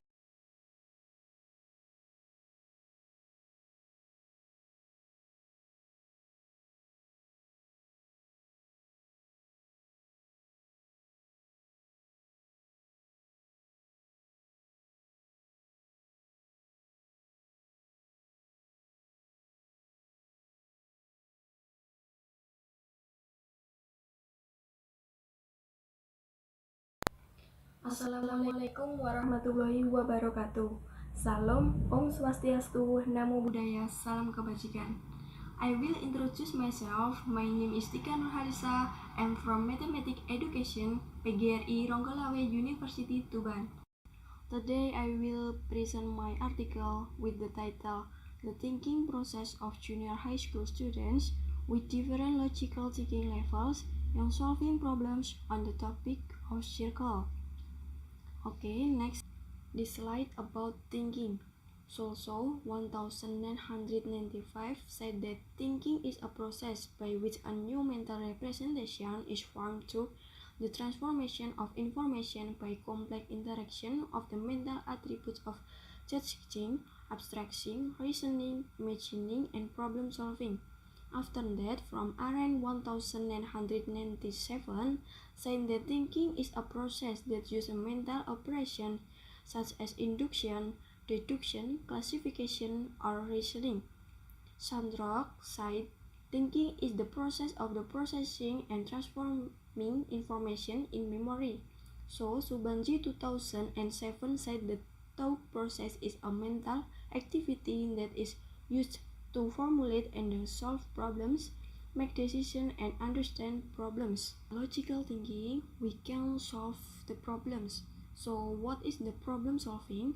Problem solving is a process that applies knowledge and skill to achieve goals. From Girl 2002. From Cures 2000 said that problem solving is a mental activity and really helps students in the process of understanding programming concept. From Lancer in Wardani 2010 said the problem solving is the process of solving problems in applying previously acquired knowledge to new unknown situation. So from NCTM 2052 said that problem solving is an integral part of the learning mathematics. Problem solving indicators according to NCTM or National Council of Teachers of Mathematics. 1. Students can identify elements that are not known, what is being asked, and the adequacy of the elements needed. 2. Students can formulate mathematical problems or compile mathematical models. 3. Students can apply strategies to solve various problems or types and new problems in or outside mathematics. 4. Students can explain the result according to the original problems. And then 5. Students can use mathematics randomly. In my article, The Types of the Research, I use explorative qualitative research, and I research about high and low logical thinking from students. The research subjects were 8th grade students of Junior High School Negeri 5 Tuban, and research instruments. I used the group assessment of logical thinking or GALT and Mason et al. 2010 usage. And then doubt analysis, I use qualitative. This is about answer solving problem test from the students. The first answer, the student have a high logical thinking because the student use all stages from Mason, for example, entry, attack, and review. And the second answer, the student not use all stages from the Mason. The student nothing review, so this is not complete to finish the solving problem. This slide about my conclusion from my article. Page of the result of the analysis, it was found that students who have high logical thinking skill meet the entry stage, although one and introduction, fulfill the attach stage, try maybe and why, and fulfill the review stage, check and reflect, and attend. Students have a low logical thinking skill at the entry stage only fulfill the know and wants aspect. At the attack stage only fulfill try and maybe aspect, and at the review stage it does not. Okay, I think enough. Thanks for your attention, and please forgive me not to forget me.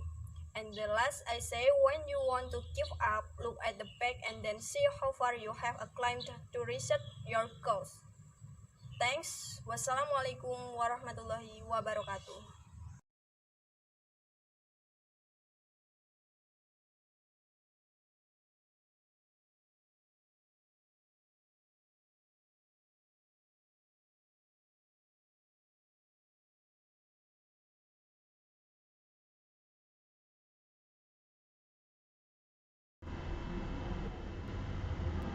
Assalamualaikum warahmatullahi wabarakatuh. I would like to presentation our article. Okay, let me introduce myself and my partner. My name is Rizka Rahmah and my partner is Yasia Dian Purnama Wirayadi. We are from University of PGRI Tuban. In this presentation, we will discuss about economic learning transformation in the pandemic COVID-19. Introduction. The COVID-19 pandemic has resulted in an extraordinary change in Paris world. Learning is carried out from home through online media. Educators are required to be creative in delivering material through online learning media, so that it is not monotonous. Jadi adanya pandemi COVID-19 ini mengakibatkan perubahan yang sangat luar biasa, khususnya di dunia pendidikan. Pembelajaran yang sebelumnya dilakukan di dalam kelas, yang bisa dilakukan face-to-face atau tatap muka, saat ini harus dilakukan di rumah melalui media daring atau online. Nah, dari pembelajaran online ini, seorang guru dituntut untuk kreatif agar pembelajaran tidak monoton dan materi yang diberikan masih bisa diterima oleh siswanya. Method. The research method used by researchers in this study is a qualitative method. The case study used is about learning economics that underwent a transformation during the pandemic at SMA Negeri 1 Tababayu Tuban. The reason for choosing the location was because SMA Negeri 1 Tababayu carried out full online learning during the pandemic. Nah, jadi metode yang kita gunakan ini adalah metode kualitatif. Menurut Creswell, penelitian kualitatif adalah jenis penelitian yang mengeksplorasi dan memahami makna di sejumlah individu atau sekelompok orang yang berasal dari masa sosial. Nah, kemudian penelitian ini kita lakukan di SMA Negeri 1 Tababayu. Mengapa kita memilih lokasi ini? Karena di SMA 1 Tababayu ini mereka melakukan pembelajaran daring atau pembelajaran online secara penuh pada masa pandemi ini. Initial and discussion learning challenge. Information technology learning has indeed been implemented in the last few years in the education system in Indonesia. Online learning tools encourage students to be creative in accessing as many sources of knowledge as possible. Nah, jadi di pembahasan ini kita membahas mengenai tantangan pembelajaran. Sebenarnya pembelajaran teknologi informasi memang sudah diberlakukan dalam beberapa tahun terakhir di sistem pendidikan di Indonesia.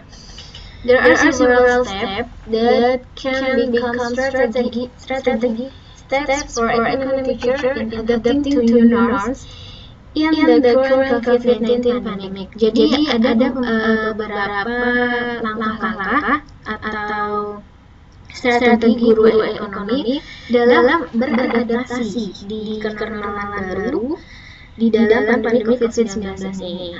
First, all economic teachers must be able to teach remotely, which in fact must use technology.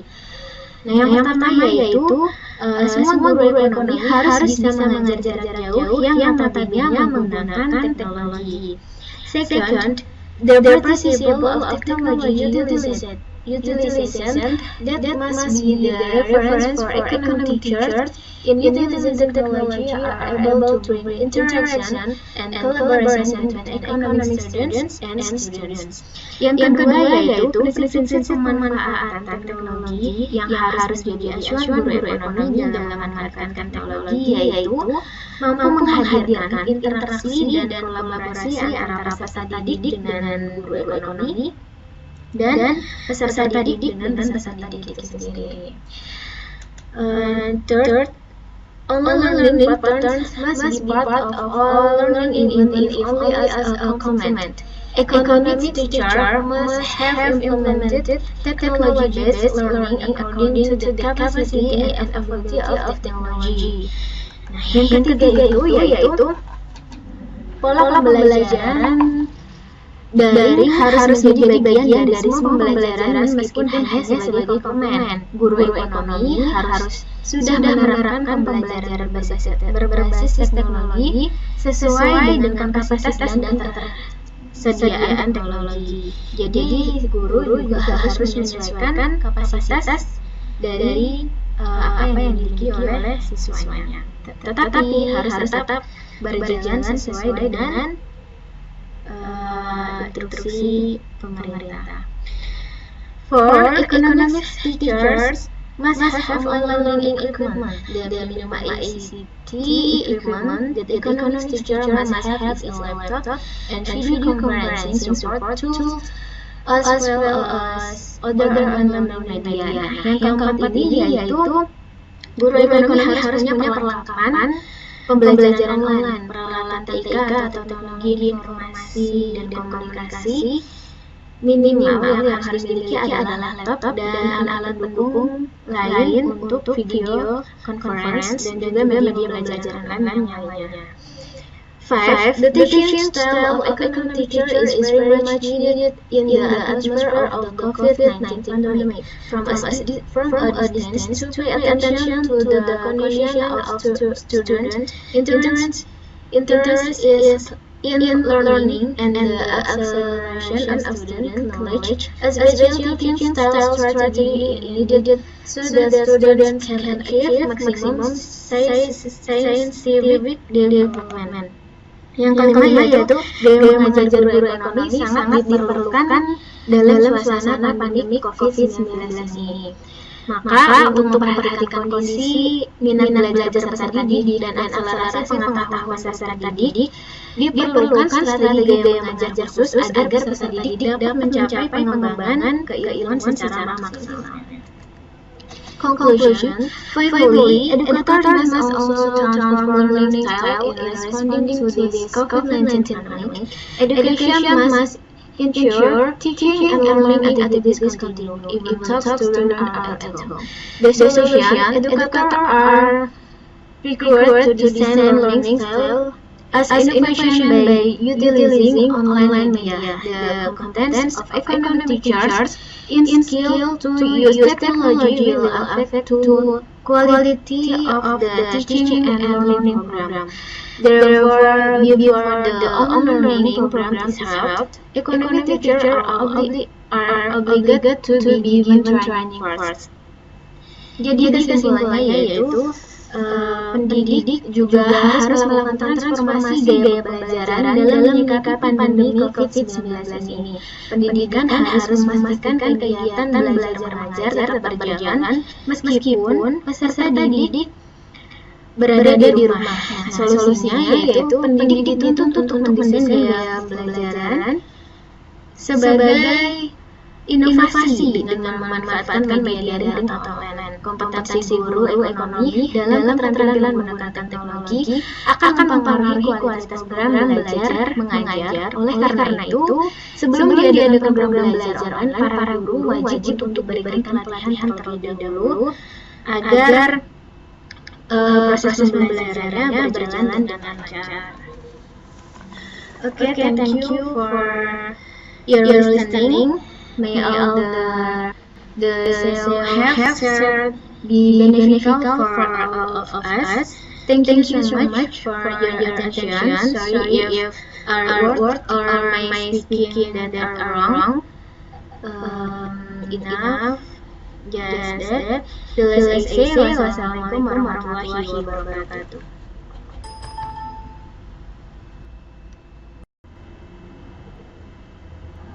Assalamualaikum warahmatullahi wabarakatuh. I would like